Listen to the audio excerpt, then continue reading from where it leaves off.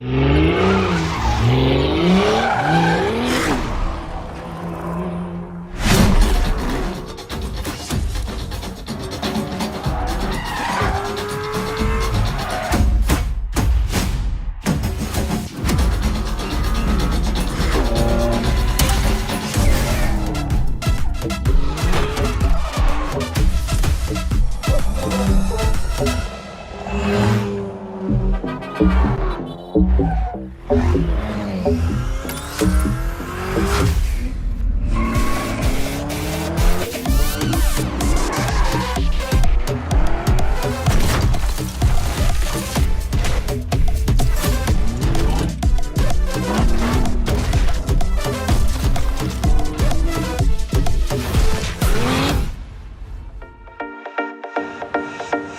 willkommen hier aus Köln.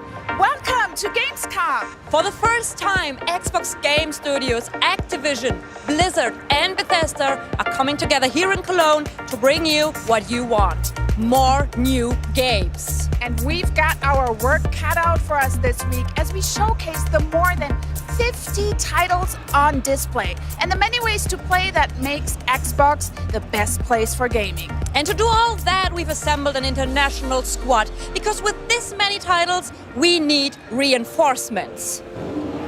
That's right, Lena. You need a crack team of gamers willing to play and properly fan out over the latest titles. It's a tough job, but somebody has to do it. So get yourself ready for some interviews, live gameplay, and some big announcements across Xbox consoles, PC, and cloud, plus all the latest titles from Game Pass and PC Game Pass. You know, in fact, Henry, we've already seen the brand new game mode reveal for Forza Horizon 5, Hide and Seek, at the top of the show. And remember, that launches on September 10th on Forza Horizon 5. But first, it's over to Charlie. To help kick off our show, we've got some very familiar faces here with us. It's Sarah Bond and Phil Spencer. Thank you so much for joining us today. First question, how does it feel to be here at Xbox's Gamescom presence? It is so much energy here. It's been fantastic to see the fans, to be part of Opening Night Live last night, and to see their reaction. This booth, and I have no idea why we're calling it a booth, because it's not a booth. It's an entire wonderland. It really is. It's an underestimation calling it a booth, right? With experiences, with games that you can play, things you can see, incredible photo opportunities is fantastic. So to see folks pouring in and experiencing it, and it reminds you of what makes this industry special, which is all about celebrating games, the joy they bring, and the people who make them. It's, for us, our first Gamescom with Activision, Blizzard, Bethesda, Xbox all here together.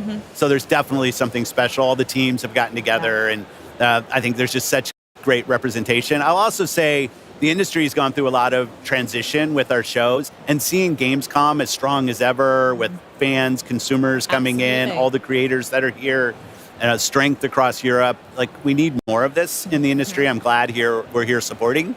And it's just awesome to see how the gamers show up to support this show. Bigger and better every year. We love to see it.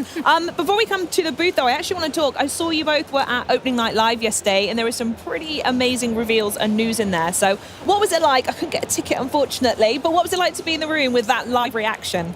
There's nothing better than being in the room with the live reaction and to just see people marvel at the things that are being made.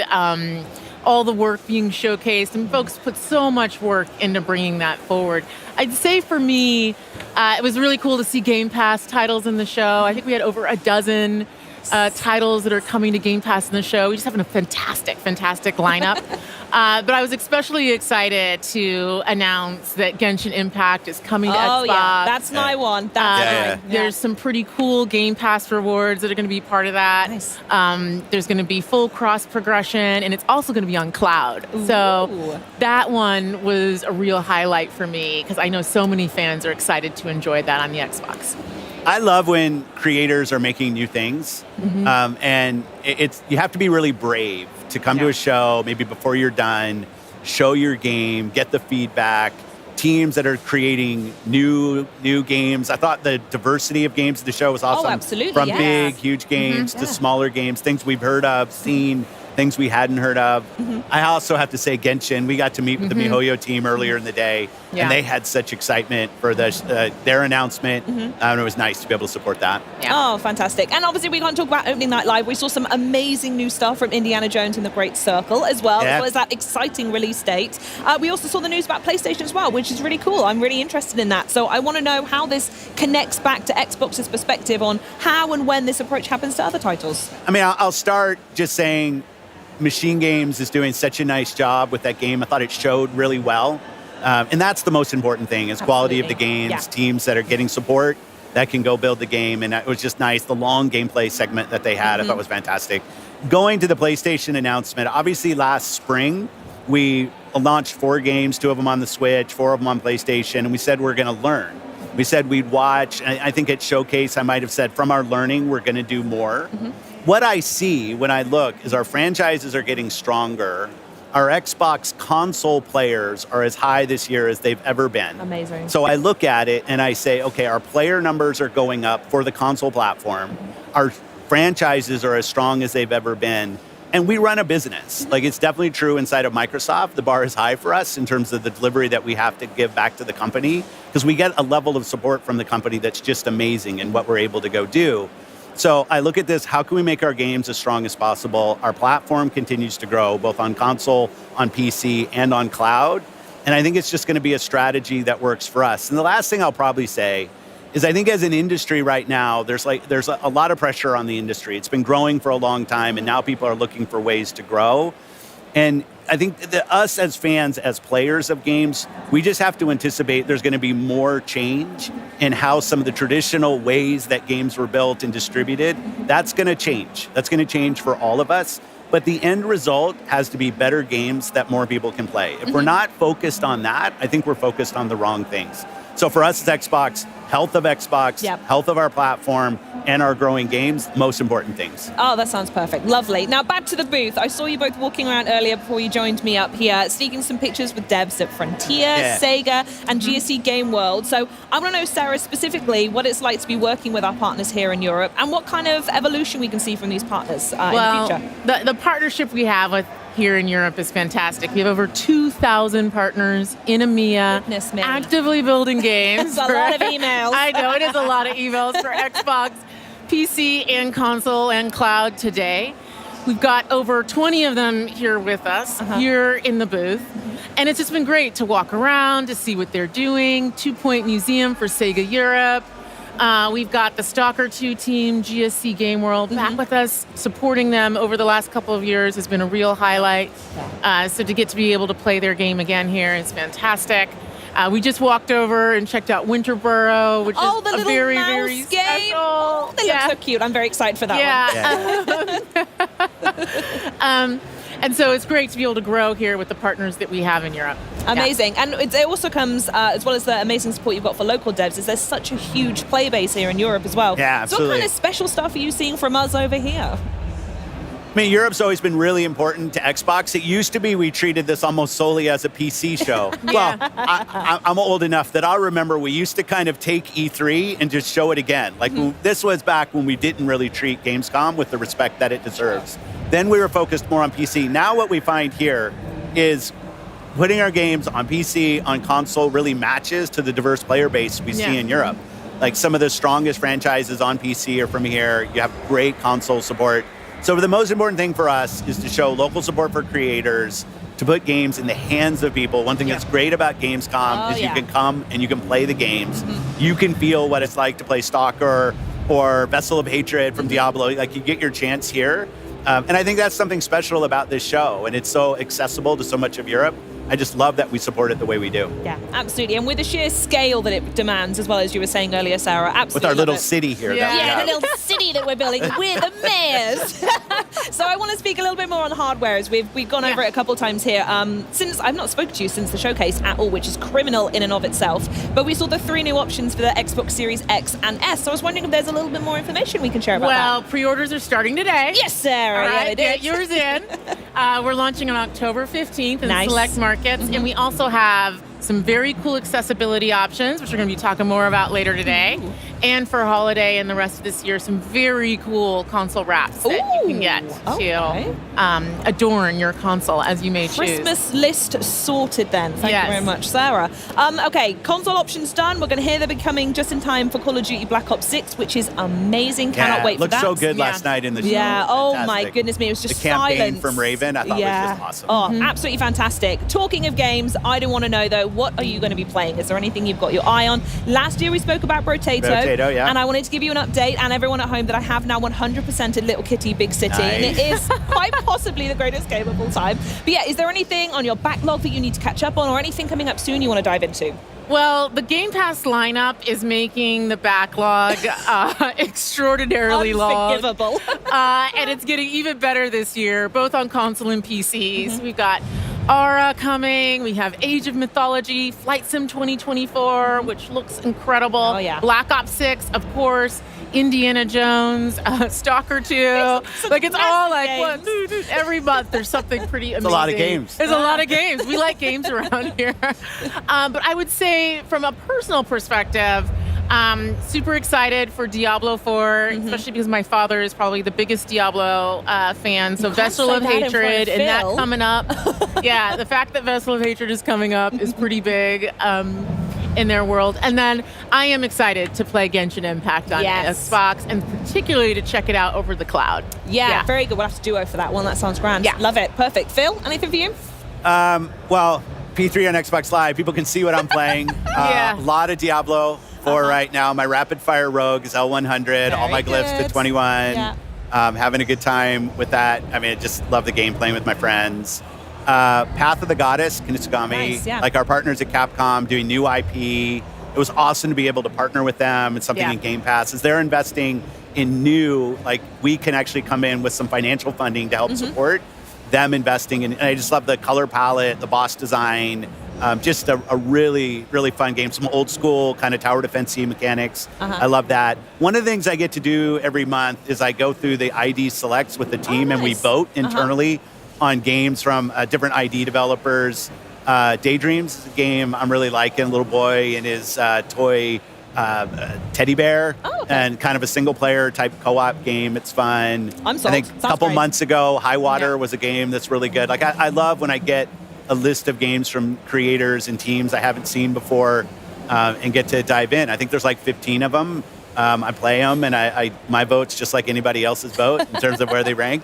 But that's fun. A lot of great games, a lot of kind of new things and things that have been around for a while. Oh, and I'm here, so I'm not doing it. My buggy in Starfield, I'm looking forward. I've been asking for Todd for vehicles. Come on, Todd, I want vehicles in this game. I'm tired of walking around this planet.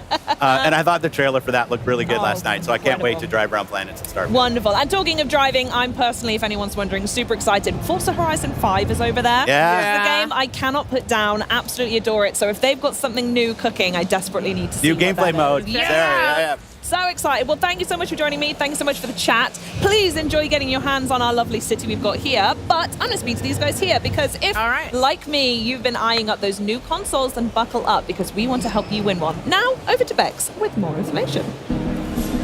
Well, thanks, Charlie. So not only are these honeys available for pre-order right now, anyone watching the broadcast has a chance to enter to win either the 1TB Xbox Series X All Digital Edition, by the way, the 1TB Xbox Series S, both in Robot White, or the grand prize of the 2TB Special Edition Galaxy Xbox Series X. I mean, look how gorgeous that is. To enter, just head over to twitch.tv/Xbox, check out the rules and all the info in the chat. And best of all, good luck. So, next up, we saw Forza Horizon 5's new gameplay mode reveal at the top of the show, the hide and seek. We are now going to look at some new wheels that have been inspired by Dallas Maverick star Luka Doncic, and best of all, blessed by the GOAT himself, Michael Jordan. So let's have a look.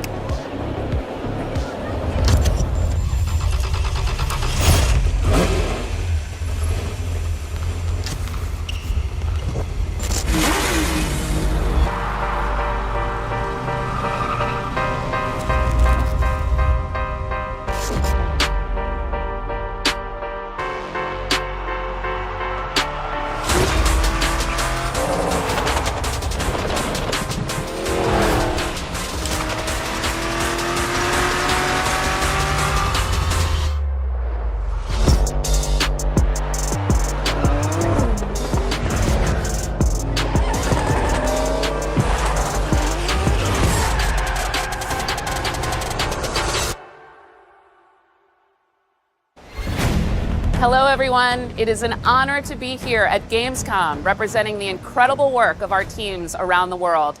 We have a lot going on here in Cologne on the show floor. Right here behind me, attendees can experience the demo for the Diablo IV Vessel of Hatred expansion. We are also excited to be speaking with our global community here on the Xbox broadcast over the coming days.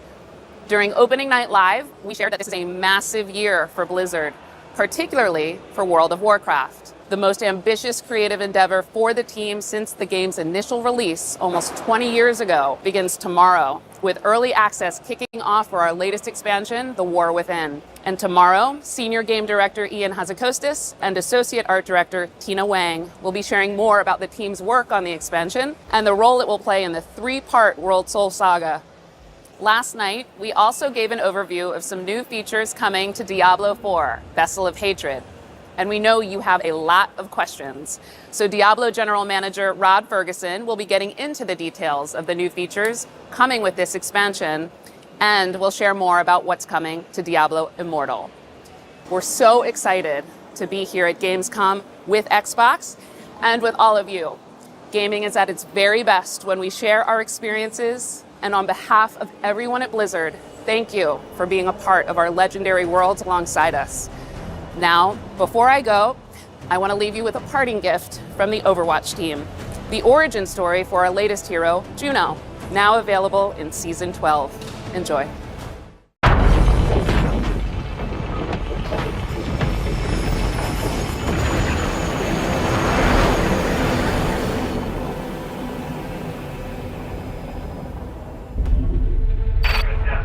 Flight, we're wondering why you haven't fired primary boosters yet. All systems appear optimal. I just need a minute. It is so hard to say goodbye to the only home I've ever known. I understand, but the colony isn't safe anymore, and our window of opportunity is closing. So let's get you on your way to your new home. Next stop, Earth. Initiating boosters in 3, 2, 1. Control? Our sensors indicate an external issue. External? Follow protocols and you'll be fine, but you have to hurry.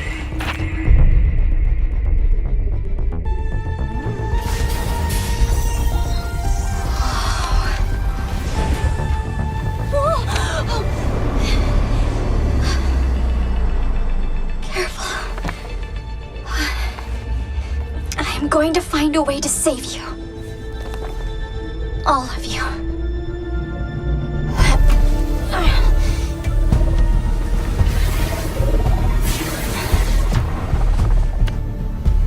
I think I see the problem. Copy that.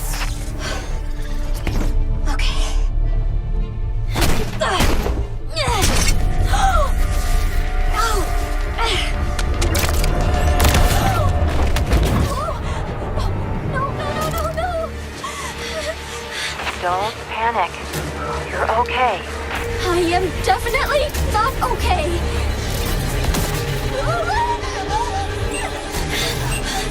Why did I think I could do this? Juno, I believe in you. You've trained for this kind of thing your whole life. You have all the tools you need.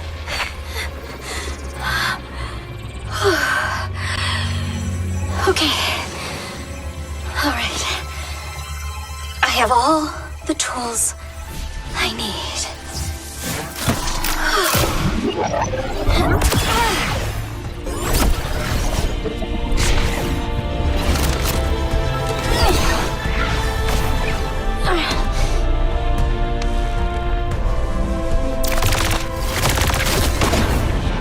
Control, problem solved. Hear that? We're all so proud of you. I want you to live a long, happy life on Earth, sweetheart. Always remember, I love you.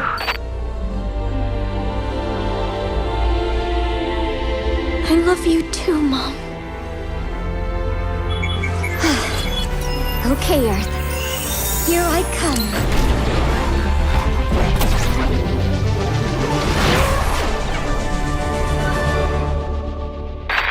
Attention, unknown craft. Halt your approach and identify yourself. It is too late to halt. I'm coming in very hot. Who is this? This is Overwatch. I am tracking your trajectory and will have someone meet you. For my records, where did you come from? I am from Mars, and my name is Juno.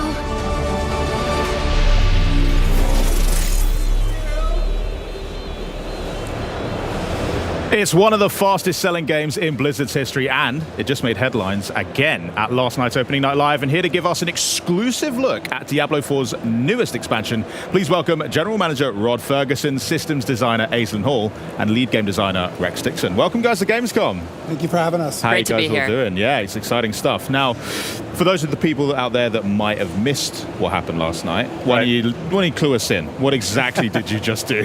Yeah, well, last night was exciting. So our game director for their Vessel of Hatred expansion, Brent Gibson, got on stage and he talked about something that we've been going even deeper on the expansion. You know, we've talked about the Spiritborn, the class, we've talked about the new zone, Nahantu, talked about the new story campaign, but we're like, there's even more in the expansion than that. And so we really want to get into like different ways that people want to play the game. And so we introduced the Undercity of Kuras, which is our new dungeon, which Rex will talk about. We have our new Dark Citadel, which is our multiplayer co-op. And then the big thing was our trailer last night for our mercenaries. Mercenaries. Now, let's talk about them for a sec, because this is a brand new gameplay feature. We'll talk about new class and all that kind of stuff in a sec, but mercenaries seems really interesting. You showed off like this vignette with 4 different characters. I mean,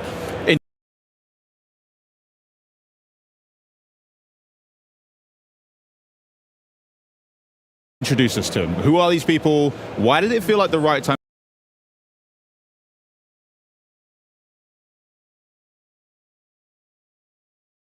The game. There's 4 mercenaries that you can recruit. One is Rahir, one is Variana, Subo, and Aldkin, the demon child, which everyone got very excited about at the show the other night. And so there's a lot of depth in mercenaries. So you'll meet Rahir in the campaign. He'll introduce you to this hideout called the Merc Den. And within the Merc Den, you can find these quests. You have to go on these story-based quests to actually acquire the Merc in order for them to party with you. So each Merc has his own backstory, his own personality. And then once you acquire them, you can bring them into your party with you. And essentially it facilitates a way that solo players never have to feel like they're alone again. Because now they have this friend, this partner who can adventure with them. And so one of the ways that you progress your Merc is you have each Merc has their own skill tree. And you can sort of pick and choose which skills you want them to have. And it's a really nice way to complement your build. So whatever build you're trying to go with, you can have the Merc set up so their skills kind of match and overlap with your own. We also have a system called rapport. The more you work with a Merc and the more you adventure with them, the more they can sort of give you more benefits and they can kind of grow in power.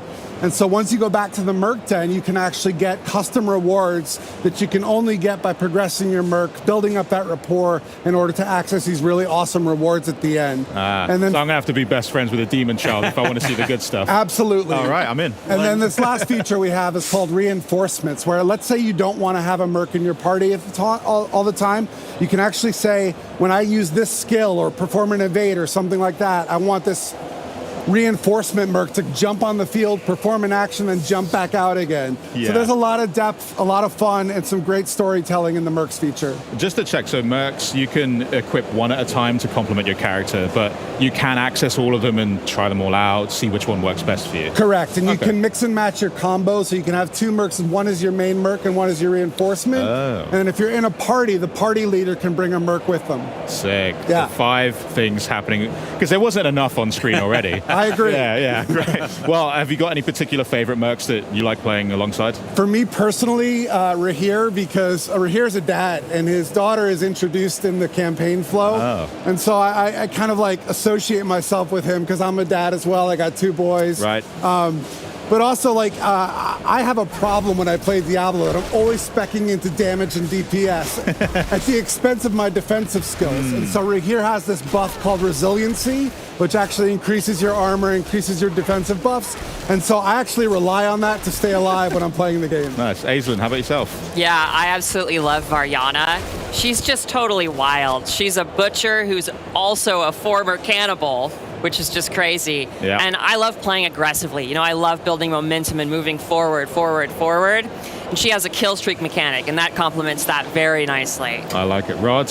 I mean, the Demon Child. I think it's such a unique character in our world, and that explosive power, and the fact that it has the sort of the two sides, the human side and the demon side, is really cool to sort of complement the variety on the battlefield. Okay, well, you've picked 3. I'll take the one left over. Yeah, Subo. Yeah, I'll pick Subo. I mean, who doesn't love a drunken archer, really? I mean, that's... Exactly. You know, Thank you. Well, that sounds like a lot of fun, but now, as promised, why don't we cover some behind-the-scene looks at the making Diablo IV Vessel of Hatred. Check this out.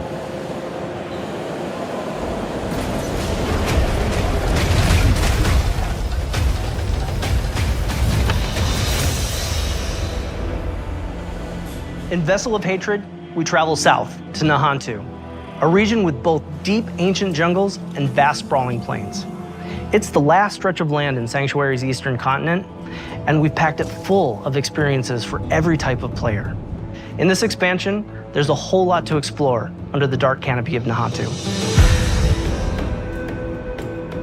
Nahantu is the southernmost region of the eastern continent that Diablo IV has been taking place in. It's the last region that we haven't visited yet so far in the game, but it is one that we've been to before in Diablo.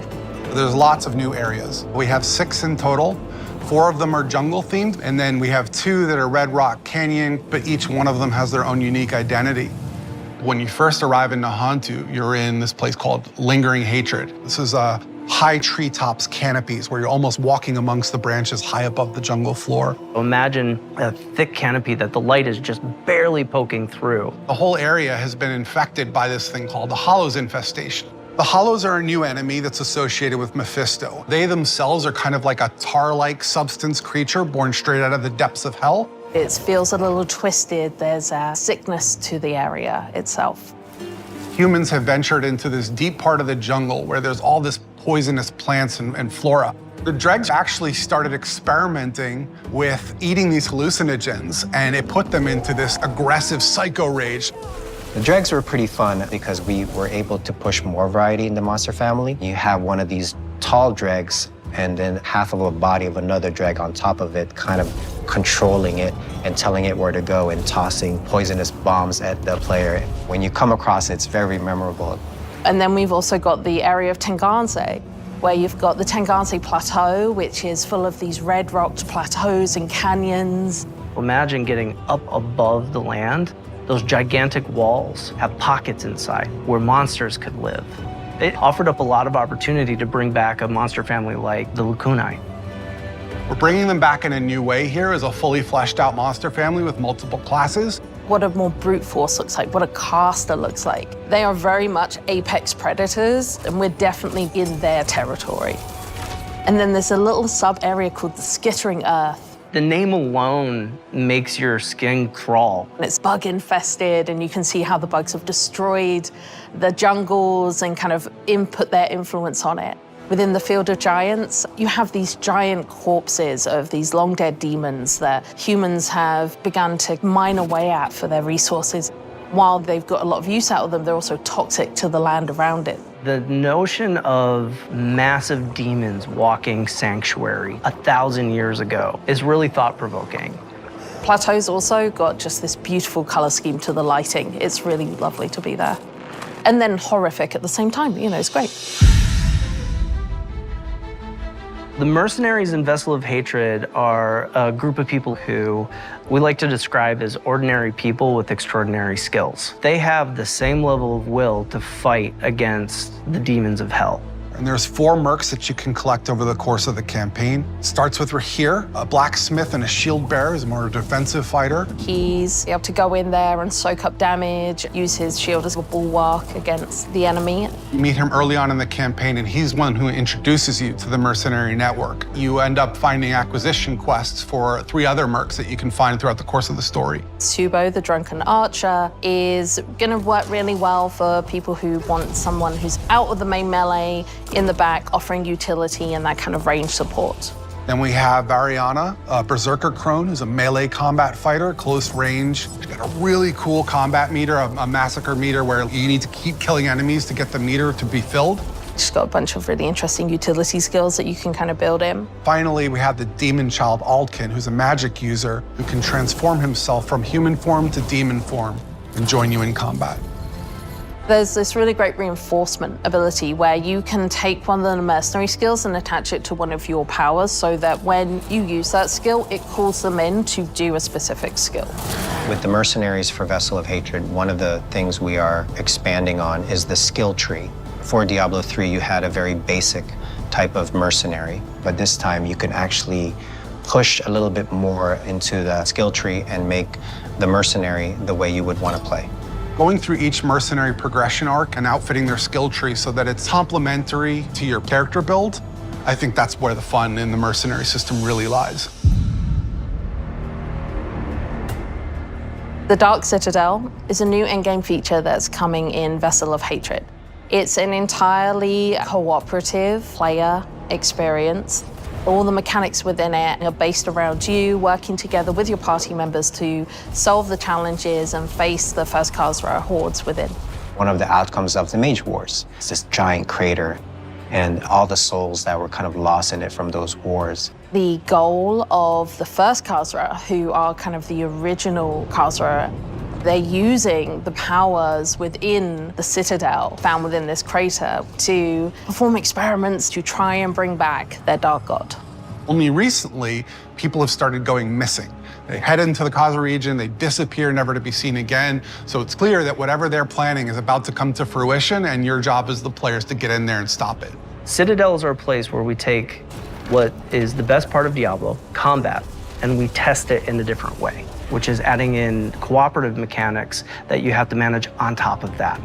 For example, a boss has an attack, and as a player, you have to collect an item that allows you to reflect the attack back at him. So there's a little bit of a Twitch level mechanic there where you actually have to time your reaction shot. What's interesting about it is when you get multiple people in there, we're each responsible for reflecting that shot once, so we all have to sort of master the timing of that move. You can't do that kind of thing without coordinating as a team, and that's sort of the example of what Citadel gameplay feels like. When designing the Citadel, we designed a lot of really cool bosses. And so one of the things that we did is we took that design and made like armor sets for each of the classes. That way you feel like you took their armor and you feel like you're wearing a little bit of them after your victory. We also have a currency that's dedicated to the Citadel, where as you play through, a vendor can be interacted with to buy custom cosmetics that are unique to the Citadel. You can play with 2 people, but the ideal experience is for 4. In order to facilitate that, we've built an all-new Party Finder feature, and the community has been pretty vocal about wanting this for a long time. It made a lot of sense to us to pair it with this new Citadel mode. It really is an activity that's geared towards people who love to play together with their friends or with strangers and enjoy that cooperative gameplay. I cannot wait for players to get into the world. I'm really just excited for people to see all the little hidden storytelling elements that the team has fit in. There's interesting things to find and see and discover around every corner, and it's just a really great experience getting to explore Nahantu.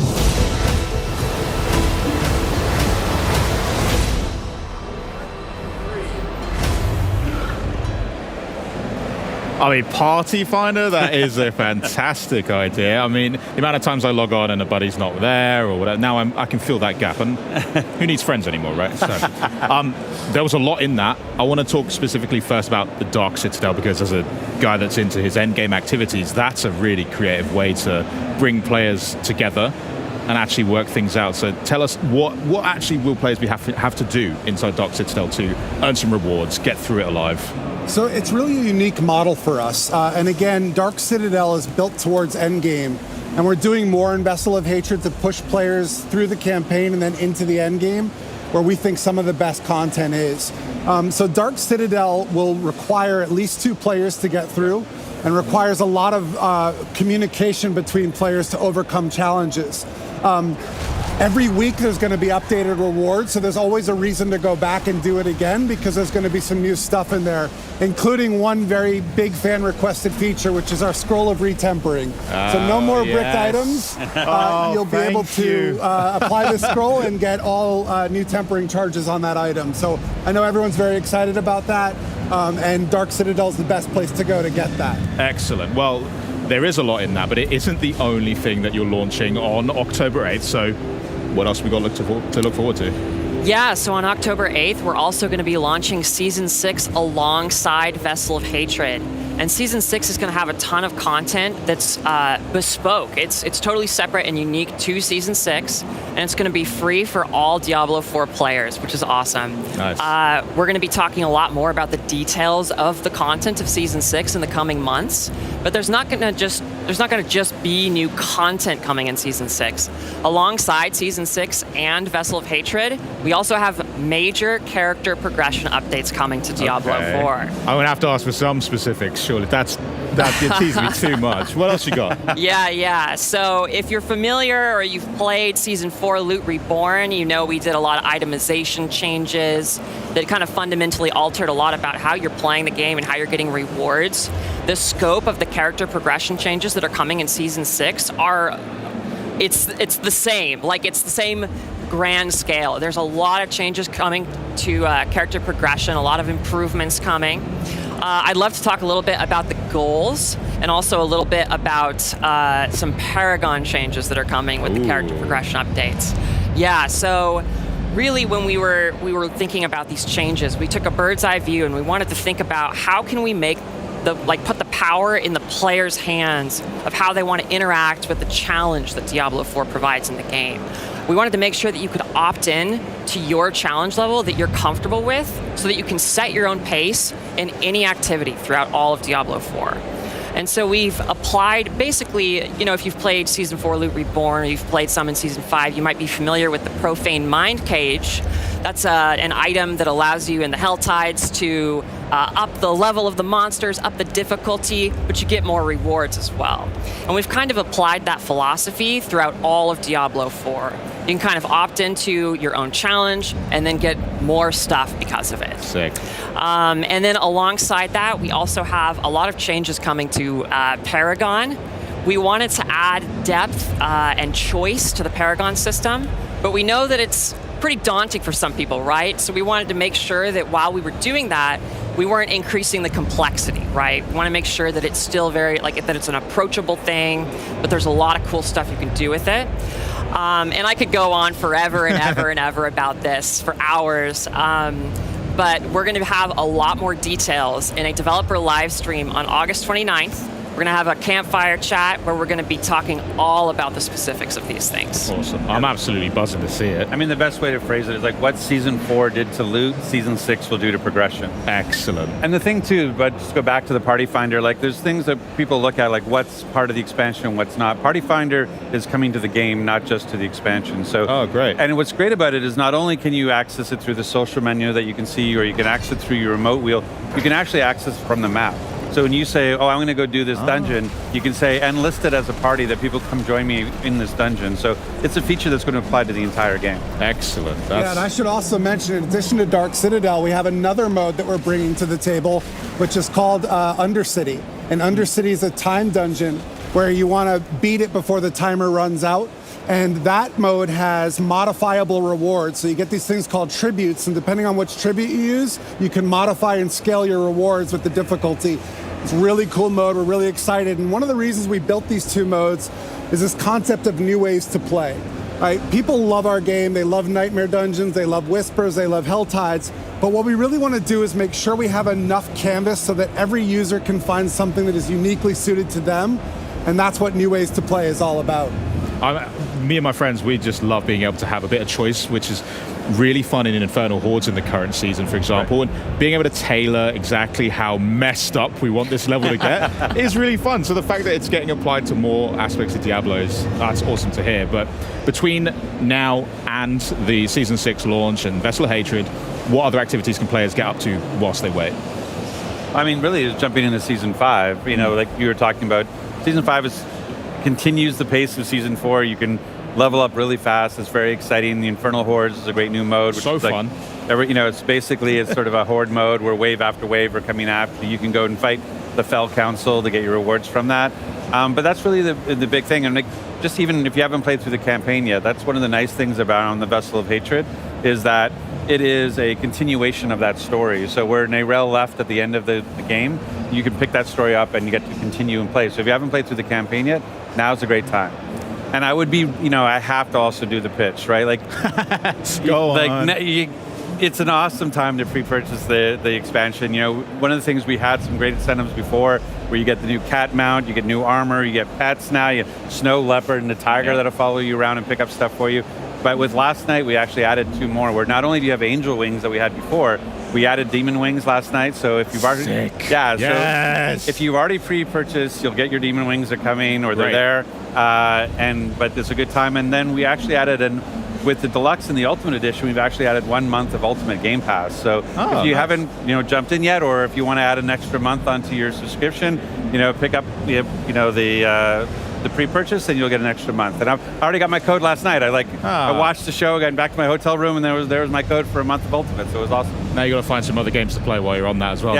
In between Diablo. And, Is that possible? I don't know if that's possible. That's true. I mean, I've already put in quite a few hours into the current season, and it's so much fun as is, and I just can't wait to see the Season 6 drop as well, and Vessel's looking great, new class as well. I mean, thank you so much. I don't know what else I'm going to play in the meantime. You guys have just killed all my free time. Well, it's great. One of the nice things is we have a demo deck on the booth here. Here we have the whole Hantu corrupted, temple, and it's actually got a 20-minute demo of the Spiritborn. And what's great about it is you go in and you can pick whether you want to be a gorilla type, or a centipede type, or a jaguar type, or an eagle type, based on the Spirit Guardians. But then when it sort of clicks in after you played it for a little bit, like, wait, these aren't 4 different classes. This is one class with this amount of variety that I can apply to it. And so you can go in and double down on the jaguar, like my shirt says, like, if you can be a jaguar, be a jaguar, right? Like, but you also can be, you can mix and match. You can be half centipede, half gorilla, and create really cool mixtures and unique play styles. And so, it's really exciting to watch people get their hands on. This is the first place that, outside of press and content creators, people have been able to play, and it's been fun just to watch them play. Well, half centipede and half gorilla is a disturbing image to end on, but thanks a lot. You're going to stick around because we need to talk about that. Rex, Aislinn, thanks so much for joining us. Changing gears now, though, we are, for those of you who have been counting down the days to September's Diablo Immortal major update, we've got a sneak peek at the making of Immortal's hellish bosses, including the rebirth of the Dark Lord of Terror himself.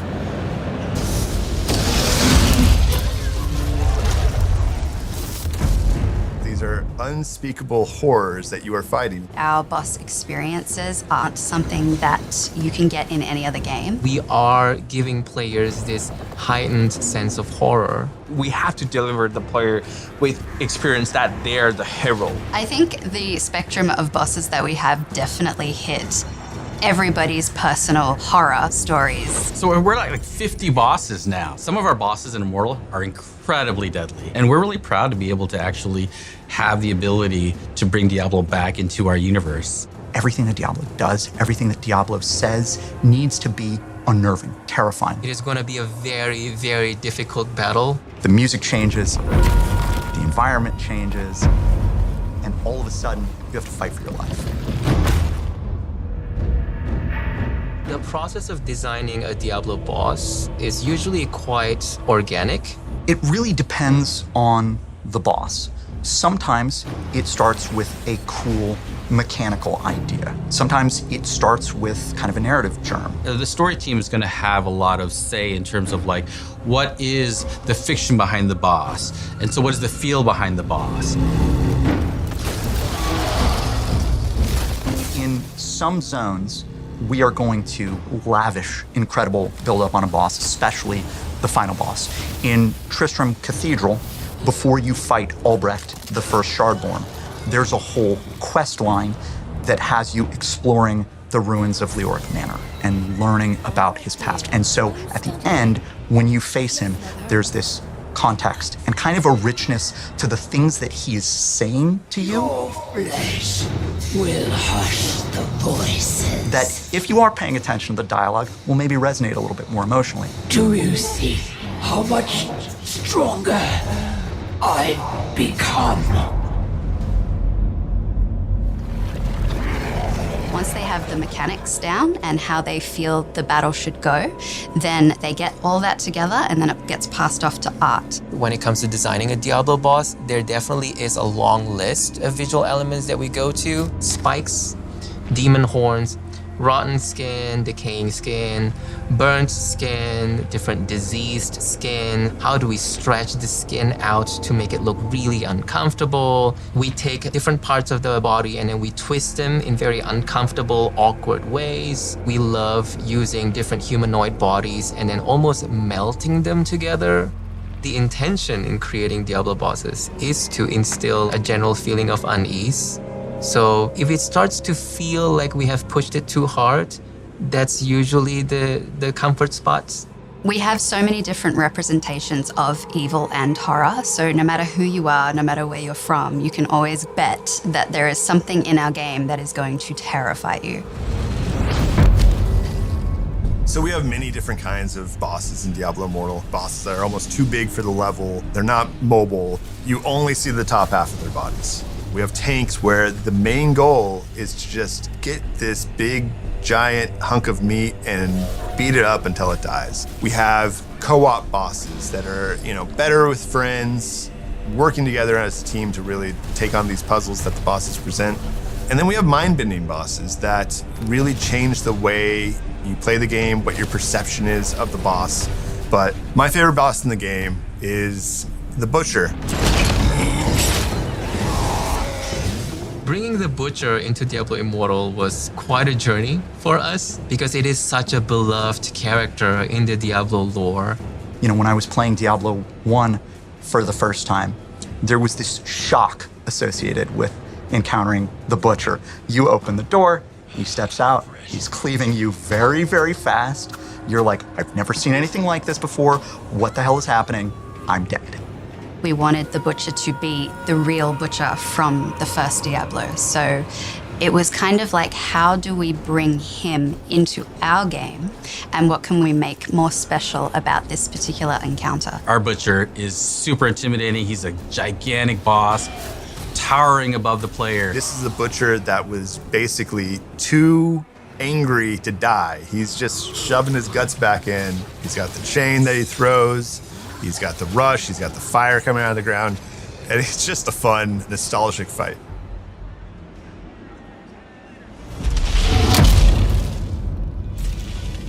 We've been building towards this encounter with Diablo since the launch of the game. Diablo is the Lord of Terror. His food and drink is the fear of other beings. He has this very recognizable silhouettes with his giant horns on his head and also down his back. He has this very intimidating smile that is signature to Diablo. Diablo having a World Stone Shard means he's entering the nuclear age. He is now walking around with a weapon of mass destruction to bend reality, to perhaps create new realities. The whole team is excited. It's electric. Getting to bring back Big Red and then unleash him, not just on one boss fight, but on an entire zone, on Sanctuary itself. This Diablo is going to deliver a very epic experience, as good as any other Diablo games. It's going to be the best Diablo ever. I said it here first. It is going to be possibly the most difficult battle in the game ever.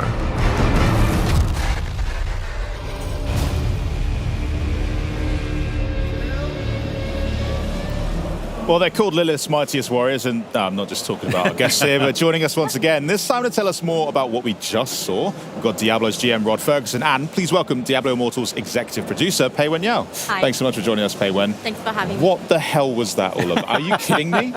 That's got huge implications for the lore of Diablo, because you're bringing him back. Yeah, well, Tell me about this. I mean, it's a thing that I don't think everybody really knows what Diablo Immortal is, really. So let's start with there. Okay, fair. Like, I think Diablo Immortal, the way to think about Diablo Immortal is our free-to-play offering in Diablo. It's a way to bring more players in. We wanted to go where the players are, and we were like, okay, not everybody is part of the mainline Diablo IV world. So this is a way to reach players where they are. And so we have this great free-to-play, huge campaign, over 11 zones. You get 8 classes. We just added 2 over the last 2 years. Best class. The best, yes. So the best class. With the Blood Knight and the Tempest, our new classes. And so it's really an exciting time. And so the story, the campaign, which is, again, over these 11 zones, is basically you're working with Deckard Cain to beat this demon Skarn. Now, what's happened is that this takes place between Diablo 2 and Diablo 3. So that's why Deckard Cain's still alive, and we're able to bring Diablo back. So it's a really exciting time, and this is what this whole year has been leading up to. This is the age of unmaking. This is the return of Diablo, and they've been building towards it for over the last couple of years now. Yeah, totally. I think, you can tell Diablo is very, very major character in the Diablo franchise, and we have that on our splash screen all the time. So I don't know if it's a plan, but this is truly the most important chapter of the story, that where it starts. And, Diablo is very, very significant because it's one of the original antagonists. It's one of the 3 prime evils. So I think in the history of Diablo story, Diablo world is Diablo has this reputation of corrupting people's minds, corrupting humanity, and twist people's minds. So when it comes down to the word, that means something is really going down. So what does that mean for the people who are here at Gamescom? Do they get to experience that now, or what experience have you brought for them on the booth? Yeah, so, well, first of all, we're really honored to be here at Gamescom. Like Rod mentioned, Diablo Immortal is our first take of mobile version of Diablo world, on the phone, on the smartphone. So our mission is to reach more audience, and that's why we come here at Gamescom. Today we brought into a beautiful booth right here. That's great. Yeah, this is one of the most important content and gameplay in our game called the H.A.L.K.E.R boss. So H.A.L.K.E.R boss in our game is basically it represents your power. It represents your power progression because all those bosses are your power gates. You have to beat them in order to get to the next difficulty level. So as you go through the game, you will feel you're getting stronger, and you're going to more difficulty level. You get more stuff, the loot and the dungeon and the zoom.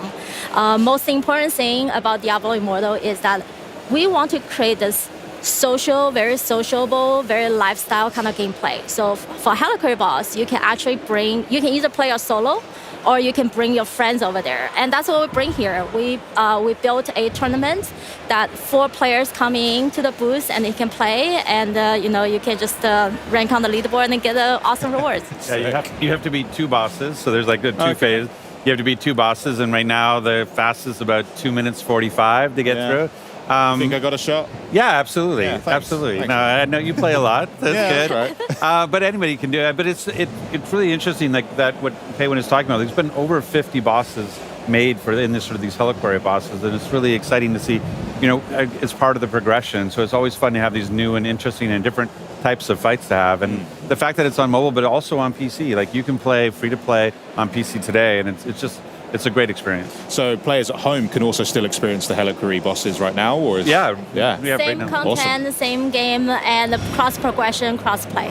So tell me about then the build up to Diablo's return. What can players expect what kind of content can they get into right now and in the lead up to that content dropping? Yeah, so next few months is going to be, like I said, it's going to be the most exciting story chapter of Diablo Immortal. It's going to divide into, the main quest line, the storyline is going to divide into 2 parts. So we're going to keep some in the future, but the latest one that is going to come up is in September. It's a release we're going to we call it Crucible of Justice. This is where the story, we're going to review a very, very powerful weapon. It's called the Eldrim. It's a holy sword. And the player is going to go through the mission, the quest of purify that sword, and that sword is the secret weapon to kill Diablo. So you have to find the sword and purify it, goes through the ritual. And for player, the ritual, I think if you play Diablo Immortal, player is the hero. You play the hero, you save the sanctuary, you save the humanity, but the sanctuary is corrupted, it's dark, and that darkness casts into players as well. So the ritual of purifying this Eldrim is actually a symbolic move of player that they willing to sacrifice themselves for the humanity, and that they want to prove themselves to be worthy to use the Eldrim, the holy sword, to kill Diablo. So that is the first part of the September release, and then we're gonna save the second part to the December, our holiday time, and we're gonna release the second part, which is the most exciting part, that you're finally gonna face the Diablo. And with the Diablo boss itself, we also introduce a amazing zone. It's called the War's Crown. Zone is one of our very, very important content in the game as well. It's beautifully designed. Not traditional concept of beautiful, but it's... I don't think I've ever heard the word skin used so many times. I'm a little concerned, but I'll trust you guys. It fits the word. It's beautifully designed. It's very dedicatedly, created. And it's icy, it's barren. And it's that way is because Diablo travels through that continent and transforms the place. So it's like very depressing, all the cast coming down to the earth. Well, that's why, players are here to save the world. And when player travels through this War's Crown, you're gonna encounter a lot of enemies. You're gonna defeat them. Eventually, you're gonna encounter Diablo as the final boss. Yeah, I mean, Tyrael. Tyrael is like, when you think about recognizable characters in the Diablo lore, Tyrael, the Angel of Justice, is one of the top one. And so this is what's really neat about the story, is that it takes Tyrael's sword, Eldruin, and that's the sword you have to use to defeat Diablo. And so that whole idea of, hey, while I've been fighting Skarn and getting these World Stone shards, I've become corrupted and I have to get purified over in the Cold Isles so that I can actually be worthy of this sword. And taking that sword and then being able to use it against Diablo is just a really cool moment. I mean, you said in the video as well that this fight with Diablo will be the toughest fight players have ever... I mean, is that true? What are you possibly throwing at us? Because you also just showed us like a 20-foot butcher. So, what's Diablo? What's he going to do to us? Anything you can share there? Yeah. Oh, well, I'm going to see how much I'm going to spoil here. But Diablo boss is going to be the hardest one that the player going to encounter. Because Diablo is such a classic character, so we still take a lot of, the classic skills from Diablo. So, it's still featuring fire, lightning. So if you go to the battle, have some equipment, have some gears that with the fire and lightning resistance will be helpful. I remember. And because you're bringing the Eldrim to the battle, right? So when Diablo calls all his Diablo soldiers, and they will swarm over to you, and you have to beat them really, really fast. And that beat up of those enemies actually going to recharge your Eldrim. It's gonna make the Eldrim ready to, make it good use. So and by the end, hint, the real end. Oh, come on. The real end, you're going to see this beautiful cinematics. It shows how player take Eldrim and eventually kill the Diablo. So, that's all so exciting. I can't wait to... Well, I'm going to have to go and set a time on the booth to make sure I get a chance at that leaderboard. But I want to thank you both. So we have the Inarius statue, the really big one that's the size of the... I want it. You can fight me for it. I'm taking it. I can't. They're going to kick me That's out. what we're doing straight afterwards. We're all going down, and I'm going to come out on top, all right? Awesome. Well, thanks so much for joining us. I hope you enjoy the rest of your Gamescom as well. Coming up, though, the team from S.T.A.L.K.E.R 2 is here with the latest from the sequel, Heart of Chornobyl. Sick. Plus, we've also got a look at the newest Xbox accessories that are enabling players everywhere to play the way that they want. And later on, we're going to explore the newest Starfield expansion, Shattered Space, and find out why fans everywhere are setting aside gigs of space to explore even more of this epic open world. But first, do you know what's great? Xbox Game Pass. Yeah, take a look at this. Welcome to the gameplay commentary of our new game, Lonely Mountain Snowriders, which is the spiritual successor to Lonely Mountains Downhill. It's a skiing game in which players need to find their own way down the mountains in a wild and beautiful mountainscape. Our most important new features are a real-time online multiplayer in which up to 8 players can play cooperatively or in a competition, as well as a new trick system that allows you to pull off awesome-looking flips, spins, grabs, or super cool combinations of them all. We focused a lot of the development time on the controls and to make the feeling of carving down the slopes as smooth and fun as possible. Skiing is all about using the terrain in your favor. You need to gain the maximum momentum to do the longest jumps and use the best shortcuts. On top of that, you can also do tricks, ride backwards, or cross rivers and icy lakes. The game features 4 different game modes. The online multiplayer racing mode is all about crossing the finish line first. While in the team mode, you and your team members have to ride and do tricks together to ramp up the highest score and beat all the challenges. You can also pick each other up after a crash and place checkpoints as a group.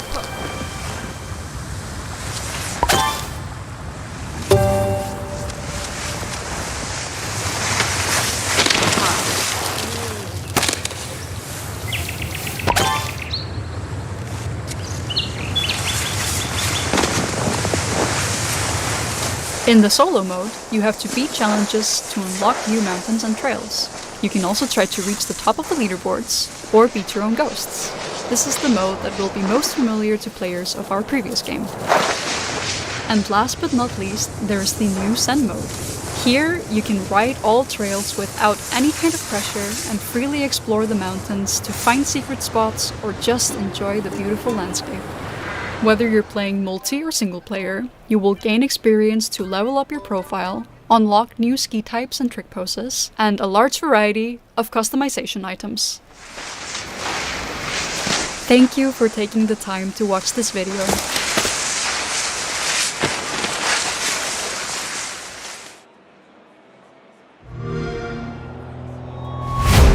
I like it. I'ma cut deep if I like it. I like it. I like it. I like the carbon copy. I'm the original. I'm dropping these like heartbeats. I like it. I like it. I like it. I like it. If it's got speed, I'm driving. I'm just 6 on the island. I like it. I like it.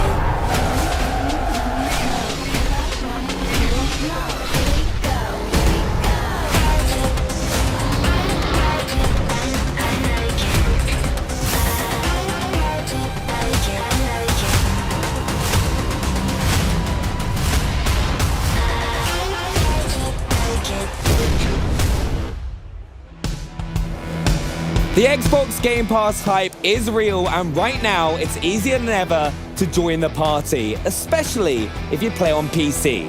Why? Because PC Game Pass is designed for PC players. Get new games on day one like Call of Duty Black Ops 6 on October 25th.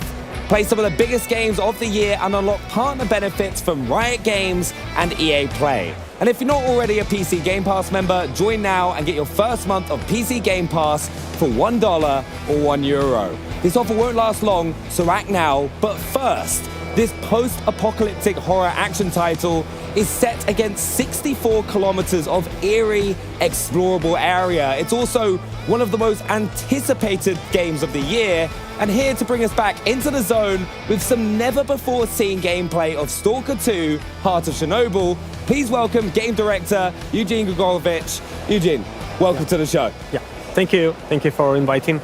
No, honestly, it is so exciting. We've got it on the booth here at Gamescom. I've been able to get hands-on. I'm so excited for you to take us through what you've brought with us today. But how's your first Gamescom? The previous was a year ago when we bring our demo, which was shown just on the PC. Yeah. And today we are bringing another demo, which will launch on Xbox Series X. And from our experience, it's looking very good. And we are happy for what we bring here and what we get the first impression from the players and the press. And till now, I'm happy from what they are telling us about the Xbox build. Yeah, I got to have hands-on with it, and it is so much fun. Because what we're going to do as well is we're going to hop straight into the gameplay that you're going to talk us through. So anyone watching who's excited to see S.T.A.L.K.E.R 2 for the first time, if they haven't already, can see what they're going to be getting their hands on. So what are you are we going to bring the gameplay up? So we've got it on our screens. So as we go, if you want to talk us through this gameplay, so we can know what we've got coming up. Yeah. I'll take this part. So here the player is doing his first quest, and he got a scanner, a device. Player at this point doesn't know a lot about how it works and what it's for. He just gets information that it somehow recharged an artifact that's put it inside it, and that if it got successful, it's gonna bring a lot of let's say money. Yeah. Maybe something else. So at this point, player don't know what is the goal of the character, why he's doing it, and he's learning the story about your character also by doing this quest line. Because this is actually the bit that they've got on the show floor here, isn't it? At the start of the game. Because I had so much fun. I get what you mean as well when you're just trying to discover what exactly it does, and the storyline sets that up. But what about the combat in the game as well? Because we can kind of see our first fight here. Yeah. So it's a group of bandits. They were resting just nearby in their camp and doing their cheeky-breaky stuff. And then they saw that something happened. A wall was destroyed with a huge noise. They just turned up, going to see what's happening, and found you, a player, and it's amazing as well, because I found myself when I was playing this, I was like the flashlight turning on and off, and you can also like lean around corners, can't you, to kind of like engage fights from like a bit of cover.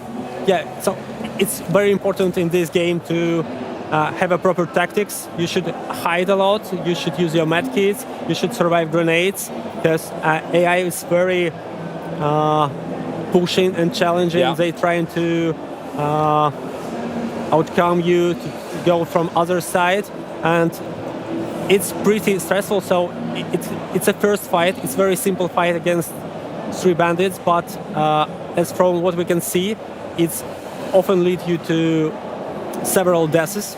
It's very unforgiving as well. And we just see as well, I found that it's like a big part of the game is like looting. So what kind of things should people be looking out for when they're looting?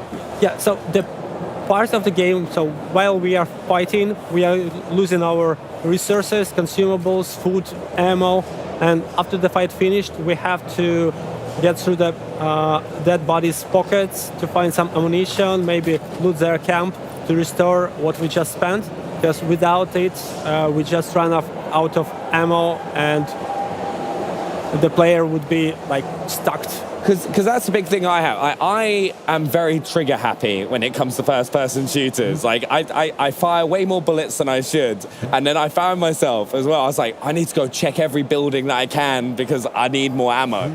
Like, what kind of advice would you say for players popping into S.T.A.L.K.E.R 2 to spend their time in the world? So, the reason why you should discover and look for some stashes in locations is not because you just want to find some items, but because it's interesting to discover this abandoned place where was some living some time ago, and where is some story behind it. And when you are just walking around and looking for the corners, and it's beautiful there, you can surprisingly find something stashed there, because it's an S.T.A.L.K.E.R stashes. They use some stashes for their next journeys, because they can bring like hundreds of thousands of kilograms. They have to make some stashes for there, and players sometimes find them, and it's often rewardable, and often it's very rewardable, because you can get a huge equipment boost by just going to some building you didn't expect to find anything there, but it could be there. That's what I found. I found myself like an assault rifle when I just had a pistol to start with. I was like exploring buildings and found that. But the game also, it looks amazing. Yeah, this is the start of a next fight. The player, we have some stealth mechanics. Yeah. So it's not very as you used to have a stealth in the game. It doesn't offer you like ability to be invisible for enemies. No, they will see you and shoot you. But at least it allows you to get slightly closer, to find better position to start the fight, and or maybe to initiate the fight with a grenade, so it would be easier for you, and then the fight is pretty challenging. Yeah. And you have to watch your hit points and your state, because you could get bleeding, and you have to use a bandage to stop this bleeding, because it's gonna last for long, and you're gonna lose a lot of hit points if you not stop and use the bandages. Yeah, because you have multiple ways of healing, don't you? You've Yeah. got like the bandages to stop the bleeding, but there's like different types of med kits that you can find Yeah, as well. you can have a regular med kits, medical med kits, and an army med kit. Yeah. And they provide additional boosts, but mostly it's restoring the hit points.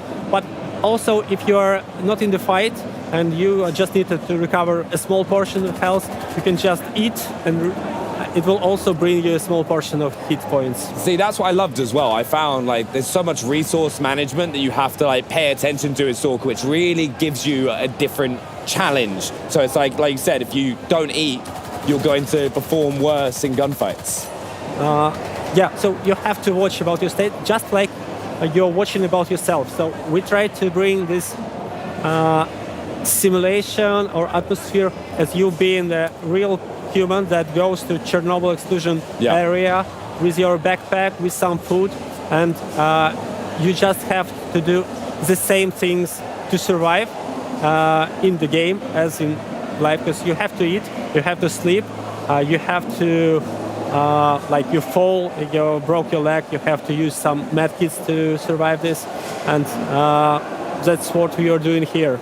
Yeah, no, I honestly, like, it's one of those things. I'd recommend it to anyone. If you haven't had the chance to just play the original Stalker as well, because when I got to play here, you just think and approach gunfights so differently, because there is that like risk element, and some of the enemies, like I was jumping out of my skin because there was like a camouflaged opponent that I came across in the demo here at Gamescom.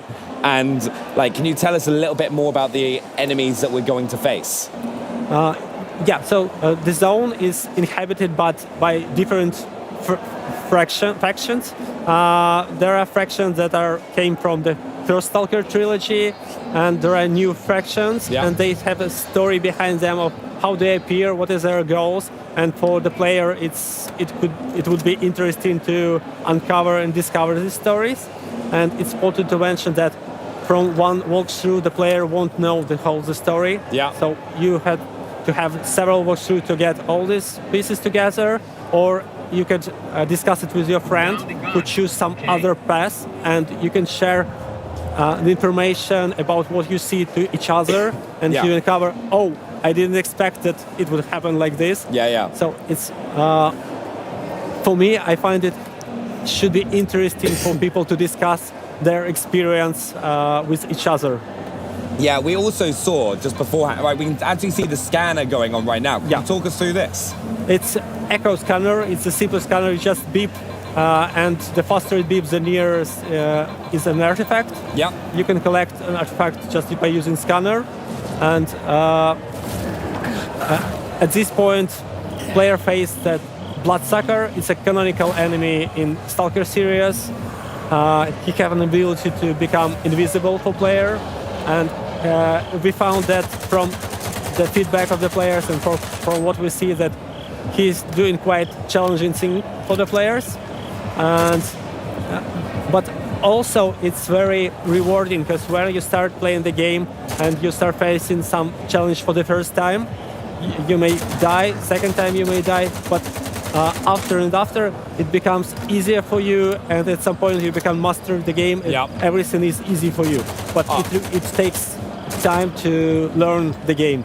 This terrified me. Like, honestly, I was there going like, wait, at first I was like, what's attacking me? And I was like, how do I counter this? And I was like, suddenly realized there was a camouflaged opponent attacking me. It's like, I love that in this game, though, is there are so many challenging enemy components. Whether you're fighting bandits, whether you're fighting these sort of enemies, and then I was looting everything. I became like a loot goblin, where I was going into every building and just trying to find as many med kits so that I could stay alive. And there is also a lot of pieces of content just near the locations. This is not a main quest. It's often not a side quest. It's just some encounters or narrative little stories to bring you an experience of discovering this real location, real zone. And it's not a fake world.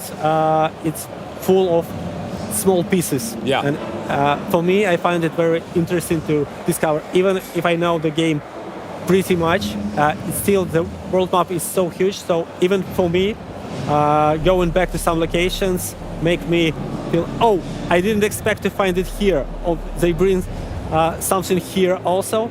So for me, it's also I feel the same wow effect when I discover something for me. You really get rewarded for spending that time to look around the world and kind of try and find those caches, and it's going to pay dividends. Yeah, it's one of the main goals in making this game is to bring as much freedom and allow player to be as he wants to be or she wants to be, to play the role they feel that works for them, and the player could start being very rude and cruel, and they can act totally different in this game as a player who wants to be on the friendly side. So there are a lot of freedom. It's rewarding. So even being cruel is rewarding, but there is a balance. The game will also punish you for something. No, 100%. And I think one of the main things is for everyone who's been watching and wants to get their hands on the game, when are they going to be able to play? It's November, so it's not so much time left. And for us, we are every day counts. We are doing everything possible to bring as Polish gameplay as possible, and I hope you enjoy it. Well, honestly, from what I played at Gamescom, I can't wait to play it more. But thanks so much for stopping by. You can get S.T.A.L.K.E.R 2 Heart of Chernobyl on November 20th. And of course, it launches day and date on Xbox Game Pass as well. But now to a new line of Xbox accessories, making a splash here at Gamescom. Take a look. But thank you so much, Vijay. I appreciate it. Thank you. Play video games. Good job.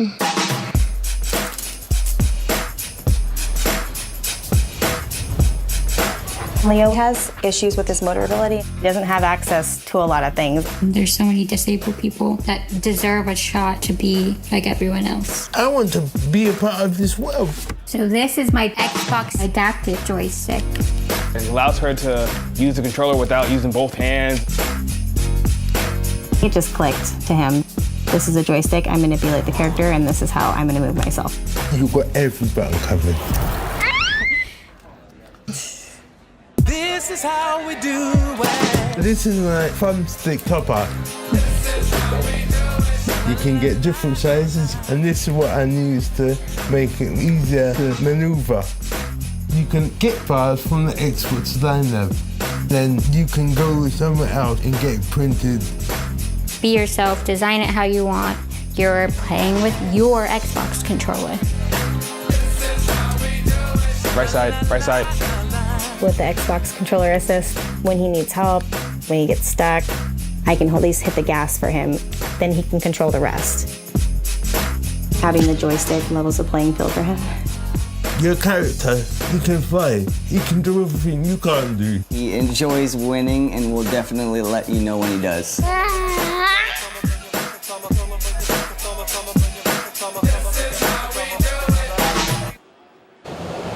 Big news for all gamers everywhere. We've got some new accessories designed to give gamers more ways to play.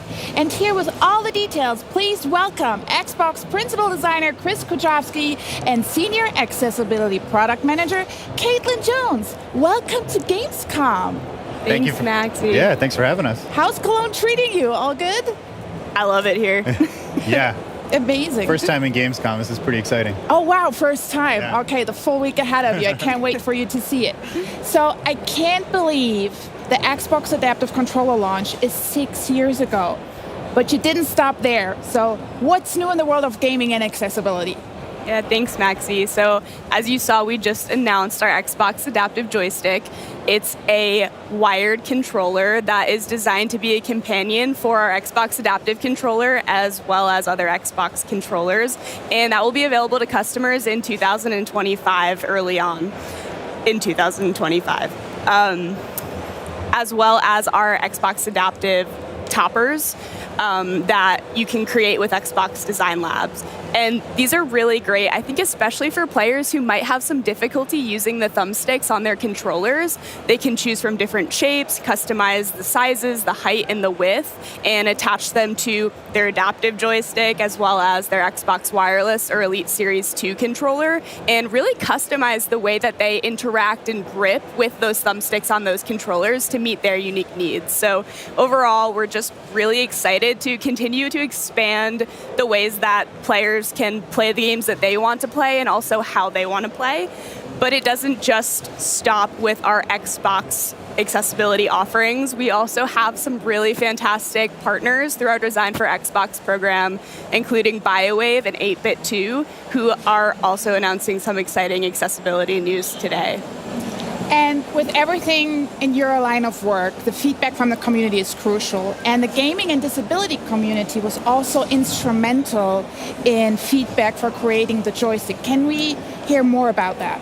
Yeah, that's a great question. And certainly at Xbox, we are firm believers in the saying nothing about us without us, meaning we do not create accessible devices or features for the disability community, but rather we need to create them with the disability community. They are collaborators and they're the experts in their own experiences and needs. So from very early on with the adaptive joystick, we had our disability community be hands-on with early designs and functional prototypes, and I know Chris will share a little bit more about that on the hardware design side.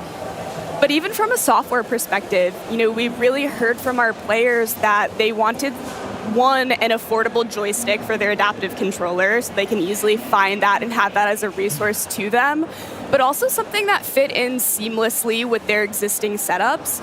So we knew it was important to create something that was highly customizable. You can remap all of the buttons on the joystick, you can create different profiles, you can connect it to your Xbox Adaptive Controller for a full adaptive setup, but you can also use it without your Xbox Adaptive Controller. You can plug it directly into your console or PC and use it alone, or employ Xbox Controller Assist to link it with another controller and kind of play that way. So all in all, the disability community's involvement is absolutely critical in everything that we do, and we're so grateful to have them as co-collaborators and designers in these processes. So many options. So how did the community feedback inform the final design of the adaptive joystick? Yeah, like Caitlin mentioned, we're always looking for that feedback. And for this device in particular, we actually visited a hospital in Seattle that uses gaming as therapy for some of their spinal injury patients. So what that means is we went there with a box of prototypes, got feedback on the grip size, the shape, the number of buttons, where the buttons were located. They liked some of the stuff, they didn't like some of the stuff, and that's exactly why we're there. One of the most important things that we took away from that meeting was the importance of having the controller be mountable. Lets you put it in a lot of different positions, hold it stable if you're not able to hold the controller in your hand. So we added this threaded insert here that's the same one you'd find on a camera tripod or actually on the adaptive controller as well. And so that really allows you to use non-hand body parts with the controller easily. So we took that feedback and then used it to iterate on the design. Wow. And just curious, how does that process look like of creating? Do you 3D print prototypes? Do you mold? What do you do? We do both of those things. Usually, I like to start making something that goes in your hand by making it by my own hands. So we'll take a block of foam, carve that away. We'll take a 3D print, add clay to it, and then sand it away. And I'm doing this in the design lab, in the workshop in my garage. And we're just really iterating constantly to get the feel right, to get the ergonomics right, the position of the buttons right. We usually start with a very primitive form and then add those details throughout the design process. One of the other things that's really important from my perspective as a designer, and this maybe sounds obvious, it's an Xbox controller. It should look like an Xbox controller. So many of the adaptive products that gamers have to use, they might look like hospital equipment or something you have to use rather than something you'd want to use. Like Xbox makes cool products. We want our gamers to want to use the products, and so using the same form language, the same color, material, and finish really helps it feel like a part of the Xbox family, and that goes a long way in removing some of the stigma that's associated with using adaptive products, and that's a really important thing that I think design and Xbox brings to the table here. Yeah, it looks very well next to the adaptive controller, traditional Xbox controller, so good job. Good job. One question. So I heard the rumor that the idea of the 3D printable topper files came from an internal hackathon event. Is that true? That is true. Very similar to the Xbox adaptive controller years ago. The adaptive thumbstick toppers were born from a hackathon project. So hackathon is a week where Microsoft employees get to take a break from their day job and work on a passion project. And this particular team was inspired by really the high cost of adaptive accessories and doing custom setups like that. So knowing that 3D printers are a lot more available for at home or as a service, they combine these two ideas to create a great range of products that offer gamers a lot more options to customize their setup just to exactly what they need. And so much goes into the creation of these accessibility offerings, and especially what did the development for the 3D printable files for the adaptive thumbstick toppers look like? Who did you work with? Yeah, very similar to the adaptive joystick and all of our other accessibility offerings. We, again, partnered directly with the disability community, specifically a lot of hospitals and gaming accessibility charities that were doing a lot of 3D printing work. So we worked with them directly and kind of just asked, what are the most common shapes and designs that you all are creating or that you find work best for your players? And that's actually what informed the final 6 shapes that we have available today. So very direct, working with them and getting that feedback. Something that we also learned, though, by working with them is that, not everyone needs a full-on adaptive setup. Sometimes just minor modifications to how you interact with your thumbstick can be the difference that allows someone to play longer, more comfortably. It can also be the difference whether you can play all together. So based on that, we did want to create something that was available, discoverable, and easily customizable for customers, because through working with our disability community, again, more and more learnings nonstop, always coming in. We did learn that, not everyone has access to easily connect with these hospitals or these more tech-savvy maker communities or charities that are customizing these designs and printing them. And also not everyone at home knows how to 3D model and customize their own shapes at home. So with the Xbox Design Lab platform, it's as simple as picking your shape, using sliders to adjust the height and the width of those shapes, and you're given a free 3D printable file that you can then take to a printer. If you have access to, you can use a 3D printing service, and it's as simple as customizing from there with no 3D modeling knowledge required. I love that. But what I love more is that you not only support the community with creating accessories, you also support partners, third-party developers in bringing their designs to life. So can you share a little bit more who you're partnering with? Yes. And I will say I am just personally so grateful and excited that we do have so many Design for Xbox partners who are just really committed to making gaming for everyone. Some of the specific partners that we've been working with recently on the accessibility front are BioWave. So back in May, they announced their Proteus controller, which is a modular controller that allows you to really build your own unique setup that works best for you. And very exciting today, that controller is now available. In addition to BioWave, 8-Bit Do is both announcing and available today their Lite SE wireless controller. So all in all, you know, when it comes to accessibility, a rising tide floats all boats, and we're just excited that our players have more and more options within the Xbox ecosystem to really choose what works best for them. That's a lot of great news that you have today. So is there any place where we can look up all of the accessibility offerings? Yes, to find out more about any of this accessible hardware that we've just talked about today, you can see the Xbox Wire blog post. Or if you happen to be here at Gamescom like us, you can visit us in the Here to Help area in the Xbox consumer booth. You can get hands-on with any of the products, do some live demos. And if you're here on Friday, you can see Caitlin in a discussion panel in the community area as well. Thank you so much to both of you for coming. And also I want to say thank you so much for making our booth accessible so everybody feels welcome. Thank you. Thanks, Maxie. Yeah. Coming up, we'll get a look at the first expansion from Starfield, find out what happens when nuclear disaster in the quaint British countryside converge in Atomfall. And Age of Mythology fans, stay tuned. We'll take a look at what you can expect from the latest in the series. But first, it's time to explore ARY26 once again in Revenge of the Savage Planet. Stuck on a planet with nowhere to poop? The juiciest burgers in the galaxy. Burger Squirt. Flappy Extreme Learning Smartbot from Hot Whiz. Radical! I smush it down my throat. Our new Ding Dong! Greetings, brave explorer. We here at Alta Interglobal would like to welcome you to our newest venture, the colonization of space. You've spent almost a century hurtling through the universe in cryosleep, ready to begin your work on this strange alien planet. Unfortunately, changing market conditions have led us to the realization that space exploration is far too costly and unpredictable, and Alta has decided to cancel all future plans in space. I regret to inform you that you have therefore been made redundant.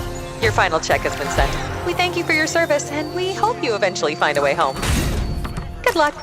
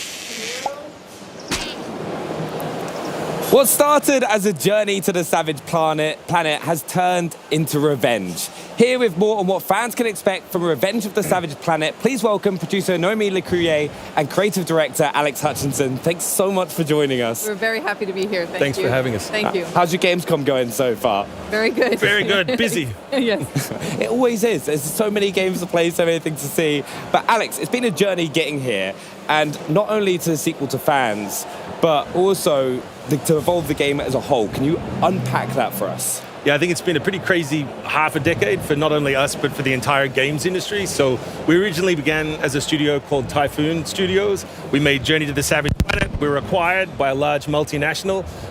The pandemic happened. We updated the game, and on the day we shipped, that same multinational made us all redundant. So we found ourselves sitting around trying to figure out what to do. But luckily, we decided to reform. So we're a new studio, Raccoon Logic.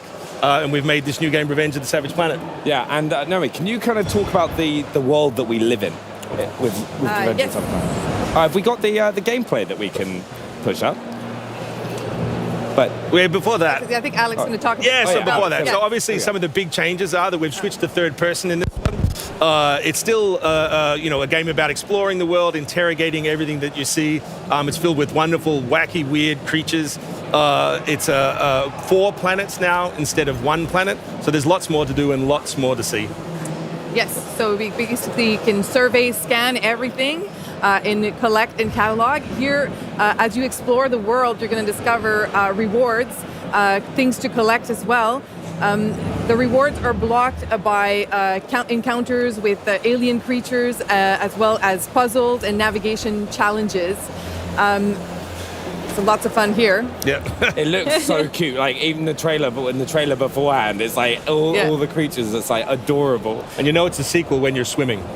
Just it happens every single time. Every You've got time. to add water in. If you go in, no water. Exactly. Second time thing. But Alex, there's obviously a ton of creativity by the team to produce an incredible world. But perhaps players' take on its obstacles can be equally as creative. So in the world, like how are players going to approach the obstacles that they face? Yeah, so we've taken a really systemic approach to open world design. So it's still a Metroidvania. You're still being blocked by different obstacles. You need to go back to your habitat and upgrade your tools to get through them.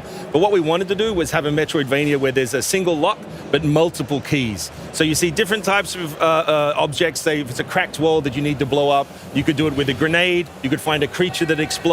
Anything that generates an explosion will get you through. And so hopefully, as you see in this video, there's a little bit more systemic chaos than most games of its type. So there's lots of creative ways to kind of like solve the problem. Exactly. So you can have a bit of fun with it, and every time you play it as well, you're going to get those different experiences. Exactly.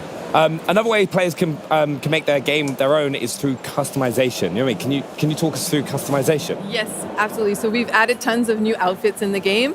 You can mix and match between the different outfits. So whether it's the helmet, the boots, or the gloves, all the outfits are inspired by sci-fi themes, famous like Star Trek. Here we can see some of the suits here, as well as like Power Rangers. So if you put on the red shirt, you get killed immediately in the game, but you reprint. What have you got wrong with the red shirt? It's just a trope. It's just a trope. You also have a habitat where you will find all the main modules, like you see here, the PC that you will use throughout the game. But there's also another section that you can fully customize with lots of things. So as you explore the world, you will find Alta crate containing Alta bucks you can spend in the Alta store on furniture, accessories, and basically a lot of useless junk to really make the space your own. So I hope players have a lot of fun with that. It's like my own flat all over there again. There you go. Just lots of stuff from Gamescom will kind of like come with me. By the end of it, I'll have plushies for days. But co-op is such a big part of the game as well. Can you kind of talk us through that, Alex? Yeah, so a lot of the team members have worked on different 2-player co-op games, whether it was Army of Two or Far Cry 4. We've had a lot of success with it. We think it's an intimate way to play with your best friend, your partner, your kid. And this time we've made sure you can do it in any way you can imagine. So there's not only network co-op, but there's split-screen co-op you can play on the couch, and even cross-play, so you can play on any system with any other system. I love playing split-screen games as well. Like I grew up playing with my brother. Like every single game that we get our hands on to do split-screen, that was always the way I went and played. Perfect. Yeah, also, it's so good you've been able to return to this franchise and bring tons to the fans. This game looks so fun, it feels like fun, and went to Croatia. Alex, can you tell us what you think the magic is for this game and what makes fans love it so much? I think it's humor. You know, you see a lot of games that are very grey, very brown, very serious, and we wanted to get back to a world that was fun, that was upbeat, that was optimistic. We like the idea of exploring space because it's fun, and you're going to find something exciting. You're not going to find Matt Damon on the moon, eating poop mushrooms or Mars. So, like, hopefully people see that the humor in this is in the gameplay as well as the script, the joke we always tell is that, I can write a one-liner that's funny once, but slapping your best friend to their death off a cliff is funny forever. Yeah, you can just kick him off in as many creative ways as possible. Exactly. Like just trying to get through that cracked wall. But also, really importantly, when a player is going to be able to get their hands on the game. So it's going to come out sometime next year, 2025. For more info, you can go on the website, Savage Planet Game, and the wishlist as well. Now. Please wishlist. Yes, please do. Yeah, and honestly, I can't wait to come and have a go with it as well. So thank you so much for joining us as well. And have you got any final words as well that you want to share with fans? No, we just please wishlist on whatever platform you like, and we'll show you some more gameplay soon. No, honestly, thank you so much. But Thank coming you. up, we've taken a spin in some new wheels and a turn with a new story in Starfield's first ever expansion, Shattered Space. But first, check out an action-adventure game about hope, robots, and the power of words. This is Dustborn. We need to stick together. We need to be a crew. We're on the run from people with space guns built into their arms.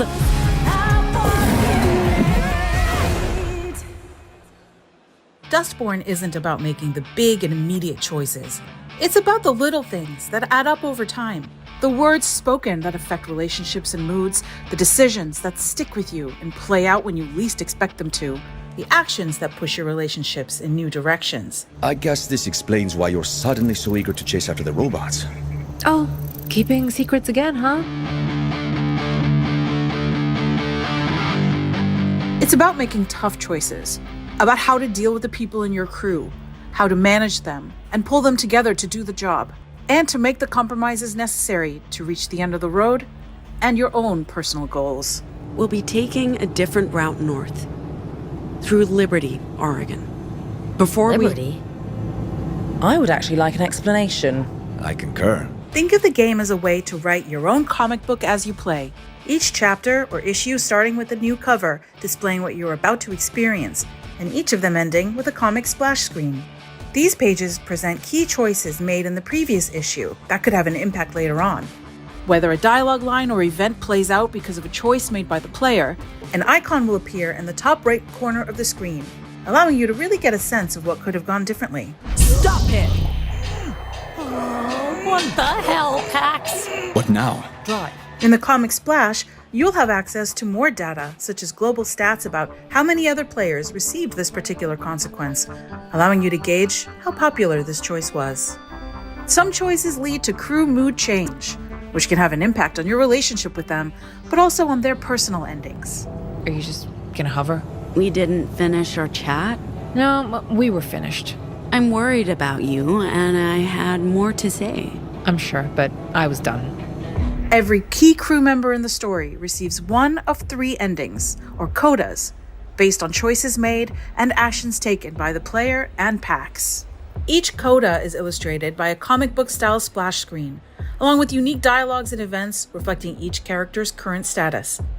The player can at any time access the character codex to see which coda is the current favorite. The crew respects you. When you're unhappy, they feel it. I'll keep that in mind. Whenever a dialogue choice or action affects a coda, the screen will display a coda emoji, along with an animation that tells the player how important this choice was. It'll be up to you to decide how the road trip goes and how your relationships will evolve. Will Noam break away from their on-again, off-again relationship with Pax, or embrace it? Will Theo loosen up with the crew, or favor his boss status? Will Ziggy resolve her sister issues with Pax? Discover how it all unfolds in Dustborn. Available now. What's the name of your band? We're the Dustborn.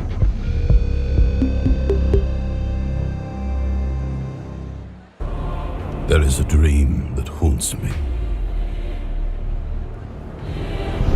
A most dreadful nightmare, truly. It tears at me. The fortress of stone and valor, which I struggled to build, is now slowly crumbling into ruin.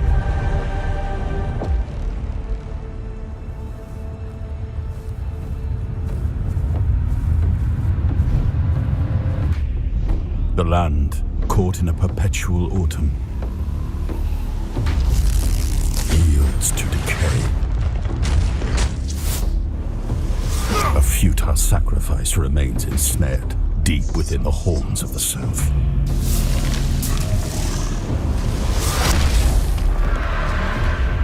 A shield, now weakened and cracked by time, fails to protect my people. A profound betrayal has befallen those most loyal. Your only despair. I am left paralyzed, powerless. Not more than a witness. My people, my legacy, everything is collapsing. They hailed me as the once and future king. Only now do I understand the horror of that title.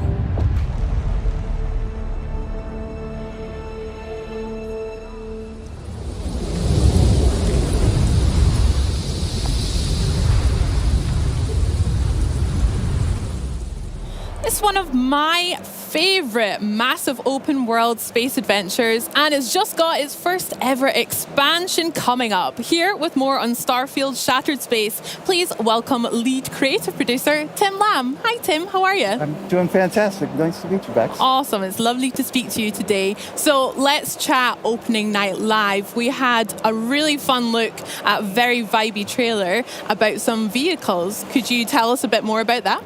I can. So we released the Rev 8, super excited. The team is so happy to have this new element that adds to planet exploration in the game.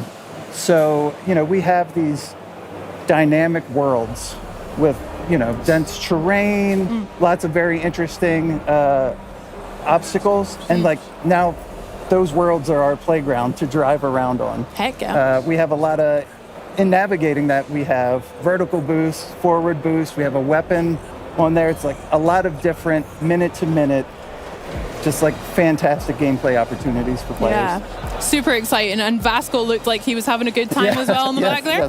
Love that. Now, let's talk a wee bit about the story in Shattered Space. It's very dark and mysterious. Could you tell me and everyone watching a little bit more about the story?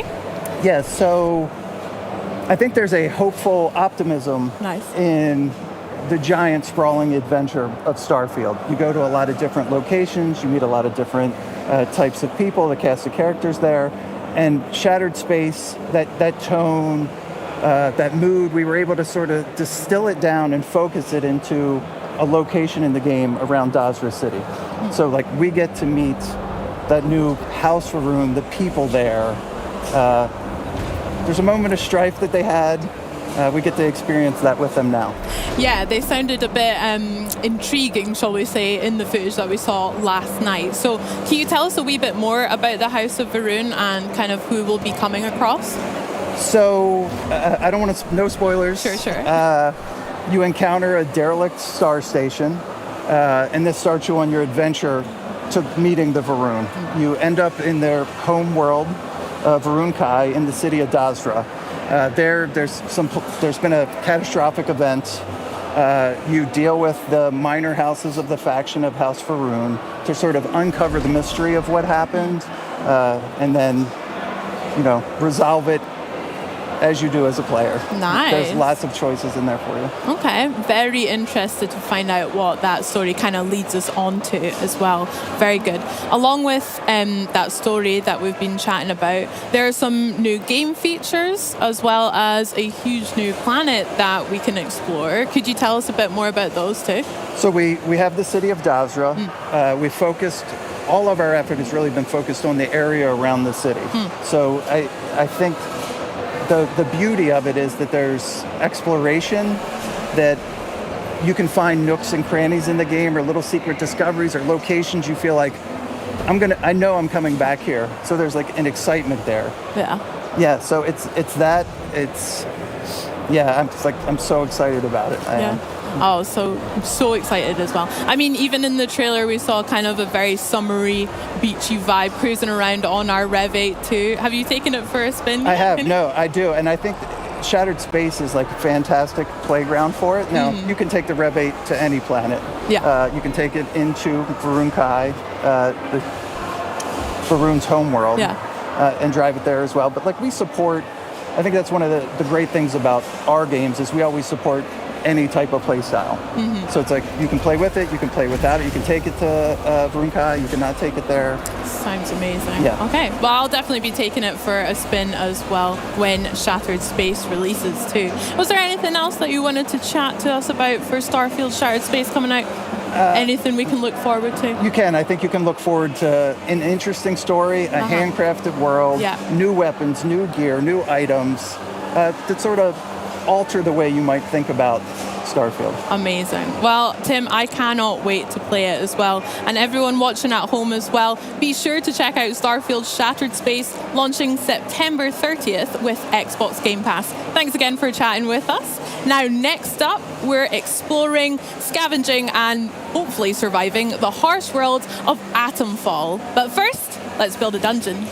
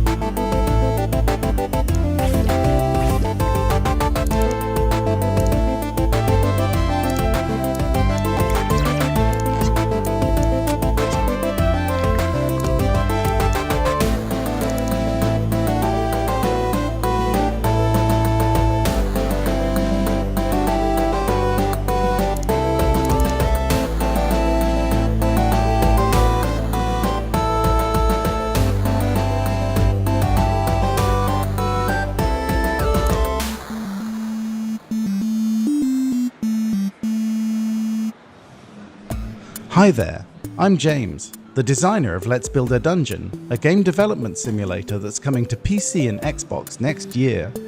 We previously brought our game Let's Build a Zoo to Xbox Game Pass, so it's exciting to be back here sharing news of our next game. Today, we want to share a closer look at our multi-layered management sim, and also reveal some brand new features that we've never talked about before. Let's Build a Dungeon is designed to simulate every aspect of running a games studio, and that starts with designing something your virtual players will love. You get to decide which quests to put in the world, and whether you want to focus on a traditional RPG built around magic and combat, or something more cozy like fishing or running monster farms.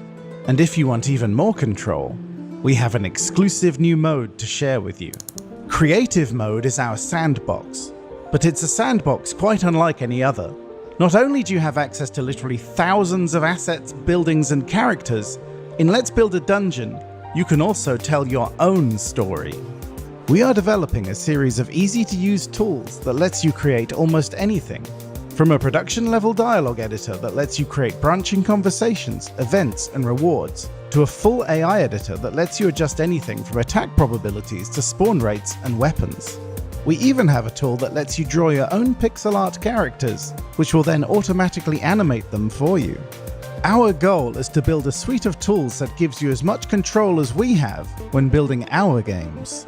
Games made by the community will be available for download, along with some titles made by developers like us here at Spring Loaded.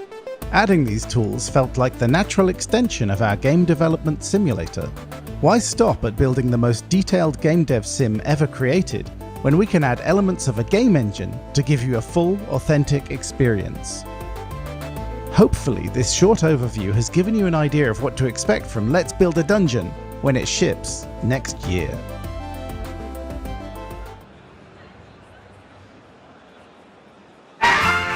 Windscale, the pride of Britain.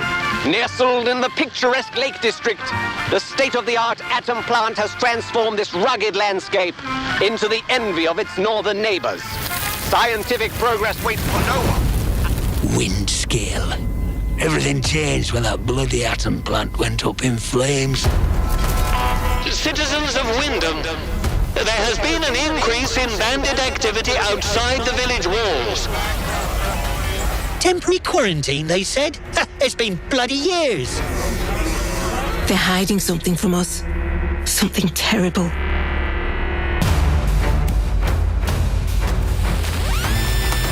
My name's Molly. You got out to trade? I got bits and bobs for sale.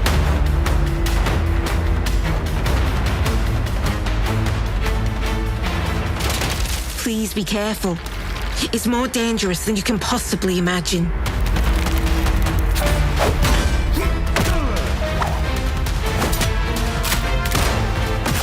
Detected.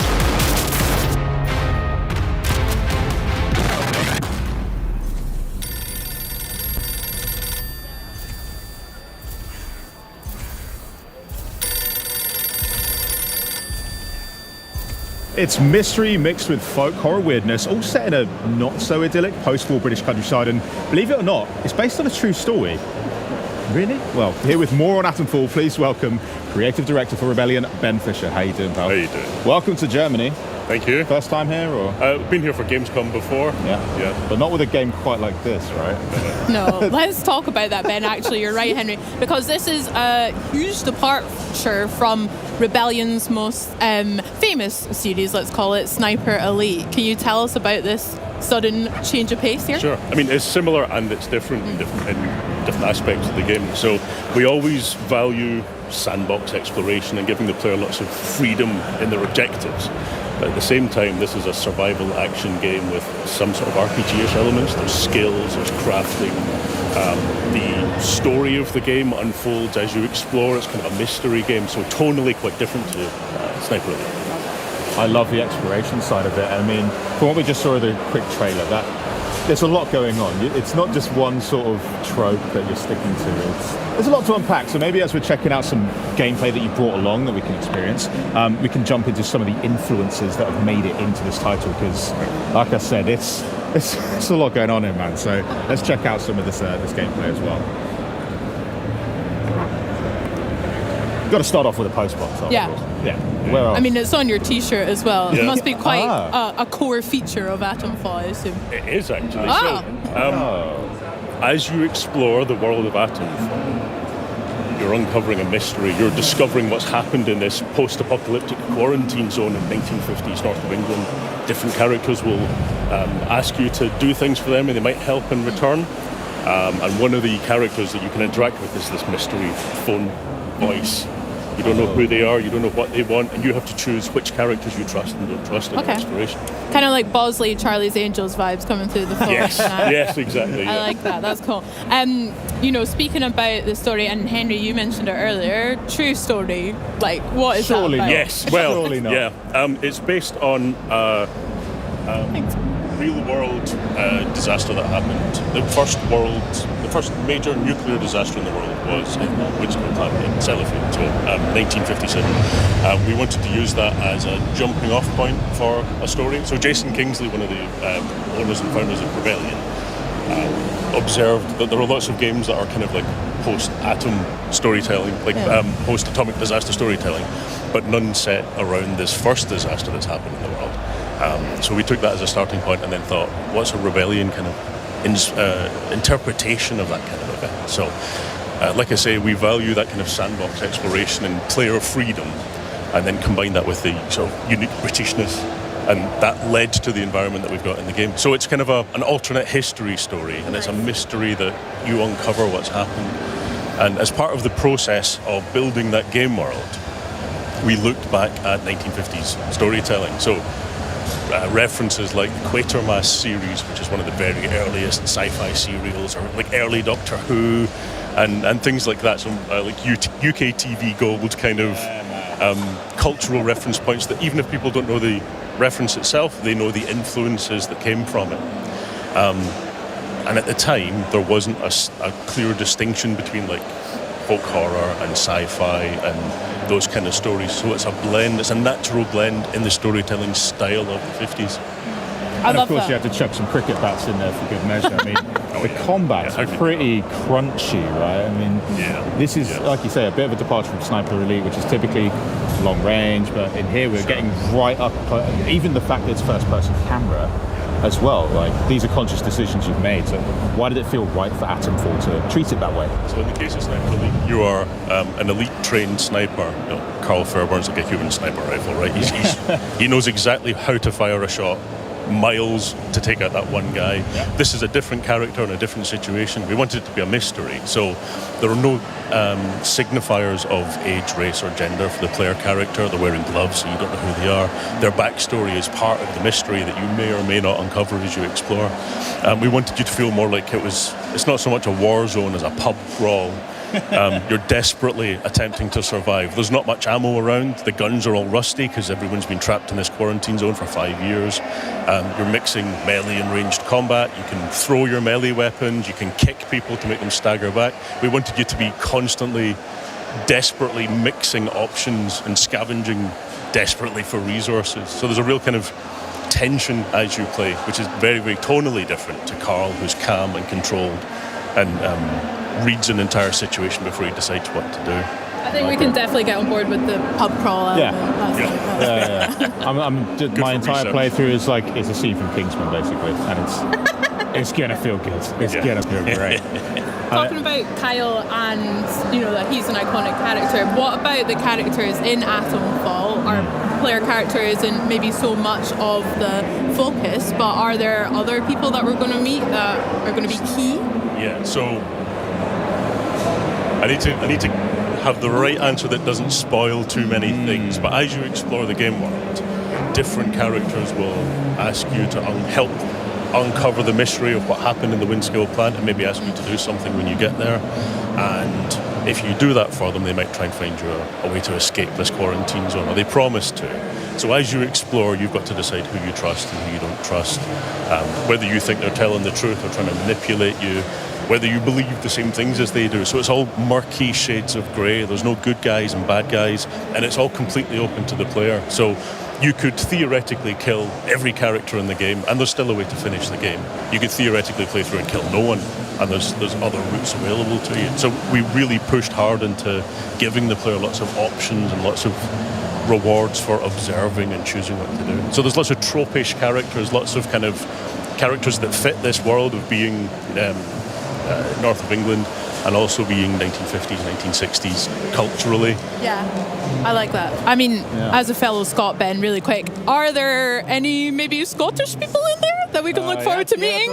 I'm sorry. No spoilers, but what we have done is we've taken like 1950s sci-fi, 1950s, or like old-fashioned folk horror type trope characters and Cold War scientist trope characters, and you'll meet those kinds of people as you explore through the game, and then still decide whether you trust them or not. Okay. So we got pub rules, we got crazy characters. They're all living in this open world that we're experiencing. Can you tell us more about that? I mean, how did you construct it? How big is it as well? Okay, well, what Rebellion excels at is these deeply packed kind of sandbox maps. So the way that we've structured Atomfall is a series of like 5 or 6, depending on how you count, sandbox maps like the one you can see just now. And you can travel freely between them at any time. They're all thematically very, very different. And then there's loads of interiors and like large-scale, story-driven locations that you might uncover, as well as bunkers that are full of loot that you might find.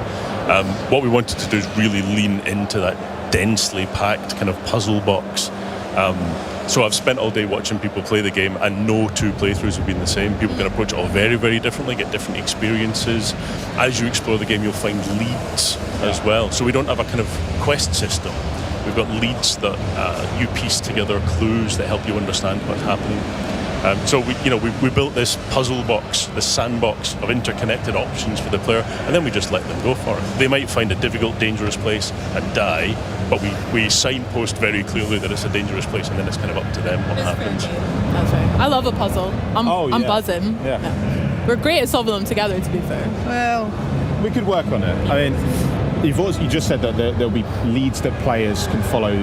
Tell us a bit about how they're equipped to do so, because we just saw like literally pulling out a metal detector and taking part in that great British tradition of finding some old coins or whatever it could be. But what are the other ways we can do that? Yeah, so you might find a lead that someone's hidden in a box under the ground somewhere. They've a bit of storytelling around it to draw the player in and make them try to understand how it fits to the game world. But there's also characters that you might find in the world. There's friendly characters that you can barter with, and they might sell you or rather trade something with you which has a lead in it. Or if you do some trade with them, they might get friendly to you and give you a lead. You can also have conversations with characters, and if you choose the right choices, you might get some more information from them. The way that we've approached those is the same kind of high stakes player freedom. So you can get the conversation wrong, right? You're not working your way down a list of conversation topics until they grey out and then moving on to the next one.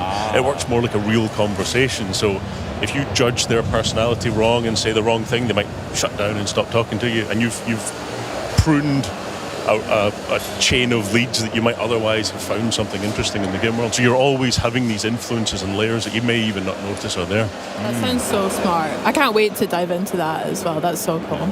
I understand there's some crafting elements in that as well, and also, metal detectors, scavenging. Can you tell us what that kind of looks like in Atomfall? Sure. So the player's desperately trying to survive and finding materials to help them survive. Yeah. So even if they find a gun, there might be 3 bullets for the gun. So they can find materials that let them craft things to help them heal or help them in combat, so Molotov cocktails and makeshift grenades and things like that. So you find yourself trapped into a corner and you can make these resources that help you survive.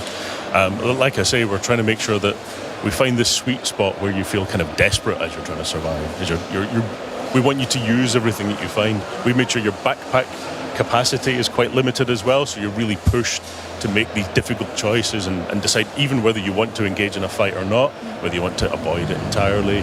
You want to choose the right moment and try and take out 5 guys with a Molotov. It's all really, really high stakes, but it makes it very rewarding when you manage to pull something off. It looks like our player right now is making a horrible decision by going into a restricted area. Already seen a ribcage. I mean, yeah. I mean, so this is going to go great. Like I mentioned earlier, if you're heading into somewhere difficult or dangerous or scary, we make sure and signpost it. So if you go into a place like that and then you die, you go, I should have guessed. There was a skeleton outside. Yeah, that one's on me. Yeah, exactly. Yeah. To be fair, I'm very good at ignoring red flags, so we'll see about that. And in terms of the player's progression then, so you're making all these decisions, you're making friends with everybody, you're crafting your gear.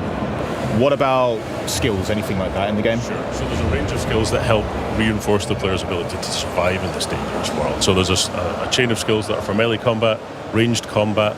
There's sort of durability skills that mean you can take more damage and survive in dangerous areas. And then also abilities that help your overall survival, like disarming traps and things like that. So really we wanted to keep it grounded so that there's always that sense of threat and pressure, but we wanted to give you some advantages. So you might learn a skill that lets you throw a melee weapon, and if it's bladed, it will stick in targets and things like that, just to help give you that edge over the course of the game. As you can see in this location here, they're in a kind of dark and then scary interior. So we've got the player's progression, but then there's also a kind of game world progression where they're uncovering a mystery. So quite literally, they have to push deep into the world and into the underground of the world to find these dark and scary places. We try and keep it tense the entire way through the game. I was going to say, because there is the sci-fi element, but there's a bit of horror vibes I'm getting too. So with us competing with people maybe on a top level, and now we've got into this bunker, there must be some monsters of some kind. Yeah, we just saw a little glimpse of something scary and monstrous, and as you push into the mystery, you will find more elements influenced by what happened. But yeah, for sure. I mean, like I said earlier, the storytelling style of the 50s and 60s didn't really have a division between folk horror and sci-fi. There was like a blend for a certain kind of story that was addressing the Cold War, but in a way that wasn't too political, I guess.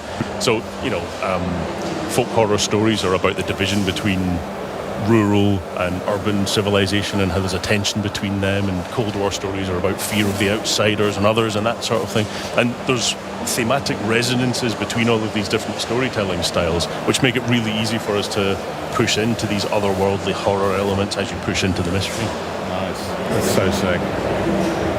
We've got quite an atmospheric bunker, like you said, as well. Have you got a favourite part of the maps that you can share us with? Again, nothing. I'm really pushing it here, but any favourite place to maybe have a picnic or anything like that? Well, actually, there is a favourite secret place which I can tell you about a little bit. So, as the player is starting the game, they're given one lead. A person tells them that the heart of this mystery is a location called the Interchange. So to begin with, you're trying to find this place, and as you make your way in, it's all unpowered. It's been shut down. It's been quarantined.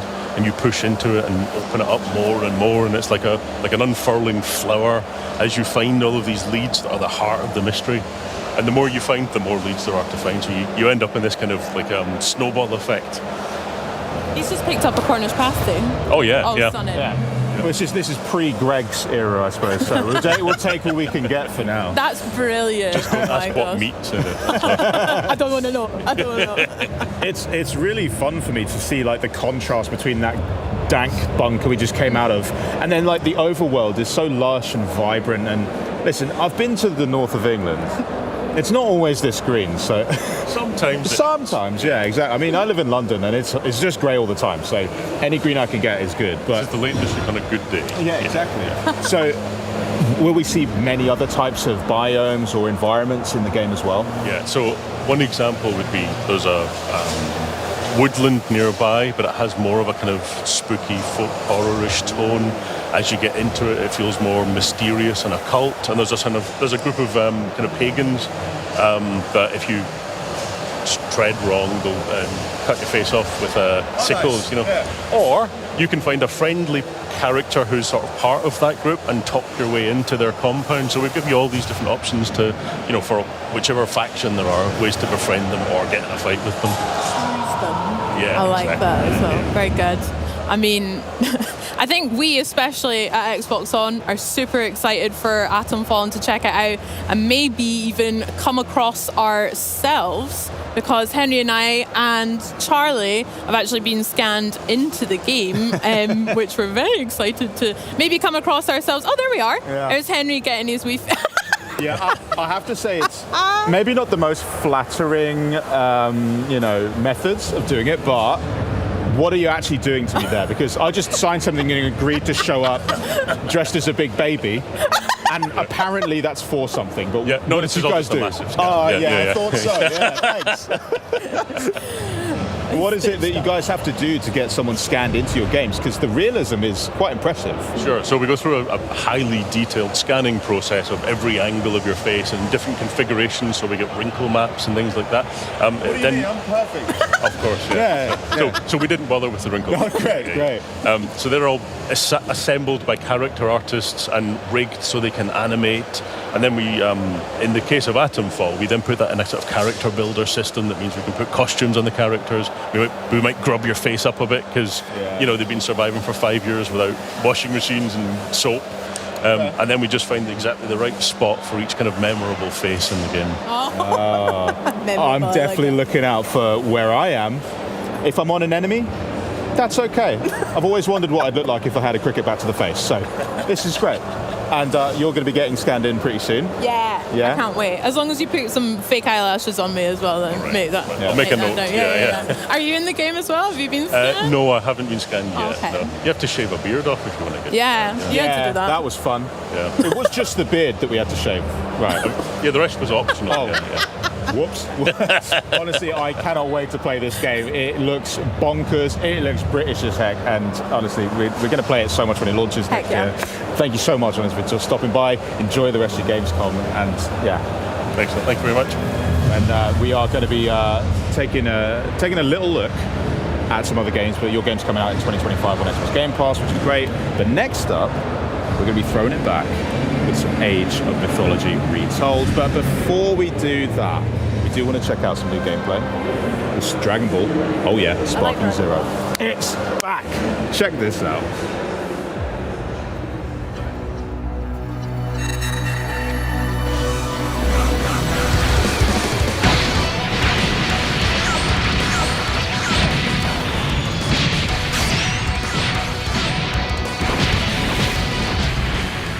Hello everyone, I'm Marco Rizzo, Product Manager of Dragon Ball Sparking Zero. Thank you for joining us today in this exciting showcase.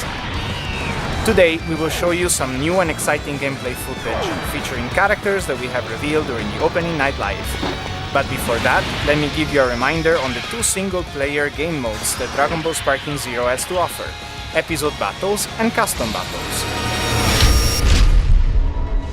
First up is Episode Battle. In this single-player mode, you can take the point of view of 8 different characters, including Goku and Vegeta, and enjoy famous battles from the anime. For each stage, you'll be playing through an introduction before heading into some of the most iconic fights in Dragon Ball Z and Dragon Ball Super. The number of stages and battles vary by character. We're here to take you down, simple as that. Next up is Custom Battle. In this mode, players fight in battles that each have their own original scenes. Some battles will also have different victory condition, and some might even have event cutscenes pop up midway, so you'll be able to enjoy battles different from the norm. Using Edit mode, you'll be able to freely set the characters to be played, as well as the pre-battle and post-battle cutscenes, in order to make your own original battle. What you've made will be able to be uploaded and viewed online for the whole world to play, so hope you enjoy sharing the battles and situations that you have created. Now, the moment you've been waiting for. Coming straight from the Majin Buu saga, Ultimate Gohan is our latest addition to the roster. After his rigorous training, he is ready to show his power in an all-out fight against Kefla in her Super Saiyan 2 form. Enjoy!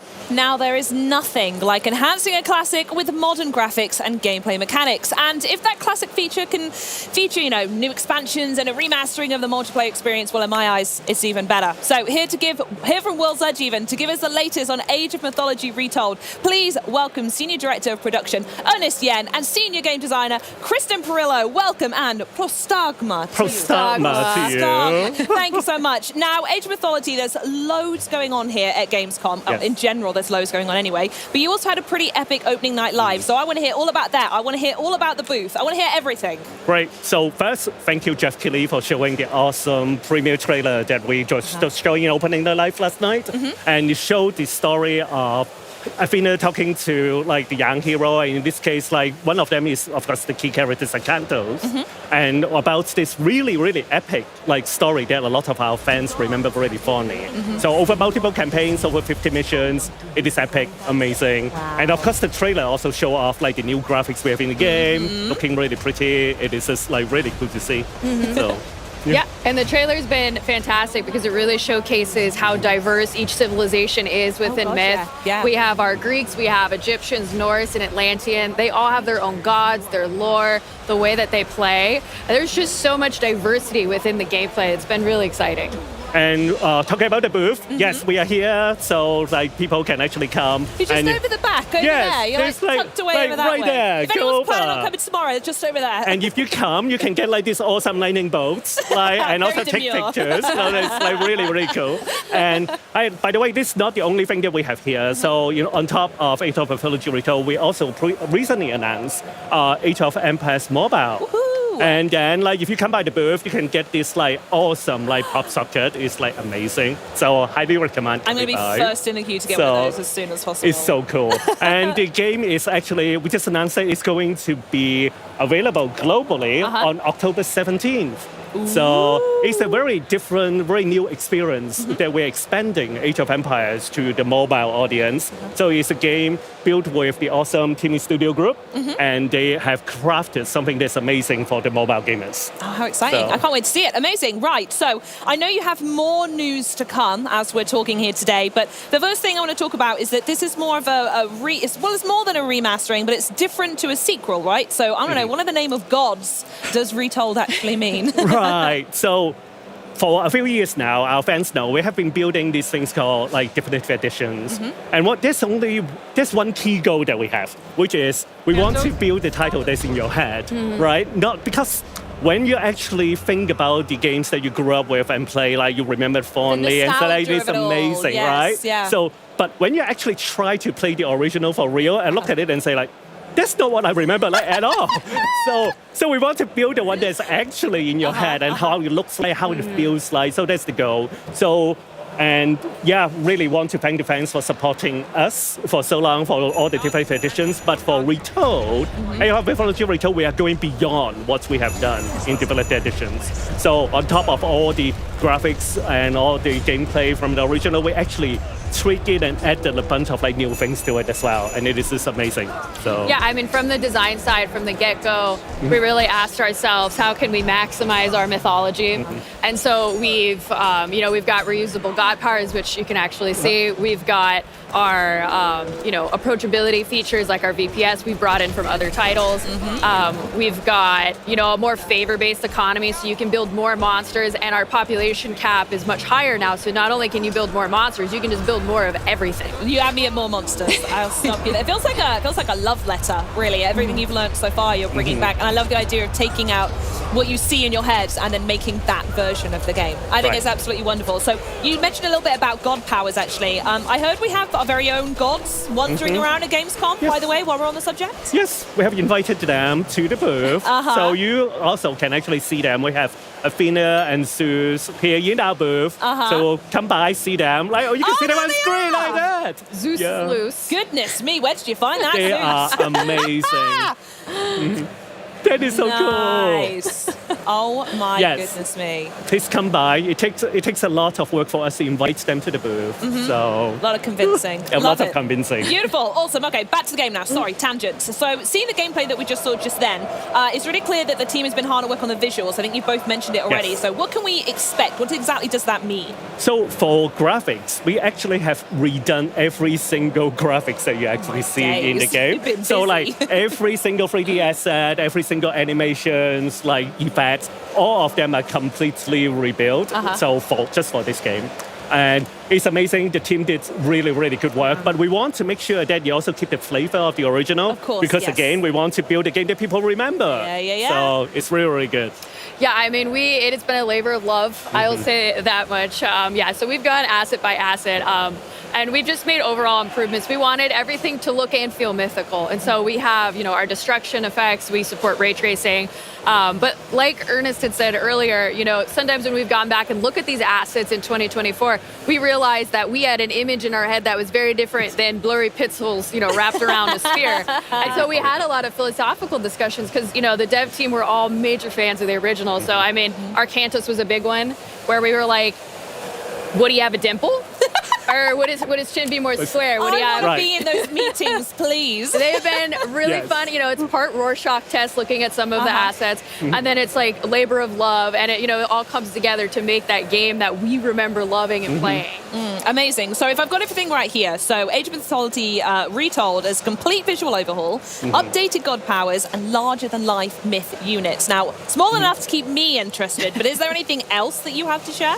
Yes, definitely want to say that remind people one of the coolest thing that we have done for here is that we are releasing on PC and Xbox with crossplay like at the same time. We have never done that with any Age games. So it is the first time we're releasing on multiple platforms at the same time. So really, really happy to be able to bring the game to not only to the keyboard and mouse player, but to controllerless players as well. Because the game people really remember, beloved it. We want everybody to be able to play together. And you've had some fantastic versions on the console recently, so Yes. those players want to absolutely join you. Now, you also have some other really exciting things to tell us today. I know I'm really gripped for this, but what can you tell us about the Freya Gods Pack? Oh, I am so excited to be able to talk about this. Here we go. So the Freya God Pack really is kind of like a new DLC type for us.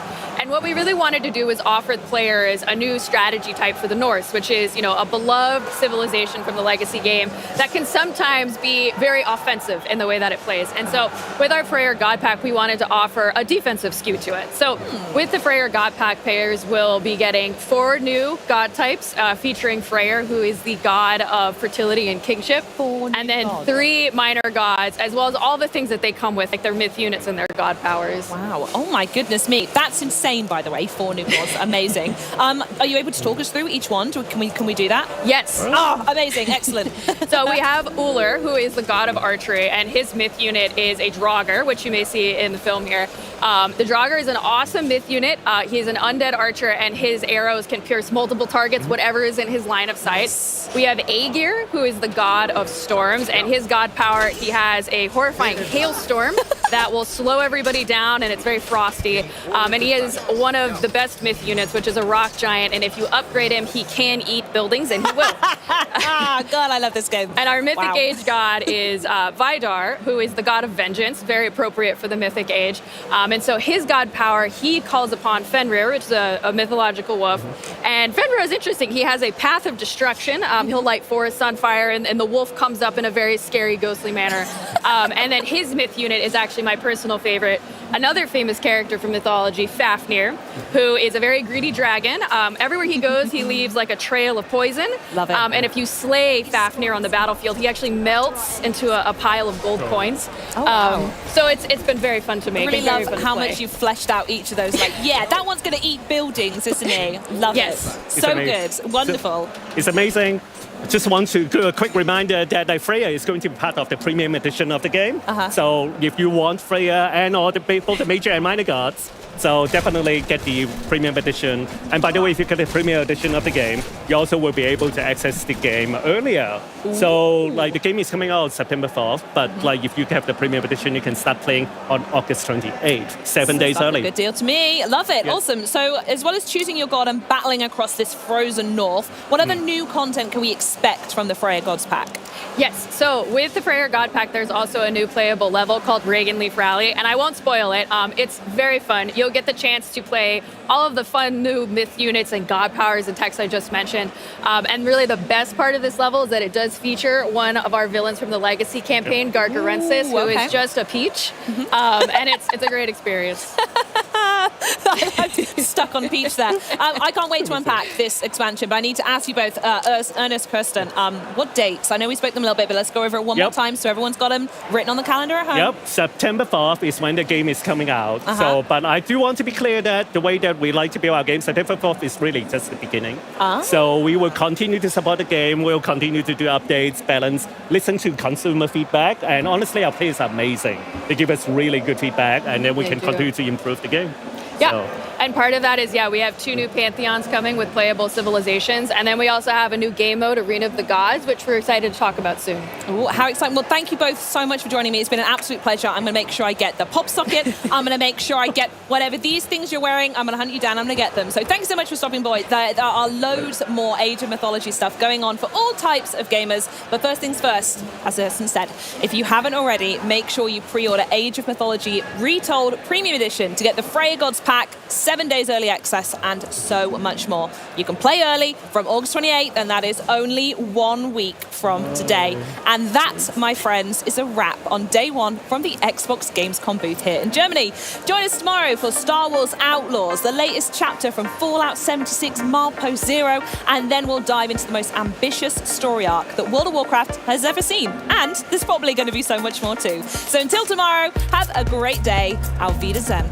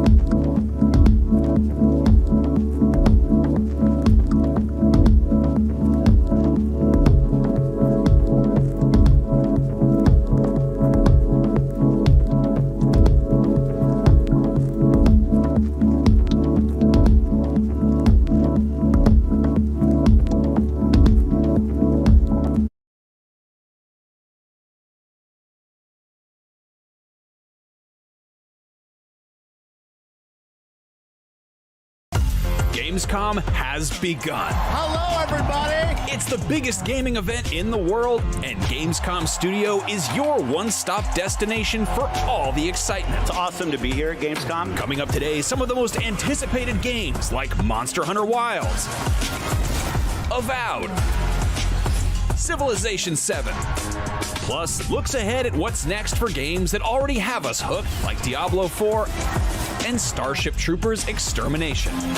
Plus, we'll take a look at what's happening around the Gamescom show floor, bringing you sights, sounds, and maybe some surprises. So get ready, because Gamescom Studio, live on IGN, starts right now. Hello and welcome to IGN's live coverage of Gamescom 2024, the biggest video game convention in the world. I'm your host, Stella Chung, along with Max Scoville and Brian Altano. Welcome to Gamescom, guys. Welcome to Gamescom. The Gamescom floor is officially open, and for the next 4 days, IGN will be bringing you non-stop coverage of everything going on here, right in Cologne, Germany. We'll have interviews with game developers, voice actors, and the people working on the coolest upcoming and ongoing games. Plus, we'll also be showing you around the absolutely massive Gamescom show floor, which is packed with booths, activations, and probably something really wild like a 70-foot tall dragon that's fighting a tank, or maybe just like a regular-sized construction vehicle that's there to promote a very specific game about doing construction. Probably. It's all happening here at Gamescom. Lots of cool stuff. It certainly is. There will also be definitely tons of surprises you won't want to miss, brand new gameplay trailers, exclusive reveals, and more. And hey, the biggest video game event on the planet also cares about the planet. Thanks to the Gamescom Goes Green initiative, Gamescom runs on 100% renewable energy. In addition to participating in Gamescom's carbon offset program, exhibitors are also doing their part by building more sustainably, reusing portions of their booths, and avoiding single-use material. It's quite amazing. The Gamescom force continues to grow, and more trees have been planted thanks to donations from attendees. You can find out more about Gamescom's sustainability efforts and find out how to do your part at gamescom.global. And speaking of global, if you can't make it to Germany this week, don't worry, because Gamescom has actually gone worldwide. Gamescom Asia will be taking place in Singapore October 17th to 20th, and tickets are on sale now. The first ever Gamescom Latam took place in Brazil back in June, and it was a huge success, so much so that it's actually returning back in 2025. All right, I'm excited to go back there. As for what's happening today right here, though, we've got Dragon Ball Sparking Zero up next, followed by a look at Diablo IV's Vessel of Hatred expansion, and later on, Monster Hunter Wilds and Starship Troopers Extermination. Yeah, and if you think that's a lot, that's just what's happening here in the studio. So let's actually see what's happening out on the show floor. Oi oi and welcome to Gamescom 2024. We're going to be out here on the show floor today checking out some amazing stuff. We're going to have a look at Indiana Jones and the Great Circle. Later, X marks the spot. We're going to have a fantastic look around this, quite frankly, massive Xbox booth. And then later on, when the sun goes down, as does the Dying Light, we're going to take a look at Dying Light, The Beast, the new game announced last night at ONL. So it's going to be a good time, I think. I think you should stick with us, really.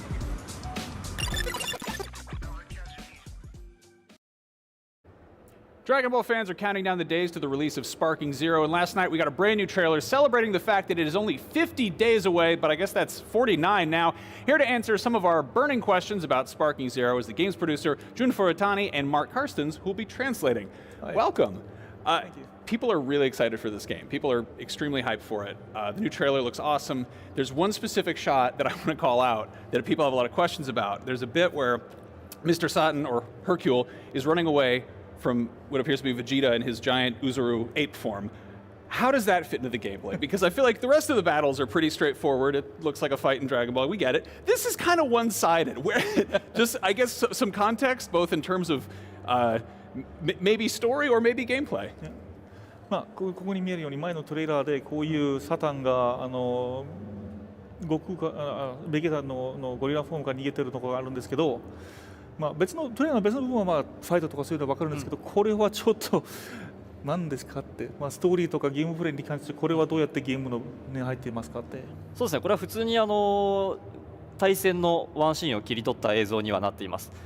かなりサタンなんかは空を飛べないキャラクター、武空術ができないキャラクターになっているので、地面をこのように走るような形で動くことができるキャラクターになっています。それを奥から大猿が接近して攻撃を畳みかけているっていうワンシーンをちょっと切り取ったシーンになりますので、お客さんの中でもプレイしている中でまさにこういうちょっとリアルに本当に逃げ回ってるシーンみたいなことはリアルタイムに起こりうるものとして、こちら見ていただければと思います。So this is actually a battle scene because you know you can play Mr. Saturn and Mr. Saturn can fly. So obviously you know if you're trying to get away from your opponent, then he has to run. And this is basically a character of Saturn running away from Vegeta who's trying to attack him. I think running is probably a good solution in that scenario. The other thing that people have really latched onto is there's a brief glimpse of Goku wearing his Yardrat outfit, which I don't know. I think people are really excited about the prospect of character customization, different outfits. It's already a massive roster. Can you talk a little bit about sort of different outfits or accessories?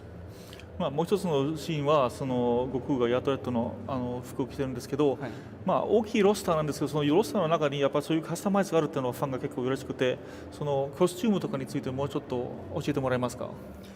そうですね、結構悟空のこの衣装とかってその原作のストーリーの中でもやっぱり出てきていた衣装だったりもするので、今回お客さんの方でもこのような衣装の状態で戦っていただく、遊んでいただけるような形で実装させていただいています。まだお伝えできないキャラクターだったり、お伝えできない衣装とかあるんですけど、まだ他にも一部のキャラクターではこのように原作で登場した衣装で、遊んでいただけるようなものはございます。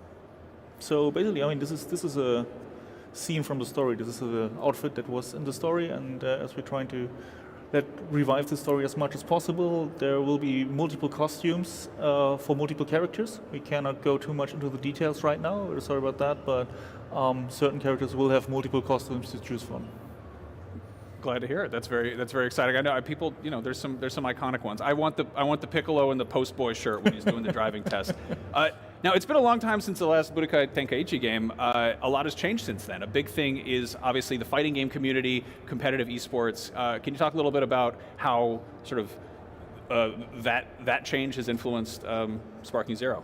前の舞踏会の時よりやっぱそのファイティングゲームのコミュニティが結構大きくなって、いろんなトーナメントも出てるし、e スポーツが盛んになったんですけど、そういう e スポーツの盛んの中、新しいスパークゼロはどういうふうにそういうフィーチャーとかあるんですかと。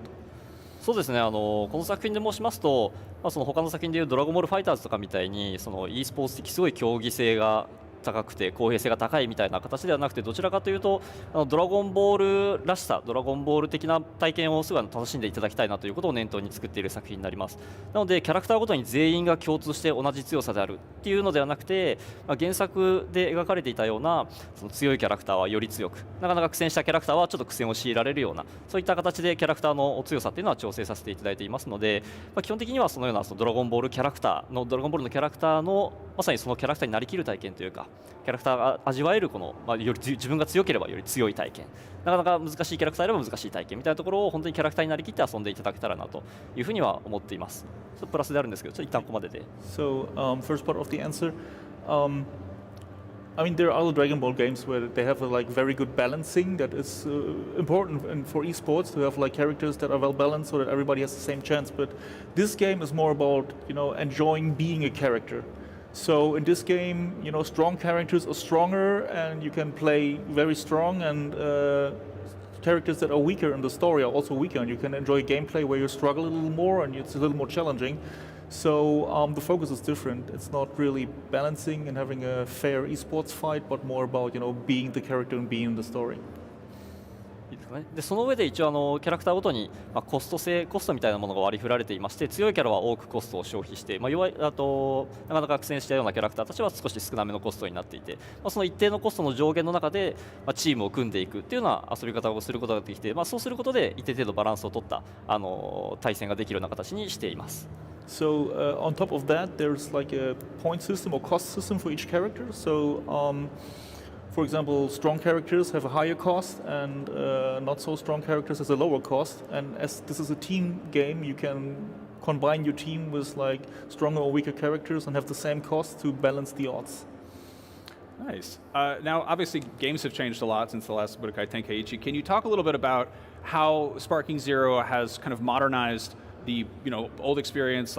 What will longtime players immediately find familiar, and what's something new that might surprise them just in terms of how it plays?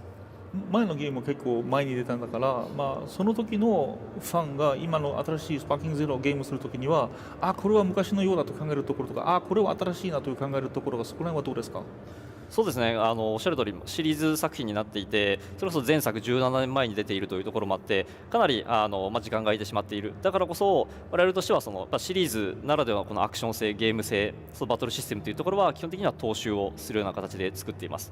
かなり昔遊んでいただいた武道会展開地3と近い操作感で遊んでいただけるようにすごいチューニングしていますし、基本的な吹っ飛ばしてから追撃をするだとか、相手の攻撃をうまくカウンター、タイミングよくボタンを押してカウンターするだとか、そういった基本的なシステムはもうこれまで通り踏襲させていただいているというのは大前提やらせていただいています。これはやっぱりシリーズ正当進化というか、シリーズの作品であるということをやっぱりお客さんに分かっていただきたいというのでそうさせていただいていますし、そこに加えてさらに武道会展開シリーズならではというか、ドラゴンボールらしいアクションというのを楽しんでいただけるように、よりなんでしょう、リアルタイムの中で攻撃を食らいながらも反撃できる新しいリベンジカウンターというシステムを入れたりですとか、ちょっと中距離からでも一気に瞬間移動的に攻撃を仕掛けることのできるバニシングアサルトみたいなですね、新しいシステムもどんどん入れていくことで、よりドラゴンボールらしいアクションを自分の手で生み出せるような進化というのを今回遂げるような形で作らせていただいています。So of course this is an old IP. The last game is 17 years old, so a lot of change there. But as this is a part of a series, we're very focused on making sure that the experience is the same. So we have a quite similar battle system, and whoever played the old games will be able to control it and have a similar feeling of fighting and how to attack, like punch him and throw him away, and then you dash to him, or like you counter timings, and so will be similar to the old games. But of course, we added a lot of new stuff to make it more Dragon Ball-y, let's say. So there are some real-time actions, like now while you're attacked, you can revenge counter. This is a new system, or you can like warp, or like it's Vanish Assault we call it, like when you immediately teleport to the enemy and then can attack and stuff like that. So we increased things that we know from the Dragon Ball universe that weren't in the previous game, to make it more accessible and a better experience. Awesome. Well, I'm dying to find out more. Dragon Ball Sparking Zero is out October 11th on Xbox, PlayStation, and PC. Right now, though, there is lots more Gamescom Studio coming up live on IGN, so stick around.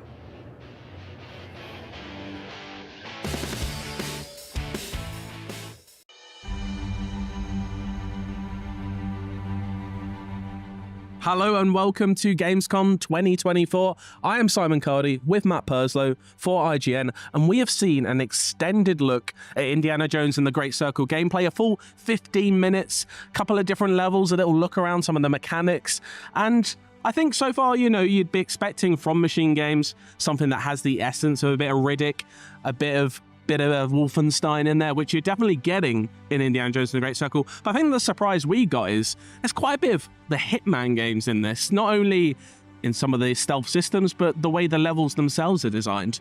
Yeah, so as we know, kind of like Indy does disguise himself in the films to get into certain areas, and we're actually seeing a bit of that in the mechanics of the game. So there will be areas that are off limits, and you'll have to get a disguise, very much like Agent 47, and then you'll go in there, and there are actual enemies that you have to be wary of because they might be able to see through your disguise.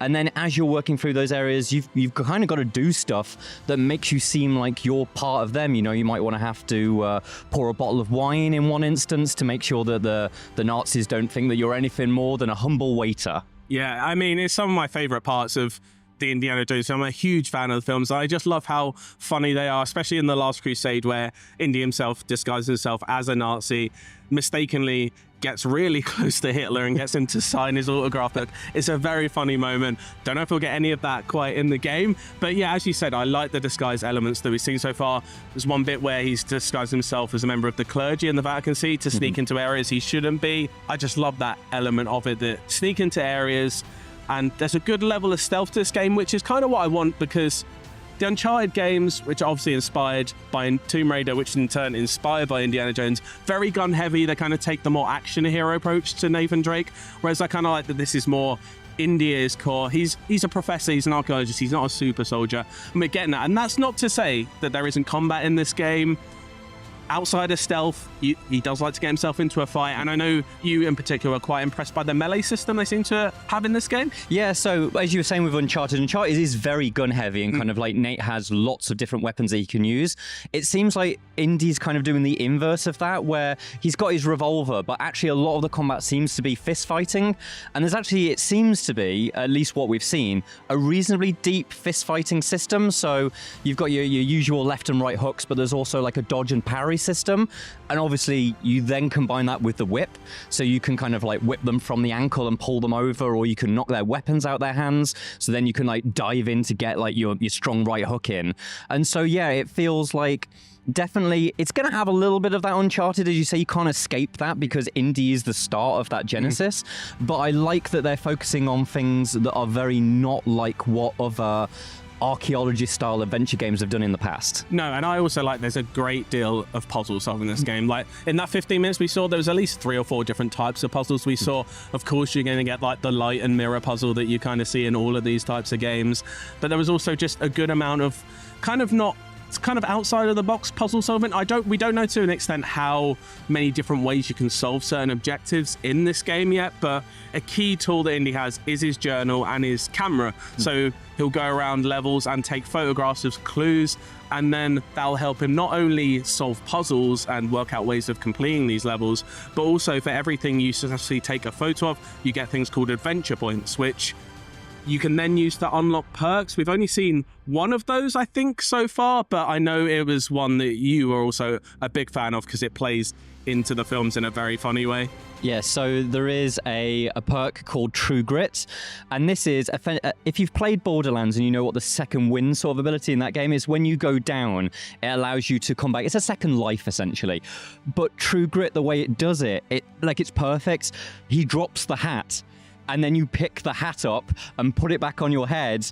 Hopefully it plays the music sting, and then you get your second life and you get to carry on. I think that's just a perfect way of knowing what the tropes of those films are and finding a way to turn that into gameplay. I think that's super smart. I think they're doing a lot of things to play on your expectations and what you want to see from Indy, which is obviously going in, finding relics, like going into tombs, finding all these historical secrets, but also kind of subverting your expectations. Right at the end of the demo is a funny moment where they drop down into this tomb and you're expecting snakes, but it's actually scorpions. A fun little twist. I mean, he's not a fan of bugs either. That's more a Temple of Doom, a lot of bugs in Temple of Doom. But you're expecting snakes. I'm sure there will be snakes in this game. We haven't played it yet. We don't know how it feels. I'm hopeful about it, but they really seem to have like cracked the essence of Indiana Jones. And it does and I say cliche, but kind of does feel like you're playing an unofficial, almost an official film of Indiana Jones. They've got it spot on. And that includes even Troy Baker's impersonation, which, if you squint your ears, if you can do that, I don't know if that's the thing,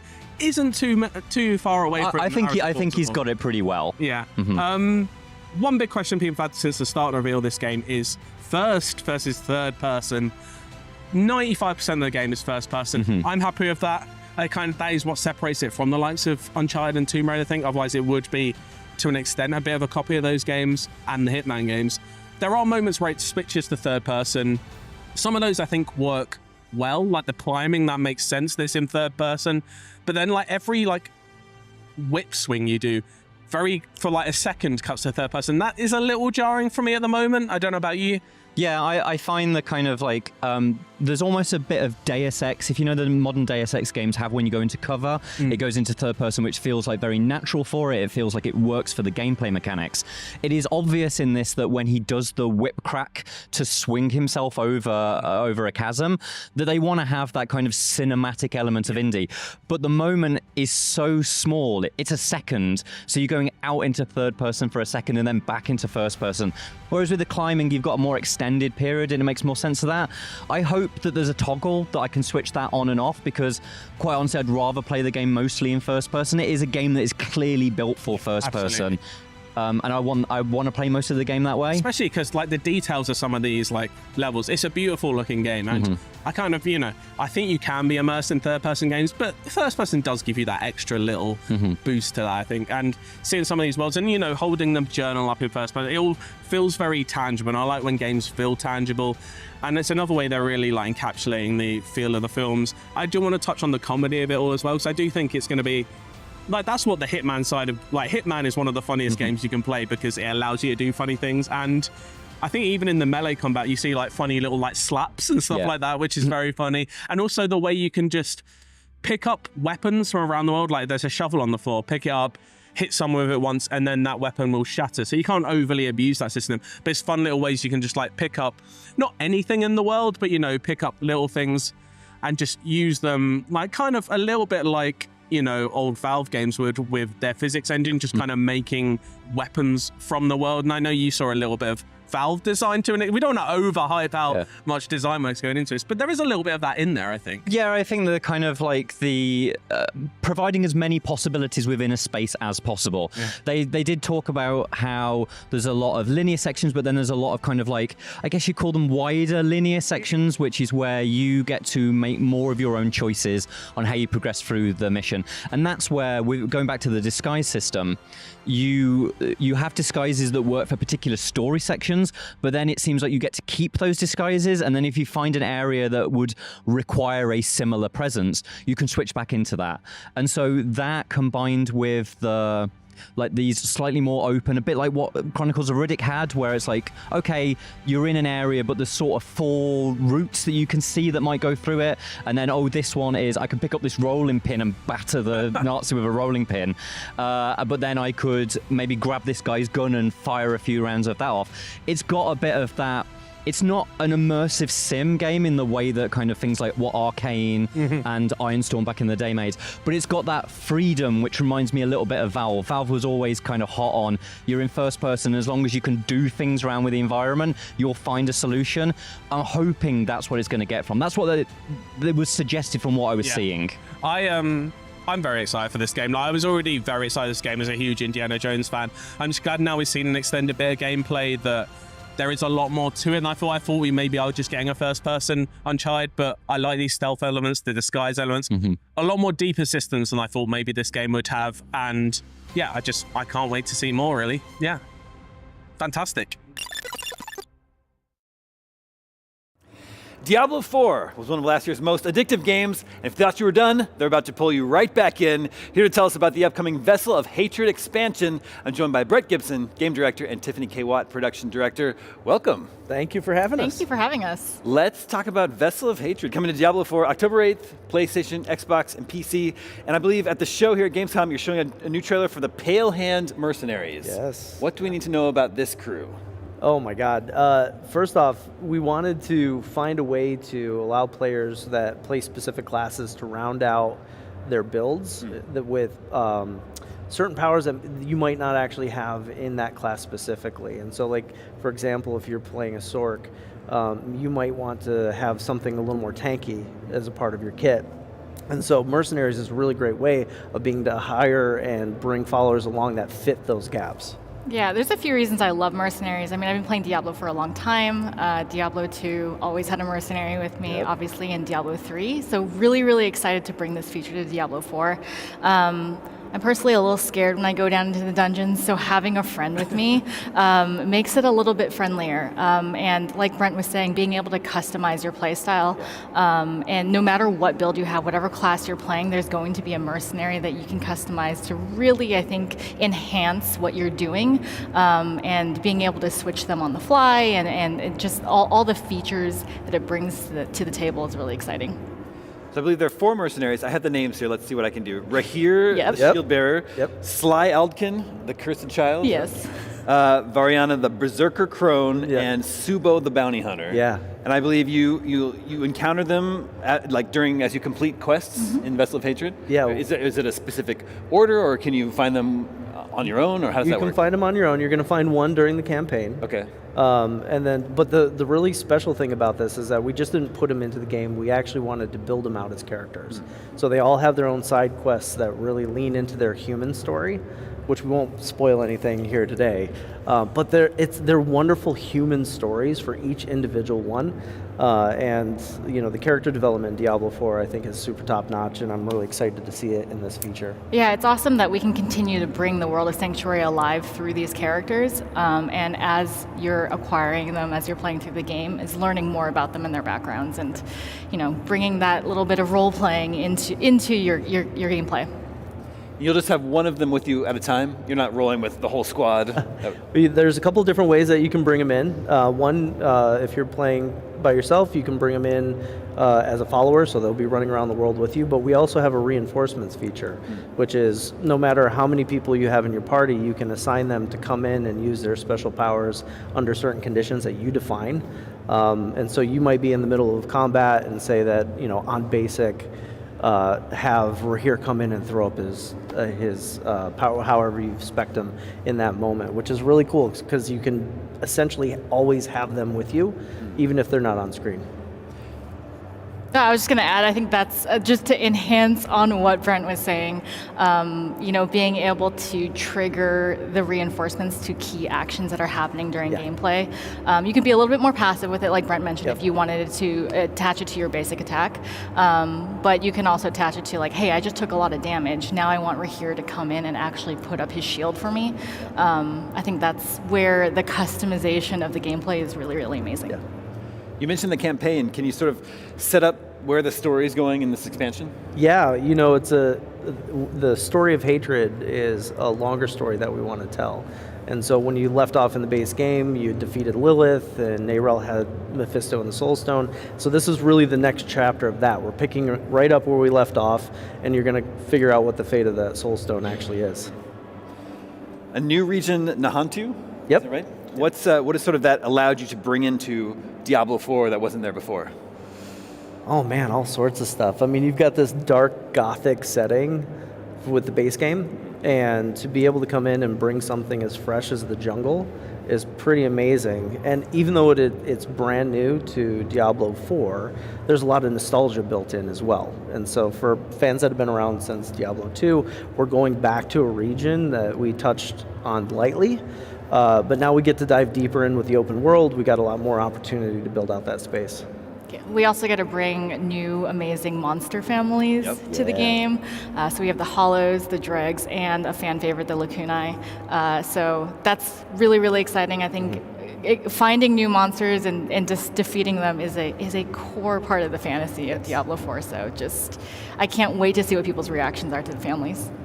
So there's a new class, Spiritborn. Any tips or tricks for people who are going to be jumping into this new class? Oh man, this is the most experimentation that you're going to see in any class. I actually think it comes down to playstyle preference. So the tips and tricks are really based on what style you prefer. I'm a Jaguar player. I really like. We were talking about this earlier. I got the coin in my pocket. Where I like the fast-paced speed. I like being able to cover a lot of ground. But pairing it with something like Centipede is really fantastic because not only are you covering a lot of the ground, but you're also leaving that damage out into the field at the same time. So I just encourage people to get in and see all the emergent experimentation that they can get with the class and come up with things that even we haven't talked about. Yeah, it's really great that again, I think that maybe the key of this expansion is being able to customize your playstyle, and the class in itself just caters to so many different playstyles. It's kind of gross to think that I would say I'm a Centipede player because I do not like centipedes, but I am a Centipede player, so I like the poisons that they bring, the damage over time playstyle, and Brent is telling me I need to add some Jaguar into that. So we had a long debate this morning. Yeah. There's a new co-op dungeon. What specific challenges does it pose that has to be tackled in co-op? You can't do this alone. Oh man, so we talked about this a lot. There's a lot of things that are going in on that, and I feel like the cooperative mechanics that we put into place need to be discovered, because part of the challenge is that we're not going to be overly forward with what those are. So it's just know that you need to go in with somebody that you trust. Know that you need to communicate, but the game is set up in a way where it's not required. But the experience is quite fantastic because it's at the core, it's still Diablo combat, right? But the mechanics that are coming up really are you have to be on point with that combat, be a good player, and try to coordinate at the same time. It's a blast in the playtests. Yeah, you got to jump into Dark Citadel with 2 to 4 players. But if you don't have any friends that are online at the moment, you can always use our new Party Finder feature, which isn't just limited to the Dark Citadel. You can use that feature to find parties for any of the content. But I think that's an exciting new social feature that we're bringing to the table as well. Very cool. Diablo IV, it's been out for over a year now. It's awesome to see you guys still supporting it. Yeah. We're excited to jump in. Vessel of Hatred in October. Thank you so much for coming by the show. Appreciate it. Thank you. Diablo 4's Vessel of Hatred expansion is out October 8th for Xbox, PlayStation, and PC, but right now there's more Gamescom Studio coming up right here on IGN. IGN has the most thorough, easy-to-use, and high-tech maps out there. period. And by high tech, we mean it. We've recently added features like personal notes that save to your IGN account, and anything you check off on a map is tracked in the guide as well. It's the perfect system to get to 100%. IGN maps load faster with more markers than ever and are built for your phone as your constant companion to the biggest games. So start checking off markers for the game you are playing for free at IGN Maps today. IGN Store has it all. From clothes and collectibles to vinyl records, accessories, model kits, and action figures from the biggest and best franchises like The Legend of Zelda, Star Wars, Fallout, Dungeons & Dragons, and more. Whatever your pop culture passion, you're guaranteed to find something you love. There are new and exciting products hitting the store every week, like the Wasteland-ready Fallout Vault 33 hoodie, which pairs perfectly with the working wearable Pip-Boy. Plus, high-quality IGN Store exclusives like the powerful and spicy Star Wars Darkside Hot Sauce by Truff. We've even got merchandise for you to rock while tuning in to the IGN shows and podcasts you love. Or cap off a long day by relaxing to the soundtracks of your favorite video games, like Cyberpunk and The Last of Us. And the best part? You don't even need to leave the house to go there. Just head to store.ign.com and start shopping today. The IGN Store.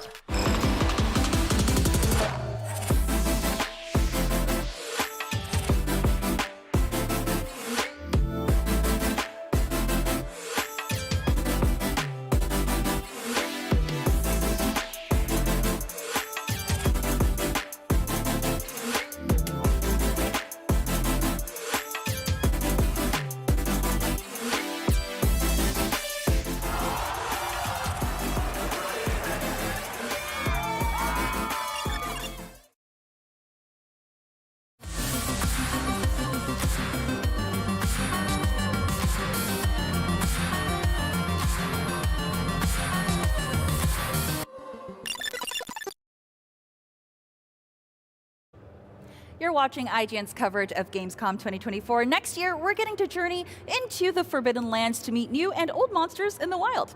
See what I did there? Today, I'm joined by Rozo Sujimoto, producer, Yuya Tokuda, the director of Monster Hunter Wilds, and Patrick Shields, our wonderful translator. Hello. Hi. So, first of all, I have to thank you for letting us bring 2 weapons on a hunt. So, I do have to ask, though, how will this work with the guild cards? 今回武器2つ持っていけると思うんですけど、ギルドカードに登録するのはまた2つに増やすことなんでしょうかね。そうですね。ギルドカードというもの自体がちょっと今回いろいろ形式を変えてたりしますので、またそのあたりは、追加の情報をお待ちいただければと思います。Whether or not you have something exactly like the guild cards from previous titles is something we'll talk about a little bit down the road. But I'm sure you'll be happy with what we've done. Let's just say that. Yeah, that makes me happy. There's more to talk about. Lots of secrets for us to discover. That makes me happy. So then let's go back to the weapons. I'm so curious if there were any weapons that were least used that you really want people to play and try out this game. これまでの作品で使われている率が低かった武器で今回強調したかった武器とか使ってほしい武器などあったのでしょうか。一つは狩猟笛については、今までちょっとダメージがどうしても出しきれなくてサポート武器という立ち位置がすごく強かったんですけど、今回はうまい立ち回っていくとダメージが出せるような設計になってますので、ぜひ一回手に取ってみてもらいたいなとは考えてます。The hunting horn, as you'll know, is a weapon which is great for support buffs, but perhaps in previous games it was a little hard to do decent damage output compared to the other hunters in your party. So for Monster Hunter Wilds, I focused on making sure that if you're pulling off the right moves and combos, hunting horn users can also be right up there in the damage output with their friends. I'm going to say I could not get a handle on the hunting horn. I was awful with it. So I was the worst support player. So what's something that you took from Monster Hunter Worlds and Monster Hunter Rise into Wilds? ワールドまたはライズの経験から生かして今回のワイルズに実装しているとか、ここは変えてみました、追加しましたのような要素があれば教えてください。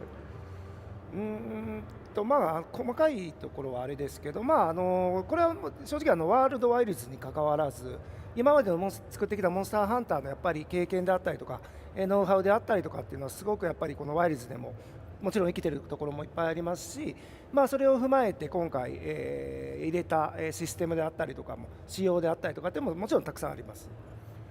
not just Monster Hunter World and Monster Hunter Rise, we've actually looked further back through the whole series history and just taking a look at how our approach was on each title and what we learned from them and how the players reacted to them. And I think in Monster Hunter Wilds, we've really taken these many, many years of experience and finally been able to put it into the ultimate Monster Hunter game. 一つ言うと例えばセクレトとかっていうところで言うとやっぱり今まで結構、フィールドが広くなっていく分には、やっぱり、アクションの幅も広がって、ワクワクするっていいんですけどその分やっぱり迷いやすいとかっていう欠点があったりとか移動までに時間がかかったりとかっていう、欠点もあったんですけど、そういうのはセクレトがある程度オートで行きたいところまで行ってくれたりとかする手助けのサポートにもなるので、そこら辺は一つの例として今までの経験が生きている要素ではないかなとは思います。One example is that as the series has progressed, the maps have gotten bigger and bigger, and that has meant it's been easier to get lost on your way to finding the monsters. So bearing that in mind, we've added the new Sacred mount, which you're able to not only get on and move faster, but it can also automatically run you towards the monster and then get you straight there in one piece. So that's one of the things we've learned from past player feedback that we've tried to improve in the new title. That's amazing. So I can go get a drink of water and just have my mount be progressing me towards that. So with Sacred, actually, I'm curious. I know we were able to sharpen our weapons on it, but are we also allowed to do some combat, especially for a bow user? セークレットに乗りながら研ぎ石使えたりすると思うんですけど、アタックもできるんですか？特に、弓などのユーザーはよりそうですけど。そうですね、全ての武器がセクレトに乗った状態から攻撃することができます。ただ攻撃の種類自体は限られていますので、本当に時間的な効率っていうのを求めるならばやはり地上に降りていただいてアクションしていただく形が望ましくはあります。All 14 weapons support attacking while mounted on the Sacred, not just the ranged weapons. That said, I'd call it an option that's added for when you have a chance to attack the monster on your Sacred, but in terms of, DPS as it were, I'd recommend getting off the Sacred and getting into the battle proper, but it's there if you want to use it, and there's a limited number of actions you can use. Okay, that's actually amazing. I mean, I'll take the tips from the pro, so I won't just ride them out and be scared. So we do see that monsters are going to be able to kind of form a herd and attack you. This sounds terrifying. Why did you decide to implement this into this game? モンスターが群れて攻撃してくるようなシーンがあったんですけど、個人的にはすごく怖いと言いますか、なぜこういう要素を入れようと思ったんですか？今回人間も含めたモンスターハンターの世界というのを描こうと思ってまして、そのためには少しその人間に対しても攻撃的だったり怖い部分っていうのもモンスターにはありますので、そういうところを強調するためには群れみたいな表現っていうのが、今回の技術を生かした形として望ましいなと思ったので今回採用しています。We're always trying to depict a realistic ecosystem, and that means not just how the monsters or creatures in the environment behave, but how they react to people. And just as in the real world, some creatures will form packs or herds, and they might be aggressive towards humans who come towards them, or they might be scared of them and run away in a herd. So given that the technology now allows us to display so many more monsters on screen at the same time, it seemed like the perfect opportunity to implement this feature. So if we give the monsters some food, is that something that could possibly we can befriend them? 群れのモンスターに餌を与えて友達になったりすることは分離合いはできるんですか？毒の肉を食べさせることはできます。The only thing you can feed them is poisoned meat, as usual. Oh, that's not very. So they're probably not going to be your friends afterwards. Okay, yeah, probably not. Well, they wouldn't be alive to really think of that. So, what are the new monsters that you're very excited for players to come across? 今回、新モンスターについて、このモンスターはユーザーに注目してほしいというものは限られている中からと思うんですけど、まだ本当に一部しか公開してませんので、これから先出ていくモンスターは本当にさらに魅力的なものがたくさんありますが、昨日の PV でもたくさん流れてきた、レダウという砂原での一番頂点に立っているモンスターは非常にビジュアル的にも、かっこよくてですね、しかるべき強さも秘めてますので、今回試作のデモ版でもプレイいただける形になってますので、なんか見ていただけたら嬉しいなとは思ってます。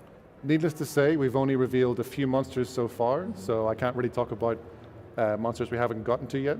But of the ones that we've been able to talk about thus far, Ray Dao is really exciting. You will have seen it in the trailer that we released yesterday. It's the top of the food chain. It's the apex predator of the Windward Plains, the desert area.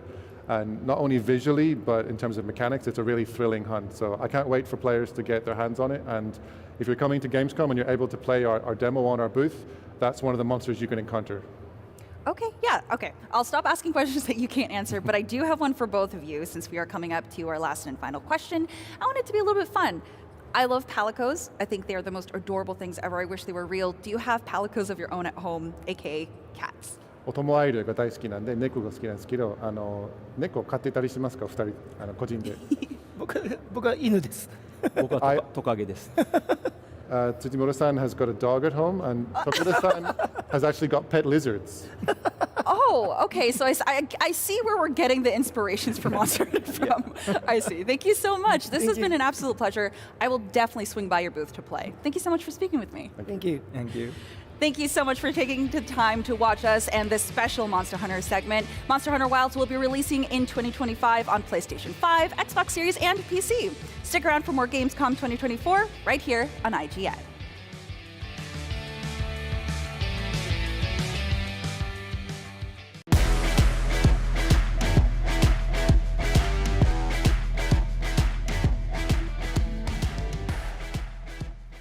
Copa City is a football tycoon game where you transform an entire city to get it prepped to host world-class football events.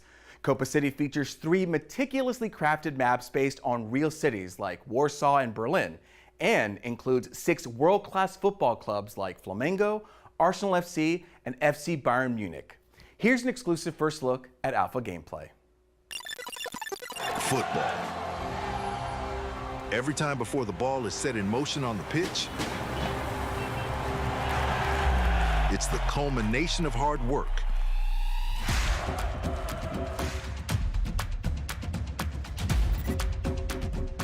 To captivate the fans, to ensure everyone's safety, to meet every need,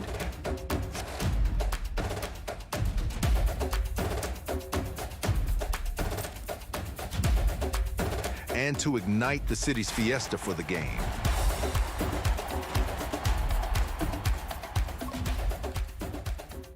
Sometimes it requires making tough decisions with lasting consequences.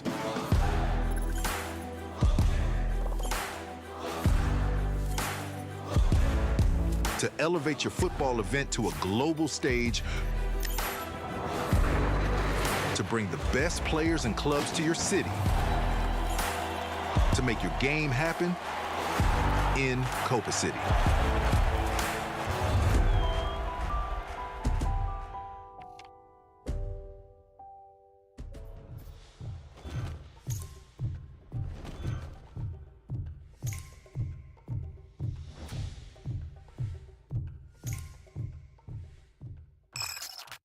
The average Cinefix movie list features nearly 100 different films and approximately 25 minutes worth of wall-to-wall deep dive analysis. To simulate that pace for this 30-second ad, we're featuring 26 different films, and before you say it, no, that math does not check out. We're not math people, we're movie people. We can't even count down from 10 without ending up at, like, 96. Subscribe to IGN Movies and TV for more Cinefix movie lists. Bad at math, great at movies.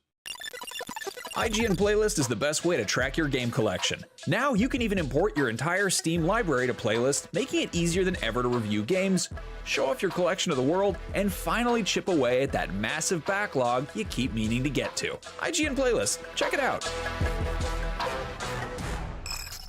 Want the ultimate IGN experience? Check out IGN Plus. Members get exclusive deals and giveaways, ad-free browsing, unlimited tracking on IGN maps, discounts at the IGN store and with IGN partners, and best of all, free games. Get 30 days of IGN Plus for just $1. Head to plus.ign.com. IGN has the most thorough, easy-to-use, and high-tech maps out there. IGN maps load faster with more markers than ever and are built for your phone as your constant companion to the biggest games. So start checking off markers for the game you are playing today. Can't find that final collectible you're missing? IGN strategy guides and interactive maps are here to help. IGN guides are trusted by millions, easy to use, and best of all, free. You can even track your progress with interactive checklists so you know you reached that 100% completion. IGN has the very best, most complete, and accurate guides. Every guide is tested and verified for you by experts. Just search for IGN when you search for guides.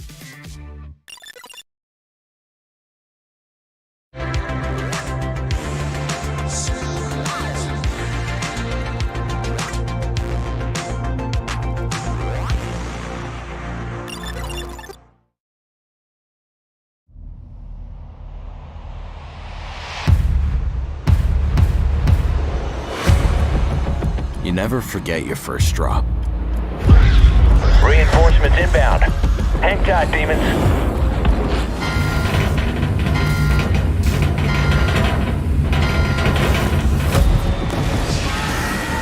From the moment those doors open up,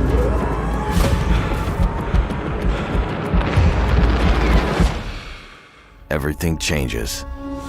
Let's go, troopers! Move up! And let me tell you, when it hits the fan, Bullets incoming! it ain't the Federation you're thinking of. It's those who stand together. Extraction inbound.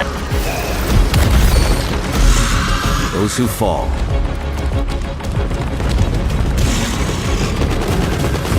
And those who stay behind. So we can fight another day. Get to the dropship, troopers!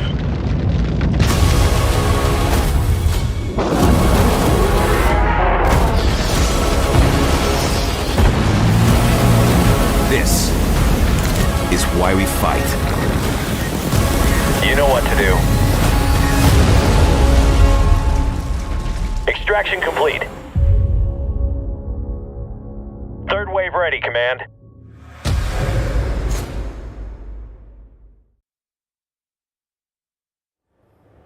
Later this year, you can finally do your part to make the galaxy safe by battling the bug menace in Starship Troopers Extermination. If you'd like to know more, you're in luck because I'm joined by the legendary Johnny Rico himself, Casper Van Dien, and Gareth Woods from Offworld Industries. Welcome, gentlemen. Thanks for coming by. I see you brought some backup here. Some friends of ours. Yeah, I always travel with them. I love it. It's. I feel incredibly safe. This is wonderful. Now we also brought something very cool, which is a brand new trailer. We just got to look at that. I was thinking we could maybe just throw it on again and maybe pause periodically, pull out some details, call out some cool stuff in there. So, yeah, let's take a look. All right. So here, these are Starship Troopers. Is that correct? Yep. These are these people, right here. There's a drop ship coming out of here. I love the face masks that they've added in Starship Troopers Extermination. We didn't have that in the original, but we had coming out like this. That's a plasma bug, right? Yeah. Let's kind of talk about that. There's some new bugs in the game. Yeah, we wanted to show off some of the bugs that I guess people have seen already in the early access. But I think the big reveal was obviously the tanker bug, which I suppose we've teased. People knew it was coming. It's in the movie, and that's always been a thing we've tried to push throughout development of the game, is that you're going to get to live action role play the movie. And so if it's in the movie, we want to put it in the game. And so the tanker bug reveal was obviously a big one. Tigers we've seen before. The tiger bugs are huge. But obviously the big reveal now when the tanker bug unearths from the ground, the music's at a great crescendo. You really start getting the goose flesh. And obviously part of extermination is extracting safely. But sometimes someone has to stand behind and defend the base. Oh boy. And with the nuke, which obviously very impressive. Good way of handling that. 100%. Is that the Watkins trigger? Yeah. Well, yeah, it is, but with a nuke attached to it. With a nuke. Yeah. Well, he held the nuke. That was the Watkins thing. He held his, when I said to him, what are you trying to do? Kill? And he goes, I'm just trying to kill some bugs. That's Seth Gilliam, who was in The Walking Dead. They named it after him. These people are, Offworld is so incredible. They take the time to look at all the details, and they would add these little things that people would know that watch the movie. Yeah. Or go back and watch. Yeah, basically kind of cram in as many Easter eggs as possible for the fan service. I was overwhelmed with them. Casper, I think you were saying this back at IGN Live, but like, you recorded more lines for this game than for like all the movies. Is that? I did. That's wild. It was so much fun. We were in there, and they'd throw something else at me, and then I'd go, "Hey, what if we did this?" So we played when we were in there, and that was so fun for me to have people that they're like, "Oh, I got an idea," and they go, "Casper, that was great, but why don't you try this?" And then I'd be like, "Oh my God, that's even better." And then I'd throw something else, and I'm like, "Oh no, that was perfect." So we had so many different things that we added. So there were so many levels, but they already come up with the dialogue. It was so incredible. It reminded me of just like what Ed Neumeyer who wrote Starship Troopers. And you're sort of playing like the general. You're like just commanding everybody, you're bossing everybody around, and then the actual. You get your orders, and the narrative is delivered through Casper and other voice actors. But essentially, you play a trooper, and you've got your NPC kind of characters that join you. They've all got their own backstories. They've got their own kind of personalities. And you essentially go through these series of missions for what is Chapter 1, which will be available at launch. We are then periodically throughout the ongoing live service going to be delivering more chapters. Chapter 2 has already been recorded with Casper, but we'll be able to continue the story through more free DLC that comes out later. Cool, and it's also like 16-player co-op. No, that is a single player, but 4-player squad. Gotcha. You're an elite special operations group that are, Casper, the general, has kind of commanded you and cherry-picked you as the best of the best to go out and deliver these special missions. Cool. Now, so this has also been in early access for quite a while. Yeah, since May of last year. Yeah, which is awesome. And obviously, like you've got some extremely active Starship Troopers fans around. Some of them just hanging out on stage with us. What's some of the feedback you've gotten from early access, and what's the community brought to the table? Yeah, I think people have really appreciated our obvious love of the franchise and wanting to put as much of what you see in the movie into the game. I think the particularly unique selling points of the game have obviously been the 16-player element. I think horde shooters, it's a super popular genre, but no one's doing that kind of 16-player element. I think other games always treat you as the hero. You very much can make a difference by yourself, but with 16 players, you have to team up, you have to work together. And so the unique roles that you play in that squad, and taken from our studio's experience with Squad, our other game, which is a 100-player game, we've really tried to elevate that element of teamwork and coordination. Yeah, it's a lot of fun. What they do is they even benefit. You get perks if you help other people, if you're trying to help other troopers out. I mean, they've been very thoughtful in this, and it's incredible. I go out and I play all the time. You've been streaming the game yourself, I've been streaming it and also just going out and steaming it by myself, just going out, and I go as General J. Rico, and people are like, "Wait a minute, you sound like the guy from the movie," and I go, "I am," and they're like, "No way!" Yeah, great for random players to just. I recognize that voice from somewhere. Yeah, that's so cool. Yeah. Now, Casper, I got to ask, there's a lot of bugs in the game. Do you have a particular favorite in the game, or just the general Starship Troopers? Of course, I love killing the warrior bugs. I love that new Tiger Warrior bug, and the tanker bug has always been my nemesis. So that's been my thing. So I am so excited that this has been revealed. I've been wanting to talk about it. I've been wanting to see it, and I've been wanting to play it. And you can get on top of this bug, and you can blow it up. You do the grenade thing? Yeah, you can climb on it. Yeah, that's shoot it. Its weak point. Yeah. And more than one person can. Yeah. But I also love that they have carnage, so that the bugs start piling up here and they don't disappear. You have to deal with the carnage as it comes. It's incredible. So the bugs pile up and they can crawl over and get in, but you can also crawl up on them. You can blow them up. You can go through them. I mean, it's incredible. And you go away and you come back. All those bodies are still there. They don't disappear when you kill them. That is disgusting. That's just awful. I love it. I'm very into it. I guess I'm just sort of. Can you give us an idea where we're at with a single player story? Like what's at stake? Where does this fall in the general canon? Can you? Yeah, I mean, I don't want to reveal too much because obviously it is a narrative and kind of spoiler territory if I give too much. But essentially, General Rico, who's now a general again, and he's got a kind of antagonistic relationship with the rest of command. But essentially, he's picked you and your fellow troopers to kind of deliver some secret, not so secret missions that. I feel like I'm walking to spoiler territory. Great. You do this so that you can move up in the game. It also gives you. It's incredible. I haven't seen it yet. I've only done the voice for it. I've heard what they've said. I'm gonna go take a look at it today. Yeah, but it's important to allow people to have their troopers experience by themselves if they want.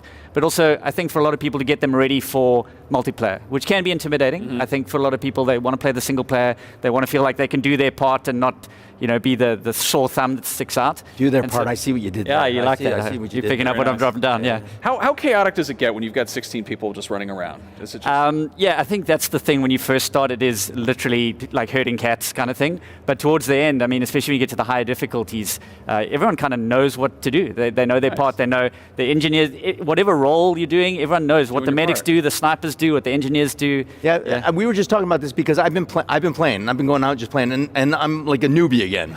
So I'm like totally a noob, which is incredible because I was an OG in the old days, but now I'm a noob again. But I've been playing, and when I'm playing, sometimes you get, you have to have your medic, you have to have engineers, you have to have a ranger, you have to have a sniper, you have to have all the different people. If you get a whole team together and they all work together, cohesiveness, you can be successful. I had an incredible game I played with all these random people, and we were just playing. Like, I can't believe you're here. And I just went in with these people that knew what they were doing. The engineers built an incredible base. They had all these things. You get all the material you need to get to build and get your weapons and get everything up. And then you go out and you kill the bugs, the hordes come, you kill them, and then you have to get extracted. It's incredible. Victory. I love it. Everybody's got to do their part. Gentlemen, thank you so much for coming by. Thanks for having us again. Thank you for just providing backup. I love it. You can check out Starship Troopers Extermination right now by enlisting for Steam Early Access, and the full version will mobilize on PC and new-gen consoles October 11th.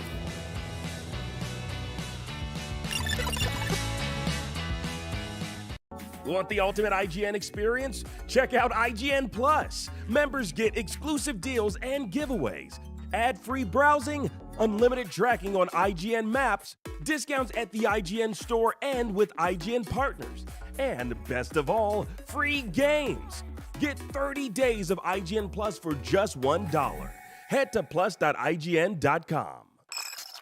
IGN Playlist is the best way to track your game collection. Now you can even import your entire Steam library to Playlist, making it easier than ever to review games, show off your collection of the world, and finally chip away at that massive backlog you keep meaning to get to.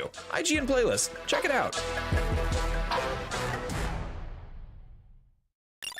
IGN Store has it all.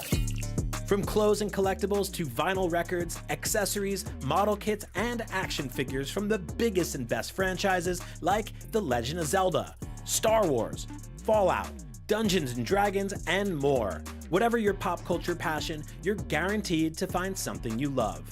There are new and exciting products hitting the store every week, like the Wasteland-ready Fallout Vault 33 hoodie, which pairs perfectly with the working wearable Pip-Boy. Plus, high-quality IGN Store exclusives like the powerful and spicy Star Wars Darkside Hot Sauce by Truff.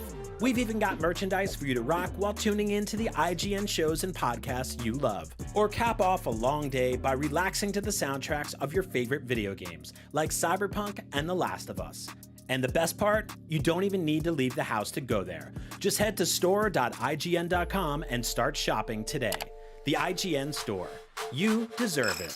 IGN has the most thorough, easy-to-use, and high-tech maps out there. IGN maps load faster with more markers than ever and are built for your phone as your constant companion to the biggest games. So start checking off markers for the game you are playing today.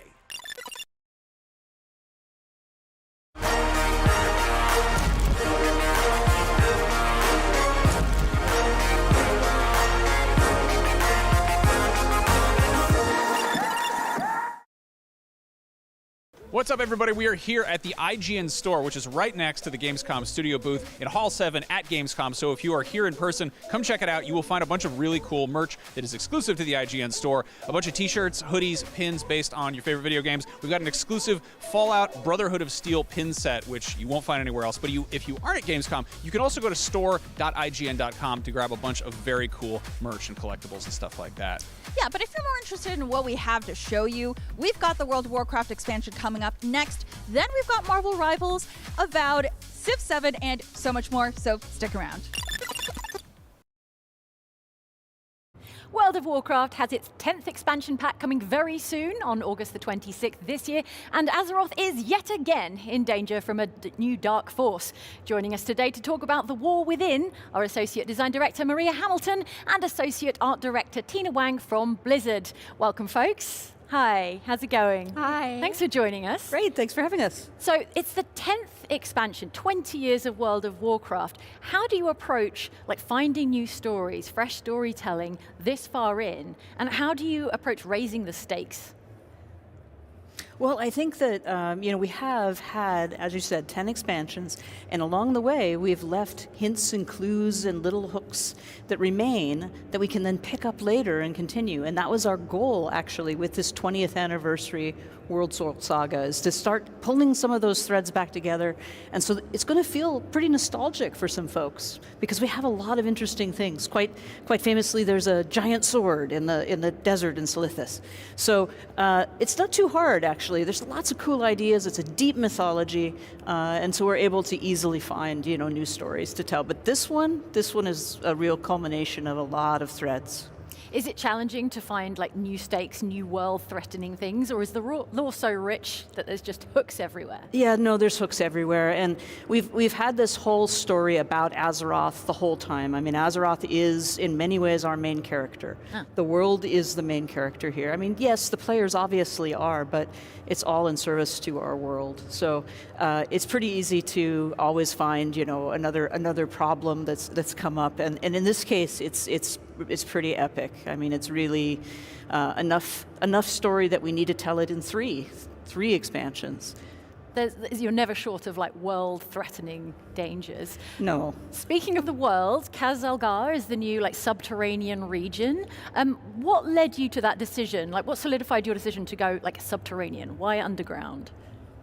Well, one of the key reasons was the narrative really led us in that direction, right? The world soul of Azeroth, the stabbing of the world. And so this was a location where we felt that there were many cultures and stories that we truly wanted to explore. For instance, Maria was mentioning, the threads of what we've laid in the past. And in terms of inspiration, one of the pieces that the art team takes plenty of inspiration from is what we've seen historically. For instance, in our expansion, Wrath of the Lich King, we saw, we saw hints of the Nerubian Empire, but for the War Within, we thought, how amazing would it be to show them in all their glory? Oh, excellent timing. What can you tell us about the new playable race, the Earthen? They look really incredible. They're different. They're a neutral race. You can play them as Horde or Alliance. So how's that going to be? Yeah, the interesting thing about the Earthen is they have been isolated from the rest of sort of civilization for a terribly long time. And they were created, in fact, to take on specific tasks. They're in three different sort of categories. There's the machine speakers that were responsible for taking care of the great machinery that sort of powers everything under CEST.L.K.E.R, and probably more of the world than we know. There's the Oathbound, who are protecting the core way, which allows you to go down to sort of the center of our world. And then there's the Unbound, who are the ones that have sort of begun to doubt, because it's been a long time they've been here. The Titans gave them these edicts to sort of drive their need to do these things. But they haven't seen the Titans in a very long time, and they're beginning to question and wonder. So that makes them very interesting. And then just in terms of how they look, there's still that rocky, crystalline, gem-studded sort of look, which is really cool for customization. Tina knows a lot more about that part though than I do. And they eat gems instead of food. There's definitely hints of their culture that we make unique to them, right? They're made of rock, so they don't burn. They, might remineralize in these little pools, so it's really fun. Okay, I'd like to touch really quickly on quality of life improvements. Can you tell us about warbands and how that's going to make everyone's lives easier, maybe? Yeah, something that we really have been leaning into this expansion is really meeting the players where they're at and seeing how they're playing the game. So now we see so many players play multiple characters. They have alts, and we're really made this huge, engineering effort to make it so that the way that they play for all their different characters combines together in a way that we're calling the warband. In terms of their achievements, there's a shared warband bank, and we think this will be a huge quality of life improvement for everyone. Okay, and racing ahead, because we're so short of time, I want to talk about delves. Now these are like mini dungeons. and you can take any kind of like party, or you can play them solo. It doesn't matter what group of classes you've got with you. How is that going to work? Like, what's the difficulty pitched at for those? Yeah, we're so excited because delves are, again, meeting the players where they're at. Okay. There's definitely this flexible group situation, right? So there's a different scaling difficulty. So you could choose different levels depending on the level of challenge that you want, and you could go in either solo or with up to 4 friends. And so this will be a way for a lot of players who historically have been, underserved with endgame progression to get their opportunity to feel like they're able to constantly progress week by week. And they're super short, like what, 10, 15 minutes? I think that's one of the key parts, is that we were trying to think of our players that don't have a big block of time to play, but they want to jump in the game. Maybe the baby's taking a nap and they're like, oh, I have half an hour. I'm gonna go run a couple delves. And then this gives them an opportunity too. Our Great Vault now has a row on it for doing these outdoor activities that then rewards very good quality gear. So those folks that just can't, get together with 40 of their friends, can just pop in and have this fun, and then get back to what they need to do, what life, is sort of requiring of them. Like maybe 20 years ago when you started playing, you had all the time for raids, and now you've got 15 minutes of an evening to do a delve. Yep. All right, well, let's talk about raids, though. For the people who are raiding, can we talk about the major raid? It's called Nerubar, right? Mm-hmm. Yes, we will find out through the course of our main story questing about a little bit of a struggle. We've seen a video that we've put out that shows how Queen Ansarak came to power. And this is where this is her palace, and we're going to need to go in there and attempt to defeat her. So it's a very exciting raid. It's in that classic Nerubian architecture. For people that are terrified of spiders, of which there are many, we have the option to turn on our arachnophobia mode, which turns spiders visually for you into crabs. But the queen doesn't change. The queen will always be the queen. Okay, if you can handle just like one big spider, yeah. you're going to be okay. Yes. Unless you're afraid of crabs, in which case stick with the spiders. She was very difficult to truly mistake for a spider, so we thought Was the arachnophobia mode like based on like community feedback? It was a mix there. So even our internal developers, back when we made our original Rubians, there were a lot fewer polygons than, maybe. But now the art team creates models with such high fidelity that we thought, well, we have a lot of, crab or crab-like things in the games. We think that this is a very simple way for us to help players feel more comfortable in the world, should they choose. Okay, final question. Who is your favorite boss in the dungeon, in the raid? Ooh, okay, so the queen is pretty awesome, but there is this one Nerubian flyer boss who I really like him because he also shows up in one of our dungeons, but you don't really defeat him, but then in the raid he shows back up, so there's that continuity there. Familiarity. Yes, exactly, and there's these awesome platforms, so there's some really cool stuff going on in that fight. All right, Maria, do you have a favorite? I love Queen Ansarak. I think it is the most amazing fight. I'm really looking forward to having people get in there and get going, and just can't wait to see how that plays out. Amazing. Thank you so much. Thank you. All right. World of Warcraft, The War Within is out August 26th for PC and Mac. That's less than a week away. But if you need something to help pass the time until then, don't worry. There's lots more Gamescom Studio coming up right here on IGN. So stick around.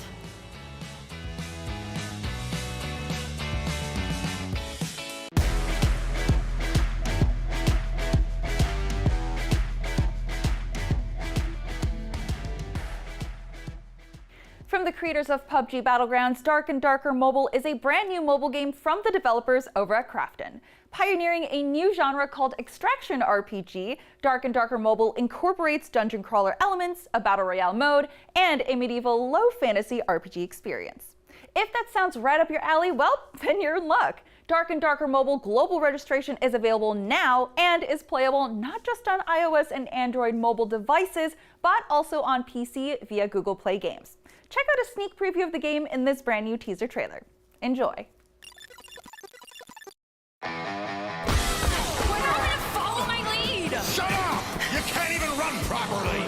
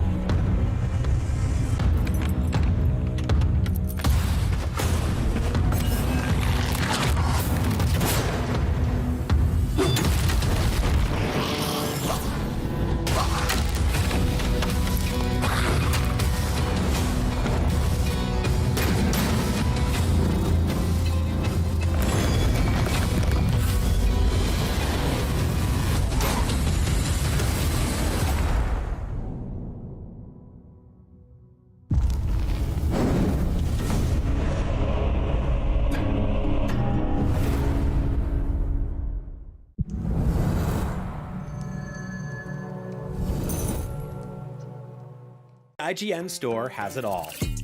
From clothes and collectibles to vinyl records, accessories, model kits, and action figures from the biggest and best franchises like The Legend of Zelda, Star Wars, Fallout, Dungeons & Dragons, and more. Whatever your pop culture passion, you're guaranteed to find something you love.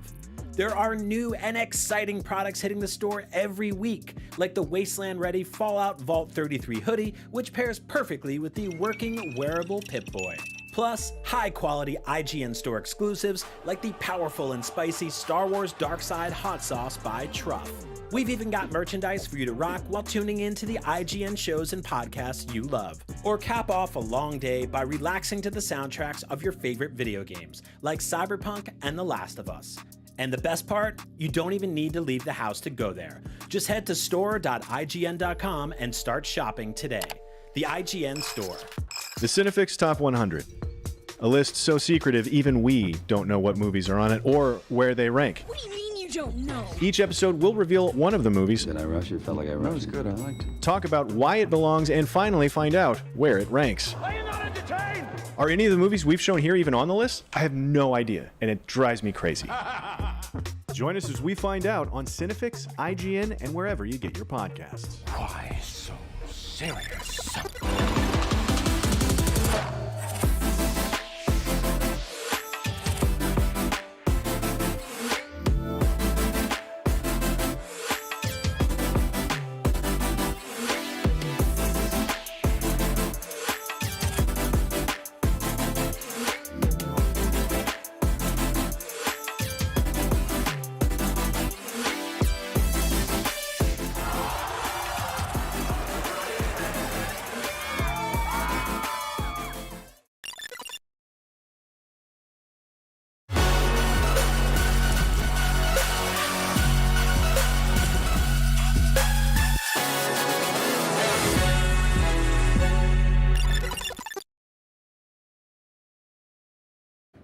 Superheroes are supposed to fight supervillains, but as anyone who reads comics can tell you, a lot of the time they also fight each other. So it was a matter of time before we got a superhero shooter that pits iconic heroes against each other.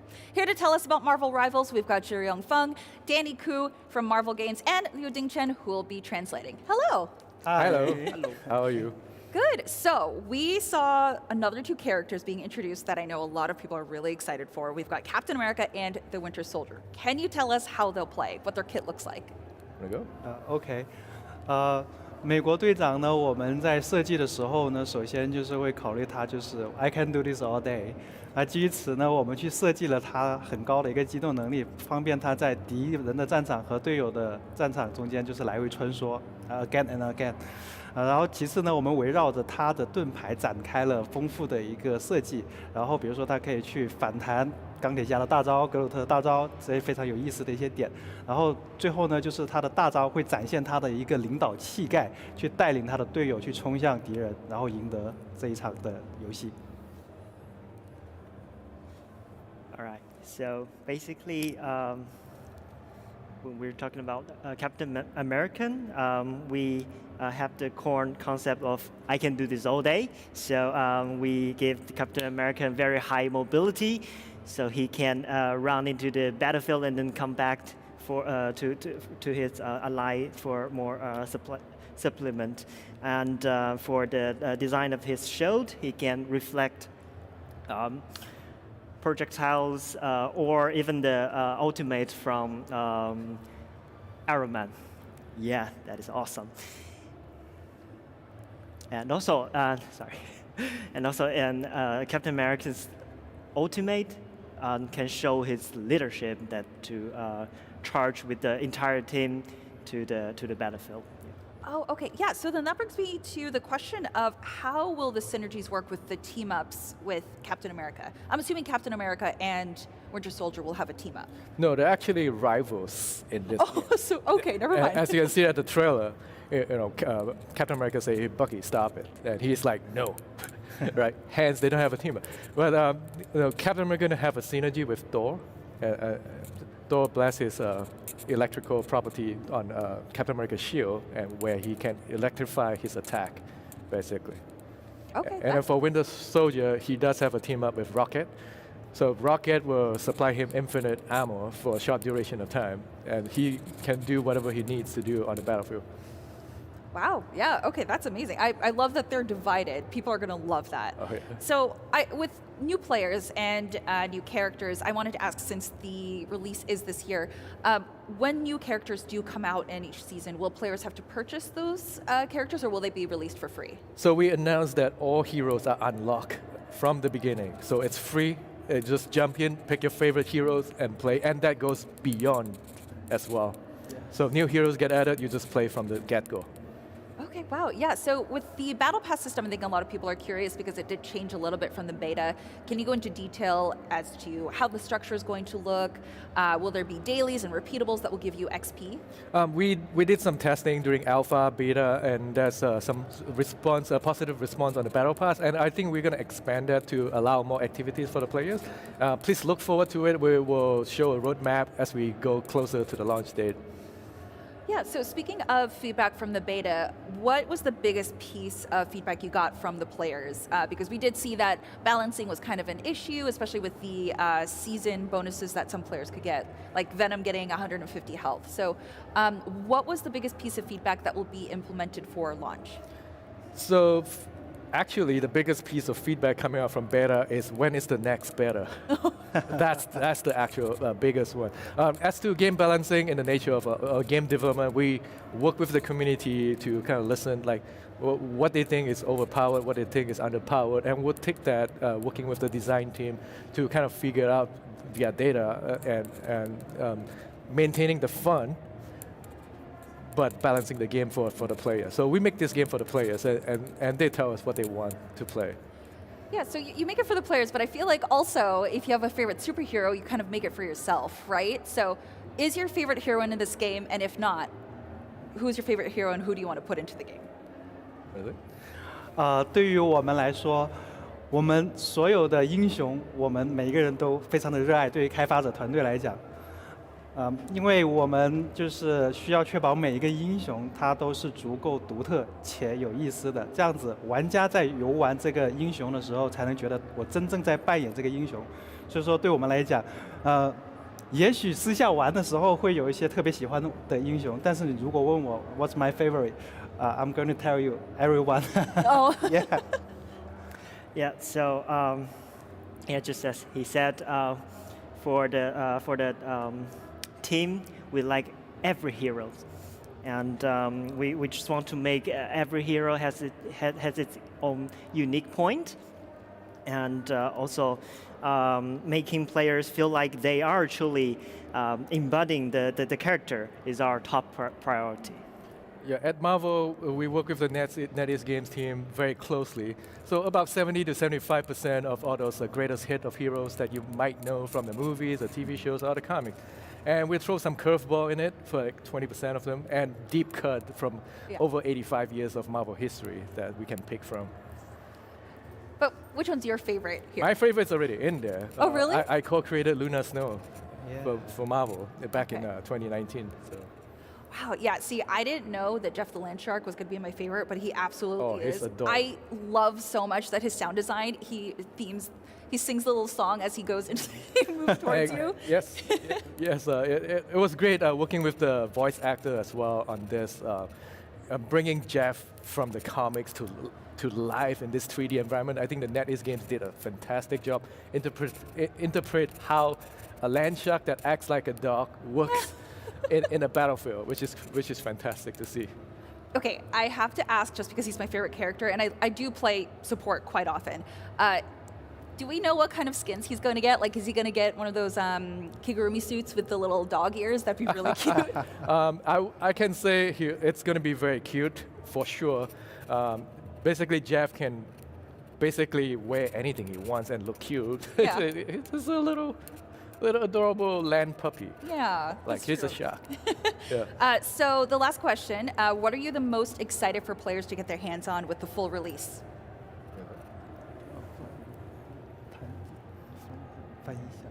翻译啊，对，是你期待那个玩家们在上线的时候会看什么？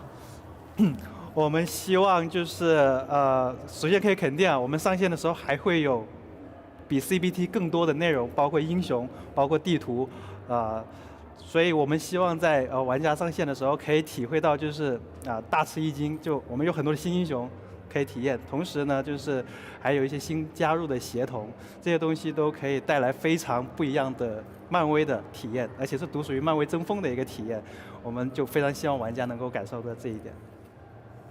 Okay, so when a game released, there will be more new heroes and maps, and we will definitely surprise the players, and there will be more team-up skills. And also, we want to make sure that to offer this exclusive Marvel Rivals experience to the players. I'm just looking forward to players making new friends and rivals, frenemies on this. We have a very strong community, and they make new friends every day through playing these games, and I look forward to that. I was going to say, a lot of my friends that I played with, we are now enemies. So there's that whole experience. But thank you so much for adding Jeff the Landshark, my favorite character. Thank you. Now, Jeff the Landshark and everyone else will be releasing December 6th on PlayStation, Xbox, and PC, so you really don't have to wait long. We've got more Gamescom coverage coming up right here at IGN.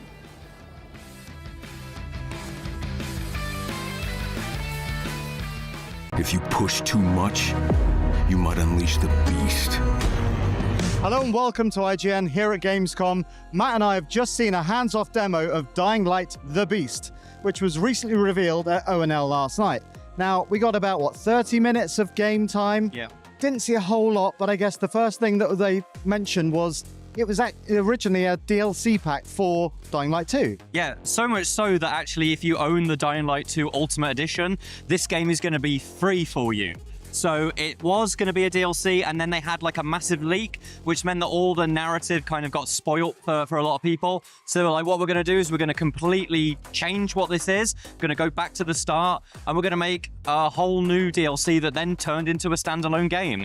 And that's what The Beast is. And it kind of, if you're a Dying Light fan, it goes right back to the start of the story in some respects. Yeah, so it's a return of the original protagonist, but he's been held captive by the Baron for the last 10 years, but he's escaped. But he is now the Beast. That means he's got superpowers, which we'll touch on a little bit later. But for the first part of the demo, it was very much like Dying Light, business as usual, parkouring across the city as the sun was slowly setting in the evening. Yeah, so you're definitely not the character that you were in Dying Light 2, and that means there are slight differences. So Dying Light 2, its parkour very much made use of kind of like a paraglider. They didn't show anything like this. I think you will be completely, I'd say boots on the ground, but the boots quite often aren't on the ground in parkour.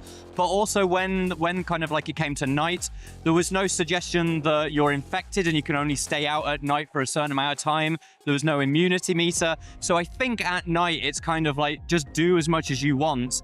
Just make sure you don't get spotted. Because as is the typical thing for Dying Light, when the lights go out, everything gets much harder. Yeah, so we got a glimpse of one of the sort of superpowers that you have. And it's almost like, I guess, X-ray. So if you sit still, crouch down, you can see where the enemies are moving around. And that means, like, when you've got some of the really bad freaks that you want to avoid, it makes it a lot easier. But then one of the things that you very quickly did, you find solace in the safe houses that are dotted around the map. Obviously, it's an open world game, so you got to go and find those. And there were some simple puzzles to kind of get that up and running. You had to find the power fuse to make sure there was energy, which powered the UV rays, because the UV rays keeps the infected away.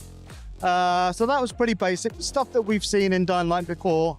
And then the next day, when it was morning, we woke up, and I thought it looked quite different. It's a very rural area compared to what we've seen in previous Dying Lights. Yeah, kind of like Dying Light 2 was very much set in, you started in an old town and you moved into new town, and that, whilst it was set in Europe, had kind of very elements of old European towns into more modern architecture. There were skyscrapers, whereas it's sort of set in a rural village. There's a lot more kind of trees. There's a railway track that runs into that village. So it does feel more kind of like on the outskirts of civilization, which will obviously impact what parkour elements that we can use. Hopefully not too much. I'm hoping there's still plenty of rooftops to run around. Certainly seemed like it. But yeah, it had a different vibe to that environment than what Dying Light 2 is.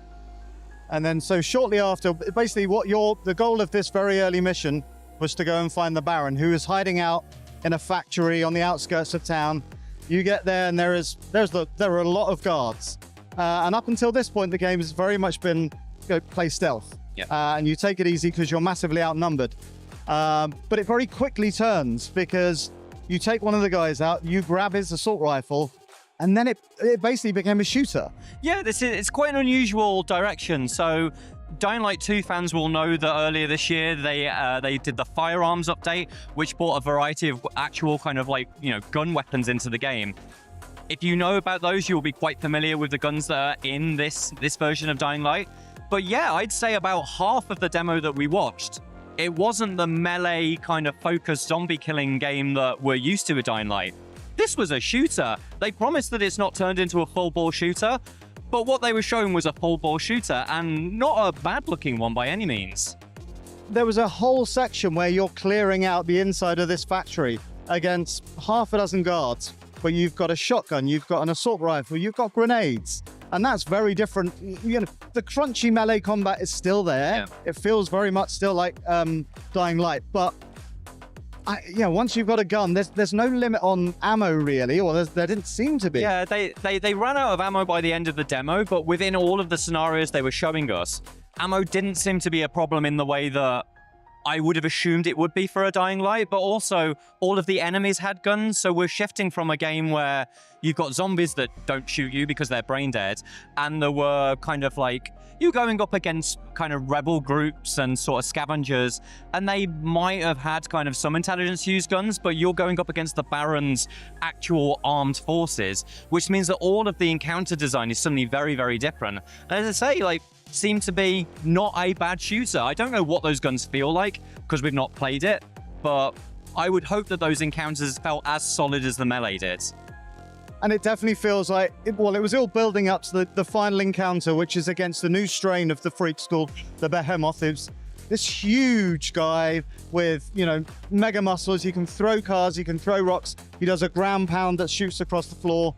And at that point, you've got a few guns, a few, clips of ammo, but that's, I guess, when the beast finally comes into play. And so, we sat through a 30-minute demo, and in the final 5 minutes, we finally got to see an idea of what the beast actually is.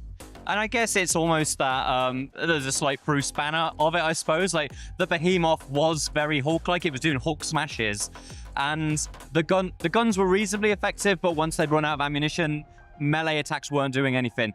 So you can unleash the beast. Now, in Dying Light 2, your character was infected and did have beast-like powers, but they only triggered at certain story moments. It seems to me that you can trigger the beast at any time you want this time, I guess provided you built up a meter or something, but they were very familiar attacks in that you could ground pound and that would create a shockwave. You could strike out with your hands. They even showed him picking up a concrete block and hurling it at the Behemoth. And that obviously seemed to be much more effective than any assault rifle ever was going to be against this guy. And I guess the crowning moment was when he finally tore the head off of the beast, and that was the end of the demo. I came away thinking, it's more Dying Light. It looks good, but ultimately, it's all about how good that gunplay feels, because it looks like that's such a big focus this time. Yeah, it doesn't matter how much they've said that it's not going to turn into a gun game. What they showed us suggests that guns are much, much more key and integral to the game than they were before. And if all of that works, if the encounter design is good, then this could be an interesting spin on Dying Light. I hope it is. So that's everything that we know about Dying Light the Beast. For everything else Gamescom, keep it locked right here at IGN.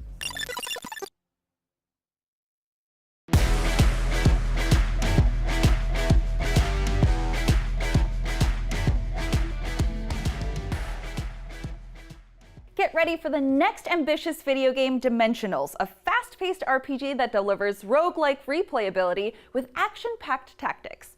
Collect heroes, level them up, and build a party of 3 to fight bosses throughout different dimensions. Equip your heroes with a diverse set of skills and watch as they come together to create a barrage of attacks and combos. Told in the style of voice-acted comic book cutscenes, experience the rush as you fight your way through dimensions to save the multiverse. Want a better idea of the game? Check out this trailer and dive into the world of Dimensionals, launching on all platforms in 2025 with early access this November on Steam. When the Rift is in trouble, the only ones you can rely on are...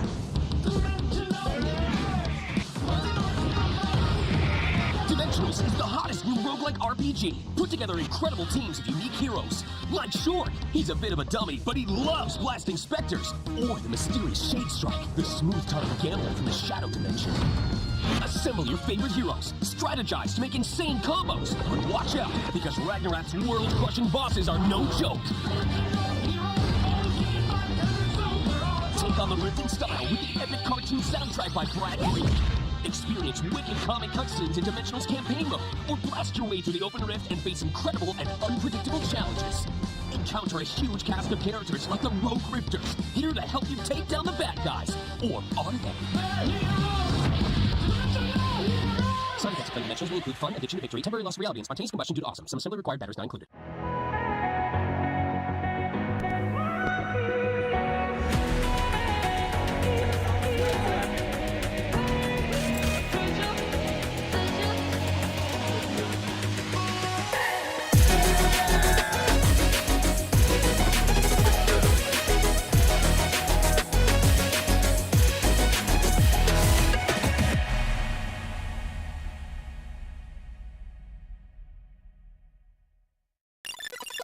IGN Playlist is the best way to track your game collection. Now you can even import your entire Steam library to Playlist, making it easier than ever to review games, show off your collection of the world, and finally chip away at that massive backlog you keep meaning to get to. IGN Playlist, check it out. Want the ultimate IGN experience? Check out IGN Plus. Members get exclusive deals and giveaways, ad-free browsing, unlimited tracking on IGN maps, discounts at the IGN store and with IGN partners, and best of all, free games. Get 30 days of IGN Plus for just $1. Head to plus.ign.com. IGN has the most thorough, easy-to-use, and high-tech maps out there. IGN maps load faster with more markers than ever and are built for your phone as your constant companion to the biggest games. So start checking off markers for the game you are playing today. Can't find that final collectible you're missing? IGN strategy guides and interactive maps are here to help. IGN guides are trusted by millions, easy to use, and best of all, free.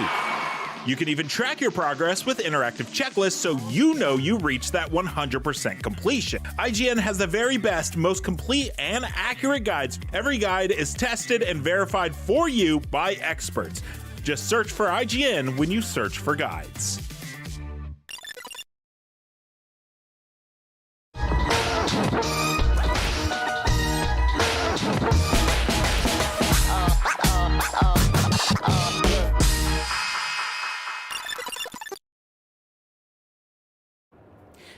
Next year, Avowed is turning players loose in a whole new corner of the Pillars of Eternity universe. Here to tease what's waiting for us in the Living Lands is game director Carrie Patel from Obsidian. Welcome. Thank you. Okay, so the first thing that jumps out to me about this game is we've gotten a lot of open world fantasy games, and a lot of them for a long time were very sort of sepia tones, you know, a lot of browns and ochres, but this has major splashes of color everywhere. I love it.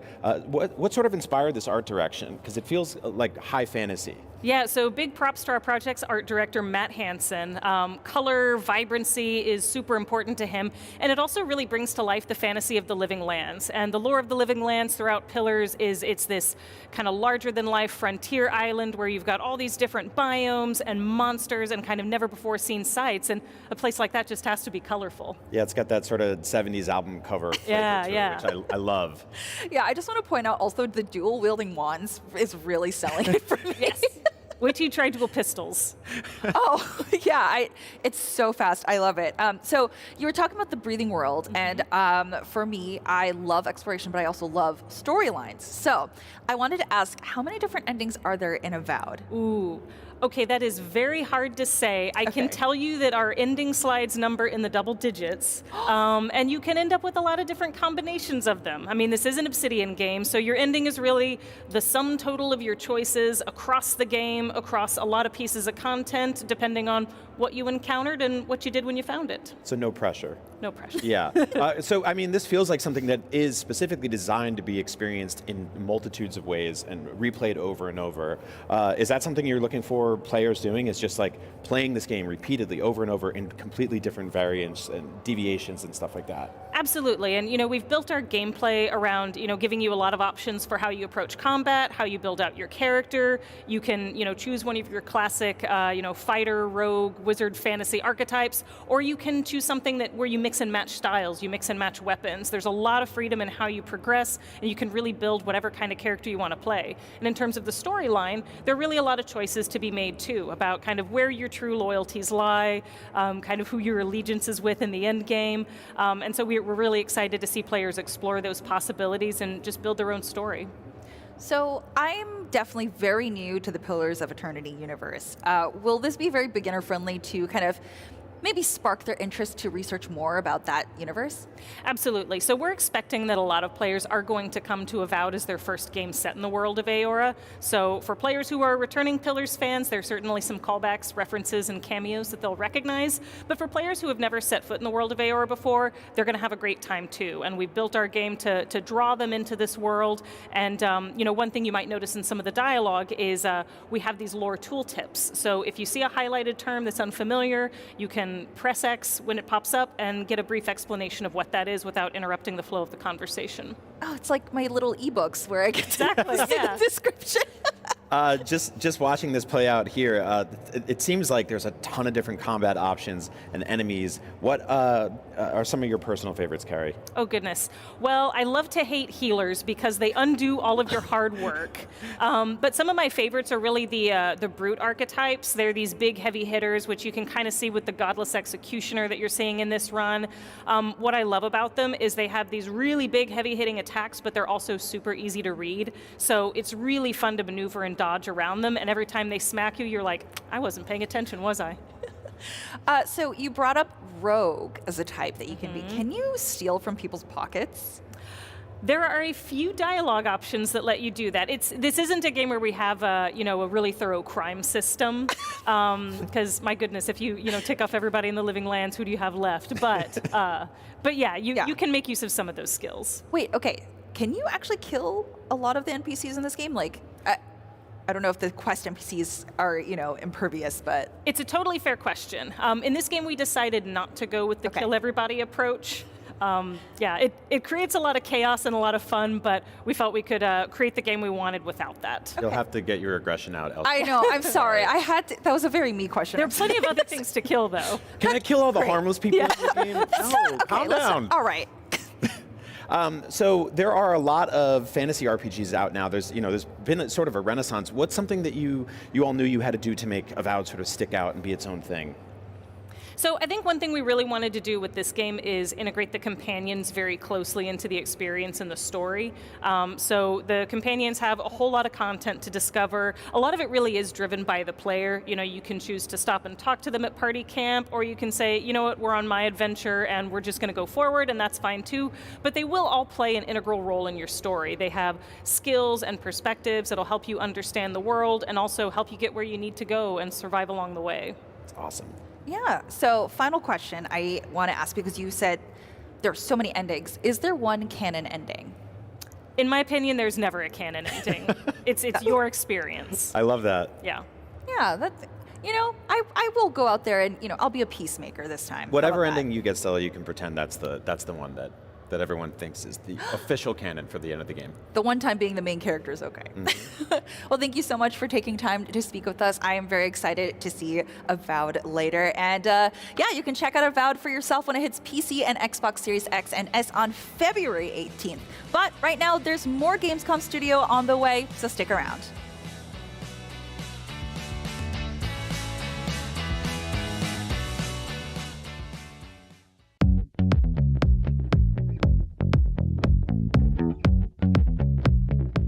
If only there was some sort of sign as to where we are this morning. Jane, do you enjoy Xbox? You know I bloody do enjoy Xbox. And here we are on the Xbox booth. There's signage, there's PC games, there's mobile games, there's console games, there's your next favourite game, apparently in that direction. I've heard there's loads of statues, loads of photo ops in here. Probably going to make a fool of myself. Let's do it.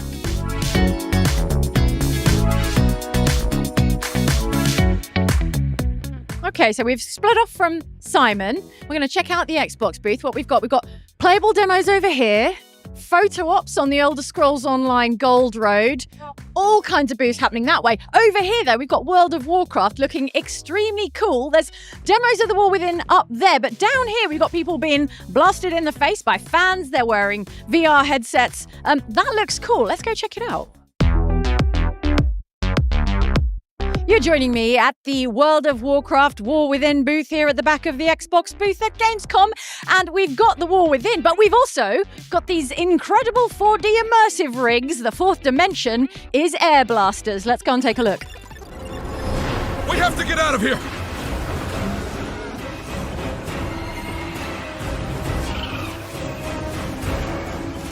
Evasive maneuvers! For Dalaran! That was World of Warcraft Escape from Dalaran, a little taster in 4 dimensions of World of Warcraft The War Within. And if my hair is a mess, if my makeup is a mess, if I look like I might have motion sickness, no, only kidding, I don't have motion sickness, then it's because of Escape from Dalaran. It was genuinely very, very, very good, like almost theme park good. I wish you could join me here at Gamescom and try this out. If you're going to take anything away from today, maybe you'd like to know that in German, Indiana Jones and the Great Circle is Indiana Jones and the Großer Kreis. But the thing I've got my eye on here is a hat and a whip. Long-time Indiana Jones fan, going to live out my fantasy. Do I want to say I have a fantasy with a whip? I don't know. This is a different type.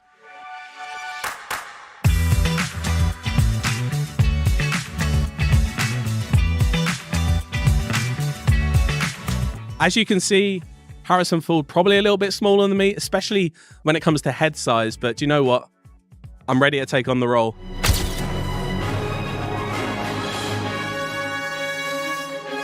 You join me now at the Avowed Theatre, but we're not going into the theatre. Look how regal. Instead, we're going over here to the Avowed photo op. Join me now, if I may. I'm getting the nod, we are allowed. We're going to the Avowed photo op that we scoped out earlier because there are, my friend, swords. And, well, my build is kind of like a dual-wield microphone sword build. Now, I'm looking at them and they do appear to be affixed. So actually, on closer inspection, I'm not going to be waving any of these swords around. So, what the heck, Avowed? Well, here's the photo op. Let's tap to begin. And then agree to the privacy policy. Oh, and it's like we're there. And I'm casting, there you go, dual wield, microphone magic build. See what else we can find around here. I don't know. Oh, there's Jane. God, she is so much better at this than me. Can you tell she's a professional? Because I'm definitely not. Pow. I am controlling this. There you go. Game of the show. Game of the show. Magic. Caster. Microphone build.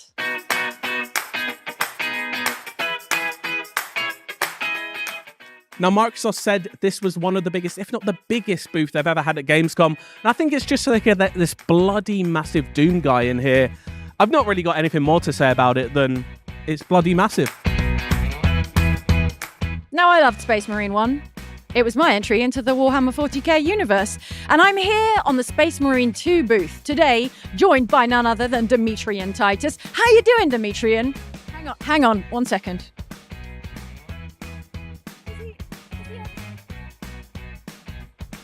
I think he's doing well. I think he's ready to meet his fans here on the Warhammer 40k Space Marine 2 booth.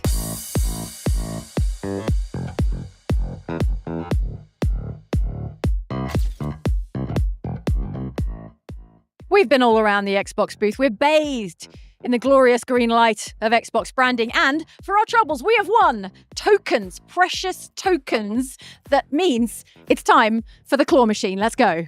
Now, I hear you're very good at claw machines. I mean, I shouldn't have said this, should I? You literally said before we started filming that you're good at claw machines. So let's need see all it. 4 to have one go. With our powers combined, we're going to win a prize. Hopefully. Yeah. Hello. We have got 4. We come with tokens. There we There go. you go. Combined. Do we play tokens. until we win, or do we just get one go? Just one go.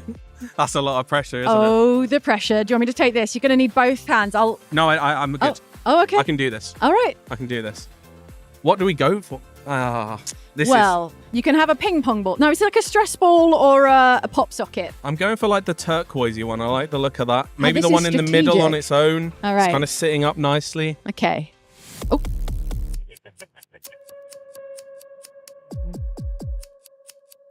I'm not feeling good about that. I'm not feeling good about that at all. Oh, no. Oh, Is that it's it? all come to nothing here on the Xbox stand. Well, do you know what? What do you I get know? much better value on Game Pass.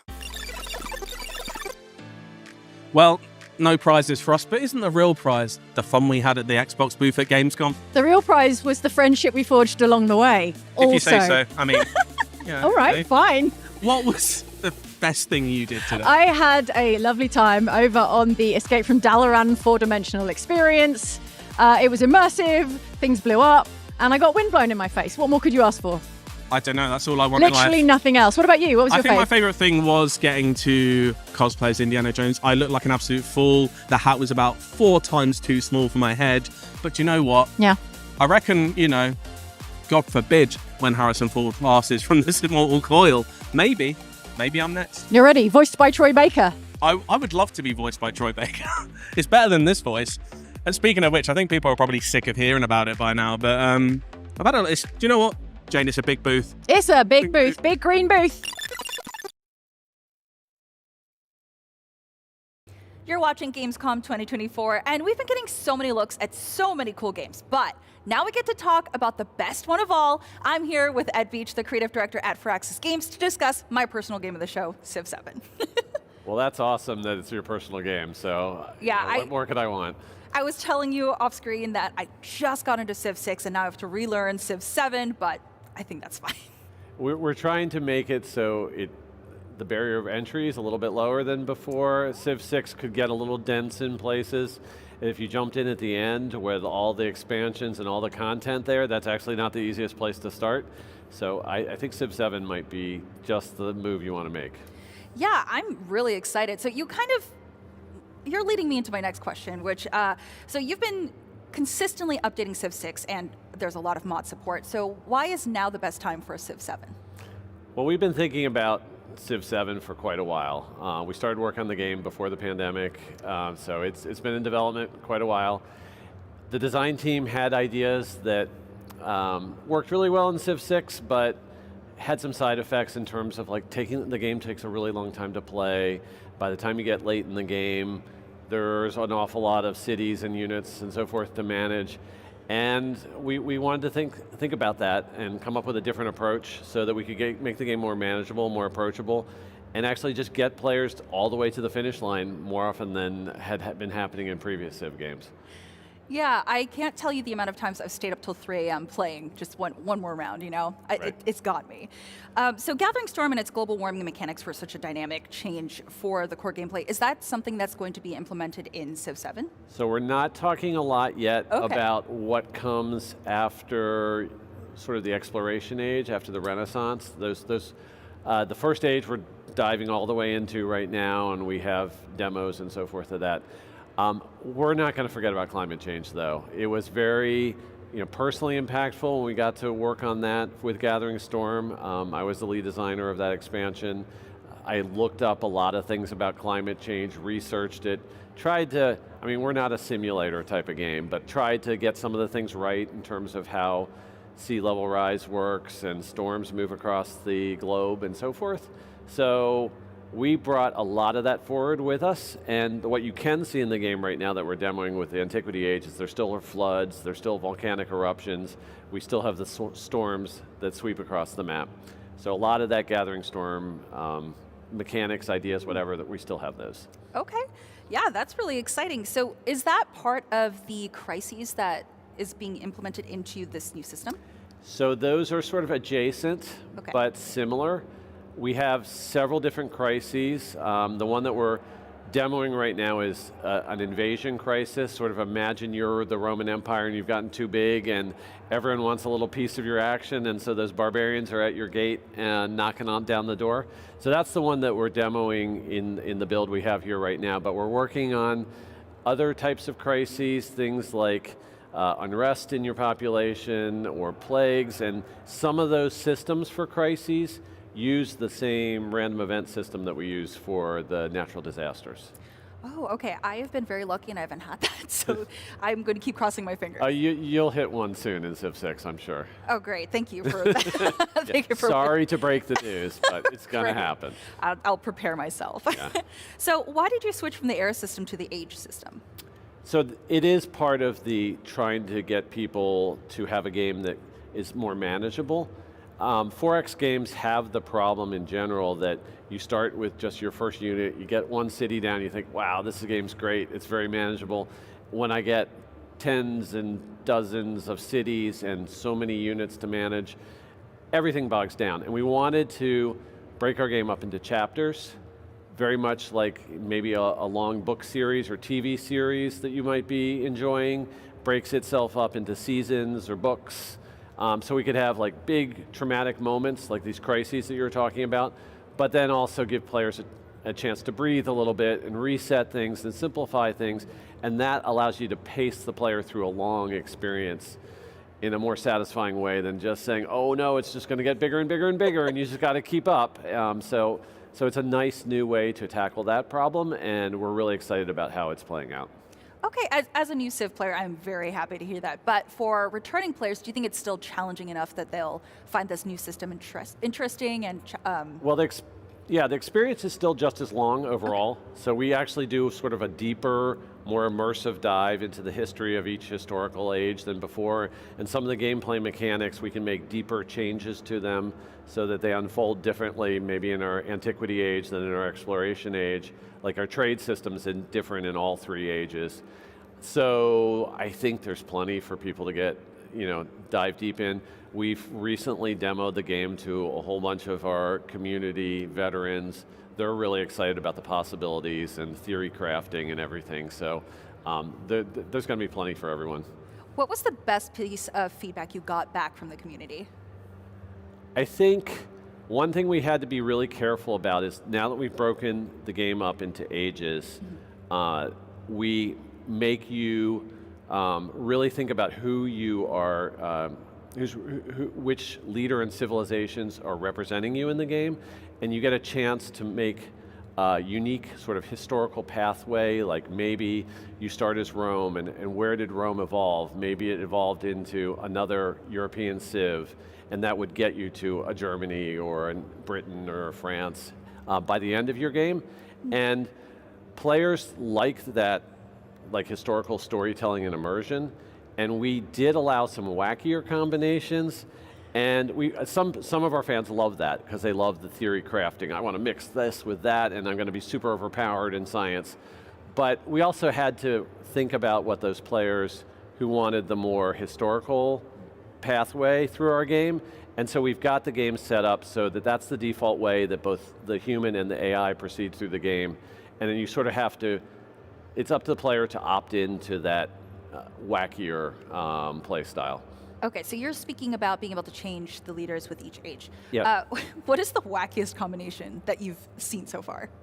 Well, we're not talking about all the leaders and civs that we have now, but you can do things like you can have Augustus Caesar lead India, you can have Hatshepsut of Egypt lead Rome. So some of the things do strike you as a little bit wacky, but there are really good reasons and compelling reasons to try those things out, because that leader and the civ that don't normally go together might have bonuses in the same part of the game, and you just want to explore, wow, what if I get really powerful in culture or in my military strategies? And so those combinations are really compelling.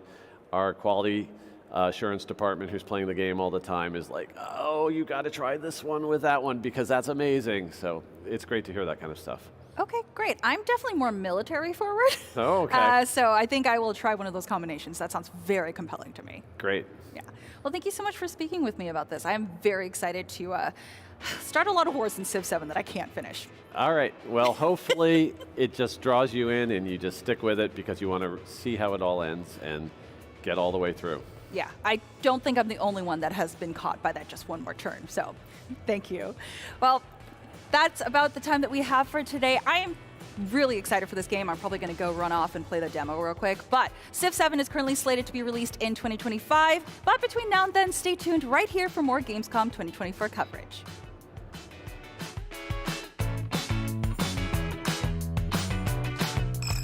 IGN has the most thorough, easy-to-use, and high-tech maps out there. Period.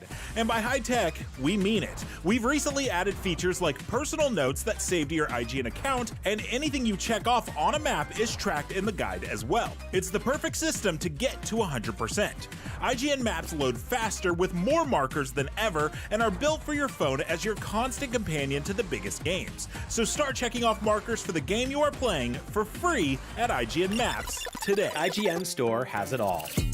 From clothes and collectibles to vinyl records, accessories, model kits, and action figures from the biggest and best franchises like The Legend of Zelda, Star Wars, Fallout, Dungeons & Dragons, and more. Whatever your pop culture passion, you're guaranteed to find something you love. There are new and exciting products hitting the store every week, like the Wasteland-ready Fallout Vault 33 hoodie, which pairs perfectly with the working wearable Pip-Boy.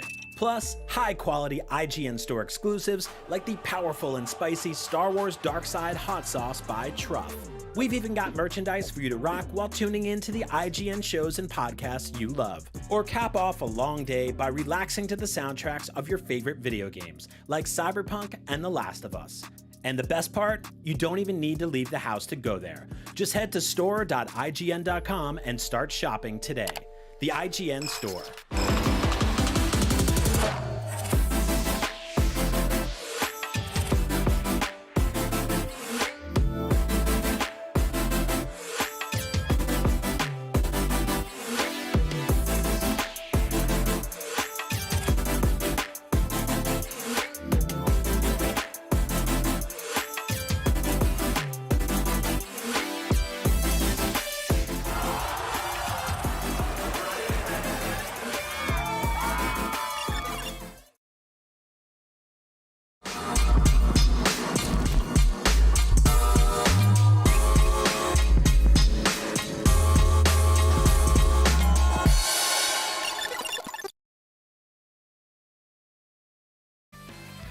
Oh hey, welcome back. This is Gamescom Studio live on IGN. We just got brand new looks at Avowed and Civilization 7. And guess what? There's still so much more to come. Okay, but first, did you know Gamescom itself has been turned into a game? Gamescom Epics is an RPG built right into the Gamescom website that lets you earn cool rewards and discover what the show has to offer.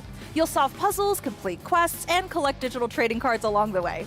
Head over to gamescom.global and look for the Epics tab or scan the QR code on screen to begin the adventure. Gamescom.global is also where you will find out more about the Gamescom Goes Green initiative. This year's show is running on 100% renewable energy, and exhibitors are also doing their part by building more sustainably, reusing portions of their booths, and avoiding single-use material. Coming up next, we're checking out an extremely cool World of Warcraft 4D VR experience. And after that, we're talking to the team behind Fragpunk, a 5v5 shooter where the rules change every match. And be sure to join us tomorrow for another jam-packed day of Gamescom Studio, starting with a closer look at Indiana Jones and the Great Circle.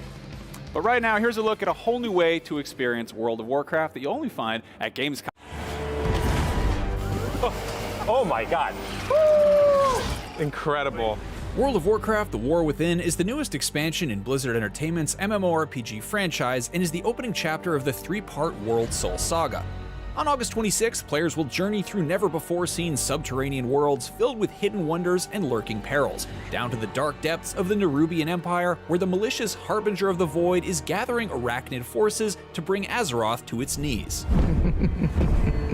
To commemorate the release of World of Warcraft: The War Within and usher in the 20th anniversary of the game, Blizzard assembled several teams to commission something truly special. A 4D VR experience that transports players into Azeroth and kicks off the World Soul Saga with a bang. And what better way to break down Escape from Dalaran than by taking a peek behind the curtain to get an inside look with some of the people who made it all possible. Presented by World of Warcraft: The War Within. It's a really interesting time for World of Warcraft. The 20th anniversary is coming up. We have the World Soul Saga. Chris Metzen's back. This is a big deal for us. Already, it was kind of the question of how do we do something more where someone can experience World of Warcraft, something that they've always dreamed of, but they've never gotten to actually do it in real life. Let's move! Lots of people have seen VR, lots of people have, a lot of this technology has been around for a while, but what hasn't been done is a focus on a single person's experience and being able to control certain key sensory modalities to drive the deepest illusion. We've flown right into the heart of the Nerubian Empire. Normally you're in a virtual environment with a headset, but when the world picks up and moves in concert to what your virtual experience is, this is a completely new dimension. It's assault on all of your senses. We have the chair movement synchronized with the VR image, where you get to fly on a mount, a mythical flying horse invincible from WoW, through City of Dalaran, while it's actually being destroyed. We have a number of layers that all come together to allow us to do this experience. We have a marine fan that allows you to feel the wind. We also have air cannons. Those are basically air amplifiers that shoot puffs of air at you. And then obviously the platform itself, which has 6 axes of motion that allow us to have complete control over the way the person moves. So sick. We used an incredibly high bandwidth 40 gigabit connection directly into the headset, ported right out of a very powerful GPU. Not only we recreated every single model from the game and made it ultra detailed, it all had to run in 4K in 120 FPS. We knew going in, the kind of aha moment is the tower coming down at the top of Dalaran, and then the chairs moving and you're diving down in this free fall going into the underground sewers. That is just awesome. Being able to go to Azj-Kahet, one of the new zones in The War Within, and really look around and see it from a whole new perspective that you're never going to be able to do in the game is really incredible, and I think that's the thing that I'm the most excited about. Hopefully for people that are new to the game or people that are enthusiasts, they really feel like they got a chance to live and experience 3 minutes of what it's like to be in the World of Warcraft. Having the level of collaboration across Apex, Blizzard teams, that level of human collaboration, all focus on the sole intent of bringing the game to life in an immersive way. I've never been a part of anything like that, and I just want to applaud all the team members in this because it takes an army to put together an experience like this. Azeroth itself will be mine. The fact that we managed to connect it all as one experience seamlessly, that just amazes me. I hope that people realize that, things like these, they don't happen overnight. It's a lot of passion from a lot of people. Everyone's super passionate and committed to really delivering some amazing and magical experiences. And I really do hope that the fans get on this thing and they're just, minds are blown, right? That's the dream. We are now literally stopping this interview and heading to Germany. We're ready to go off to Cologne, Germany, and unleash this on Gamescom, so let's go. Be sure to check out this one-of-a-kind, groundbreaking experience, which will be at Gamescom from August 22nd to the 25th. If you can't check out Escape from Dalaran, but still want to be part of the experience, then make sure to check out World of Warcraft: The War Within when it releases on August 26th for PC and Mac.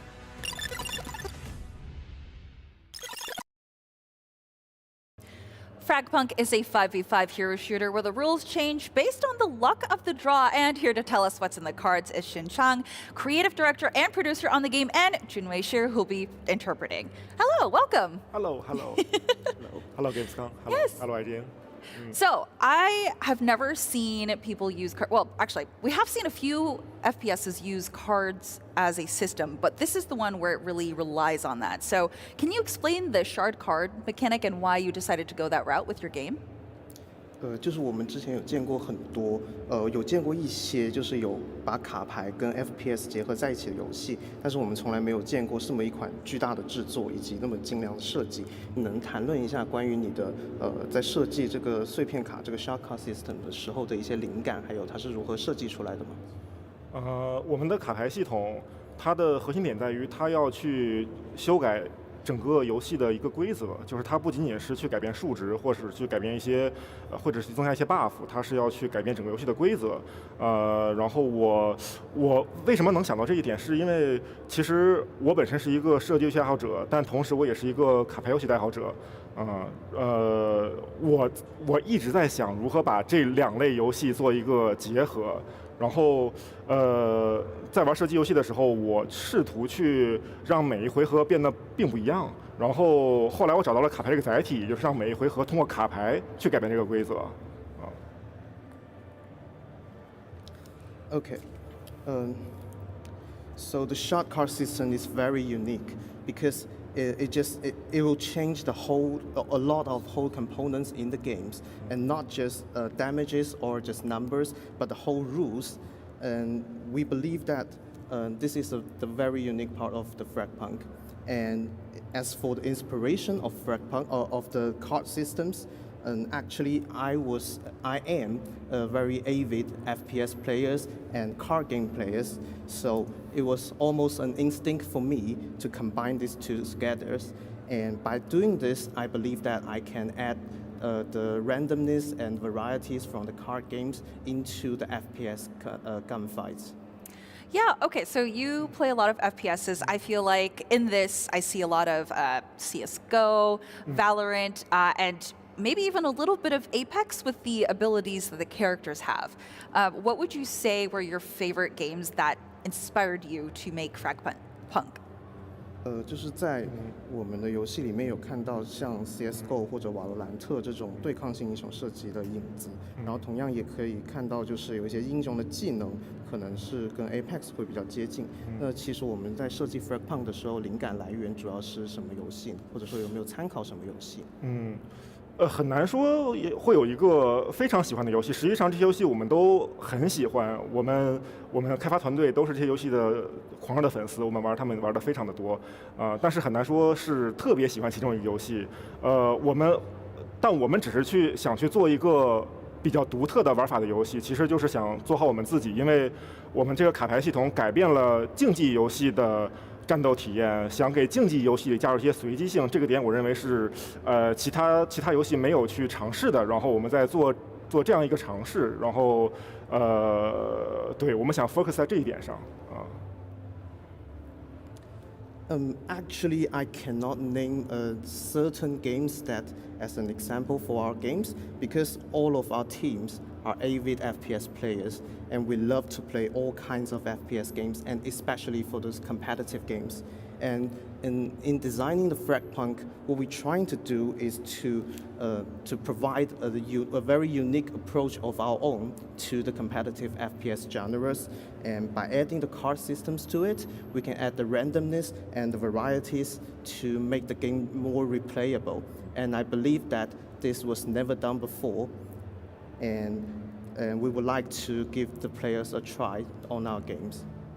Yeah, I definitely don't think it's been done to this degree before. So you speak about competitiveness. We do see that some cards give a very clear advantage. How will this be balanced? 就是确实这个是我们从来没有提到过的，但是同样的有一些卡片可能会带来非常强大的优势。这种平衡性上面的问题，我们是要怎么解决的？这是一个挺好的问题，这是一个非常好的问题。对，确实有些牌是比较强，有些牌比较弱，所以我们给了每张牌一个费用，一个就是你需要去投入一定的点数才能激活这张牌。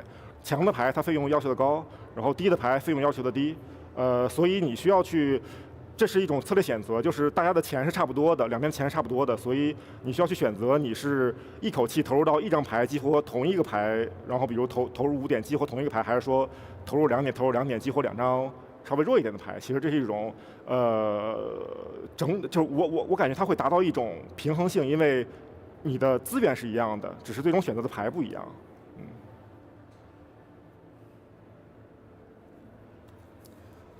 Okay, I'm really glad you asked this question. It was really interesting. And in dealing with this, it is natural that the cards will have its advantages and disadvantages. But what we're doing is to give a cost to each card. So different cards will have different costs according to their powerfulness. So that means the more cost a card will cost the tokens, the more powerful it will be, and the less powerful cards may cost less tokens, and so this is kind of economic decisions for your teams to make. So whether you would like to place all your bets and invest all your tokens in a single game, or you want to save some tokens for the next game. 对，虽然两边的牌是不一样的，但是他们的经济是差不多的，这样保证他们对资源是差不多的，然后他们只需要去想如何管理这个资源。Yeah, and both teams will have similar resources to invest in the cards. So all they have to do is to decide which card to use. Okay, so is it kind of like the Valorant and CS:GO economics, where you select your weapon, but now you select cards? 就是它跟瓦罗兰特或者 CS:GO 里面的那个枪械经济系统是比较接近的嘛，只是我们这次把枪换成了卡牌。It's 不是 like it's not with real money, but it's with let's say you get more kills in a game, you get more tokens to spend. 对，就是它是跟游戏里面的一个经济系统结合在一起的，对吗？对，它确实是跟你游戏里的行为去做一个绑定。比如说你游戏里玩得更好的话，可能你的钱数会多一些。然后游戏里，但如果你可能出现连败的情况，你的钱也会更多一些。然后这个钱会反映到你最终下一轮比赛拥有的总钱数上。And yes, the tokens is strongly connected to the in-game behavior inside one game. So, for example, if you get a consecutive wins, you will get bonus tokens. And instead, if you lose for several rounds, you will also get compensation tokens. Thank you. That's very nice. So I personally really love competitive games like this, especially ones with high movement. And I think you did say somewhere that this was going to be very fast. The rounds are 2.7 seconds. I know a lot of people don't like high time to kill. Can you explain why you decided to go the faster route? 就是我们的游戏的 TTK 实际上是非常快的，然后可以解释一下为什么？就是虽然大家很多人可能不太喜欢那么短的 TTK， 但是有没有能不能讲一下，就是你的设计思路是什么？对，其实我们主要原因吧，如果说一个最重要的原因就是短 TTK 它玩起来很爽。因为我们其实在研发的时候，我们尝试了比较长的 TTK 是比现在会更长，或者长1倍、长2倍以上。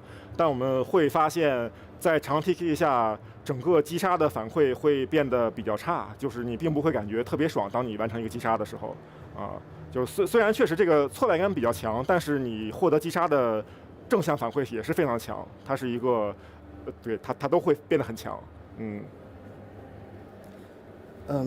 So why we choose such a very short TTK is because we believe that the short TTK will actually give you more excitement, especially during the intense gunfight.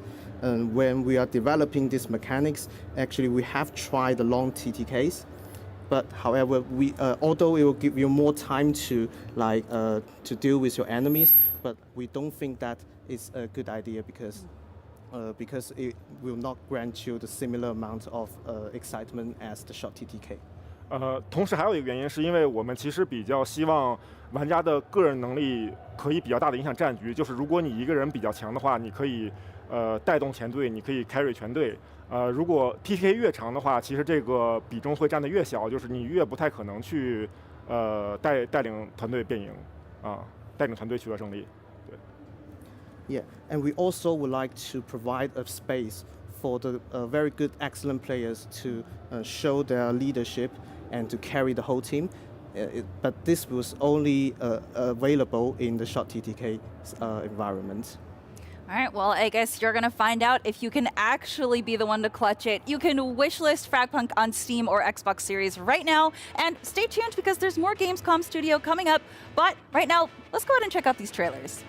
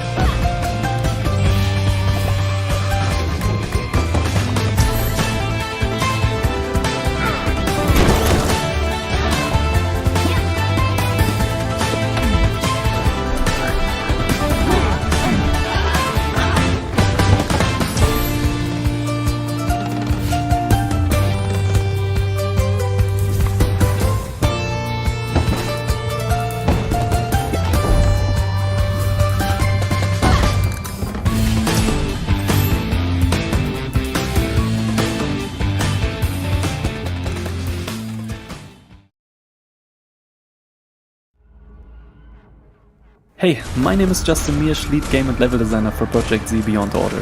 Project Z is a thrilling first-person zombie shooter with robust character progression and weapon customization. Set around World War II, you will take on fast-paced missions as one of 4 survivors, each with their own unique abilities and roles in co-op, so every player can choose the character that best suits their playstyle. In Project Z, you are trying to escape the secret island Breitengrad 77, controlled by Colonel Walter, the villain in our alternative world.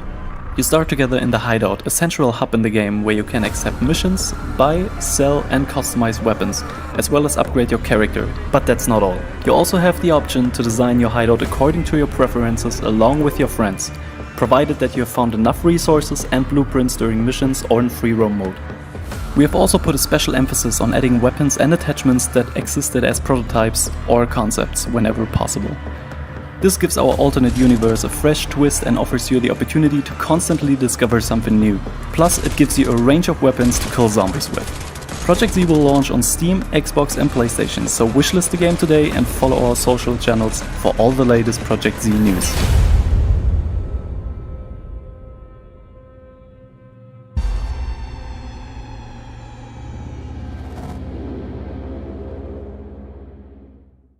This is Wild Bastards, the next roguelike strategy FPS from the team here at Blue Manchu. Each of our 13 outlaws feature unique weapons and abilities that can all be improved through the use of permanent mods we call aces. Aces can be found as you explore planets, so collect them, return to your ship and level up your outlaws. You goddamn son of a... There are 3 types of aces. Charged aces that apply a specific bonus when your outlaw is rested or charged. Core aces that unlock specific traits for your character. The majority of aces you discover let you choose one of 3 special traits to level up your outlaw. So you might be able to leap onto roofs with Roswell. Now, where were we? Let's take a look at Preach. So starting at level 2, we have 1 ace. Faith. This takes our armor to 0 but increases health by 80. This is Preach at level 2. Her Gatling gun's got a slow spin up time and there's a bit of spread on her fire, so you really have to concentrate on enemies to be effective. But let's see what happens when we level her up. First choice I'm going to make is Healer. So Preach is going to recover 100 health and she's also going to give her partner 100 health after a showdown. Next, Brimstone looks great with its burning damage, sharding so that now she gets explosive damage as well on each of her bullets. Powered Gatling to reduce that spin up time we looked at earlier. And lastly, just to focus on the damage, I'm going to go with Shooter Plus to give me 40 extra ammo. Let's take her for a spin. The combination of explosive rounds, burning, faster spin up, more ammo, means that I can easily handle any of these enemies. Now that we've looked at aces, which are how you permanently level up your outlaw, they will also work in combination with mods which you collect and use per sector. In this case, I've given Preach some homing bullets and a jetpack. My soul is armored in righteousness. These boys is just dressing up. Damn if I can't look away. I'm getting my boots on. Well, that just about wraps us up for day 1 of Gamescom here on IGN. If you missed any of our gameplay deep dives, trailers, interviews, all that good stuff, go check out IGN.com and IGN's YouTube page and get up to speed on all the biggest stuff going on here at Gamescom. But before we go, would you like to discover the contents of Gamescom and receive cool rewards at the same time? Yes. Yeah? All right, well then check out Gamescom Epics. Prove your nerd know-how, solve tricky puzzles, gather the digital trading cards, and jump from level to level until the final boss spawns. Solve all the quests and grab all the fantastic rewards, search for Gamescom Epics, or scan the QR code on the screen and the adventure can begin. I can't wait. And if you need something to look forward to, we've got another full day of awesome video game coverage tomorrow, where we'll be sitting down with the folks behind Indiana Jones and the Great Circle, plus checking in on the massive new sequel, Kingdom Come Deliverance. After that, we'll be shooting across the galaxy to check in on Star Wars Outlaws, and then we're heading into the heart of Chornobyl with S.T.A.L.K.E.R 2. All that and so much more right here on Gamescom Studio. But for now, thank you all so much for watching IGN's live coverage of Gamescom 2024. We can't wait to see you back here tomorrow.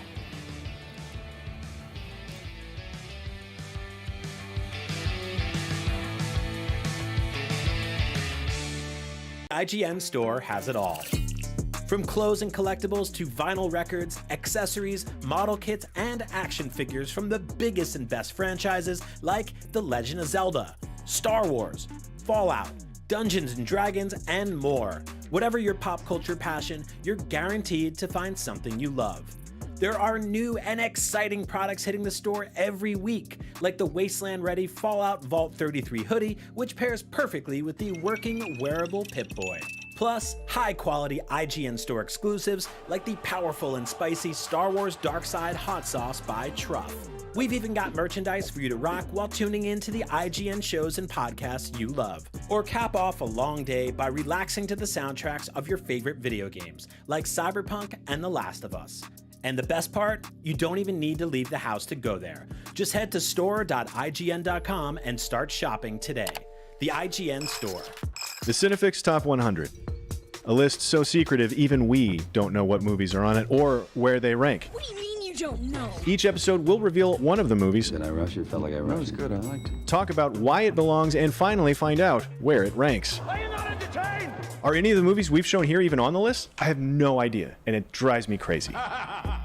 Join us as we find out on Cinefix, IGN, and wherever you get your podcasts. Why so serious?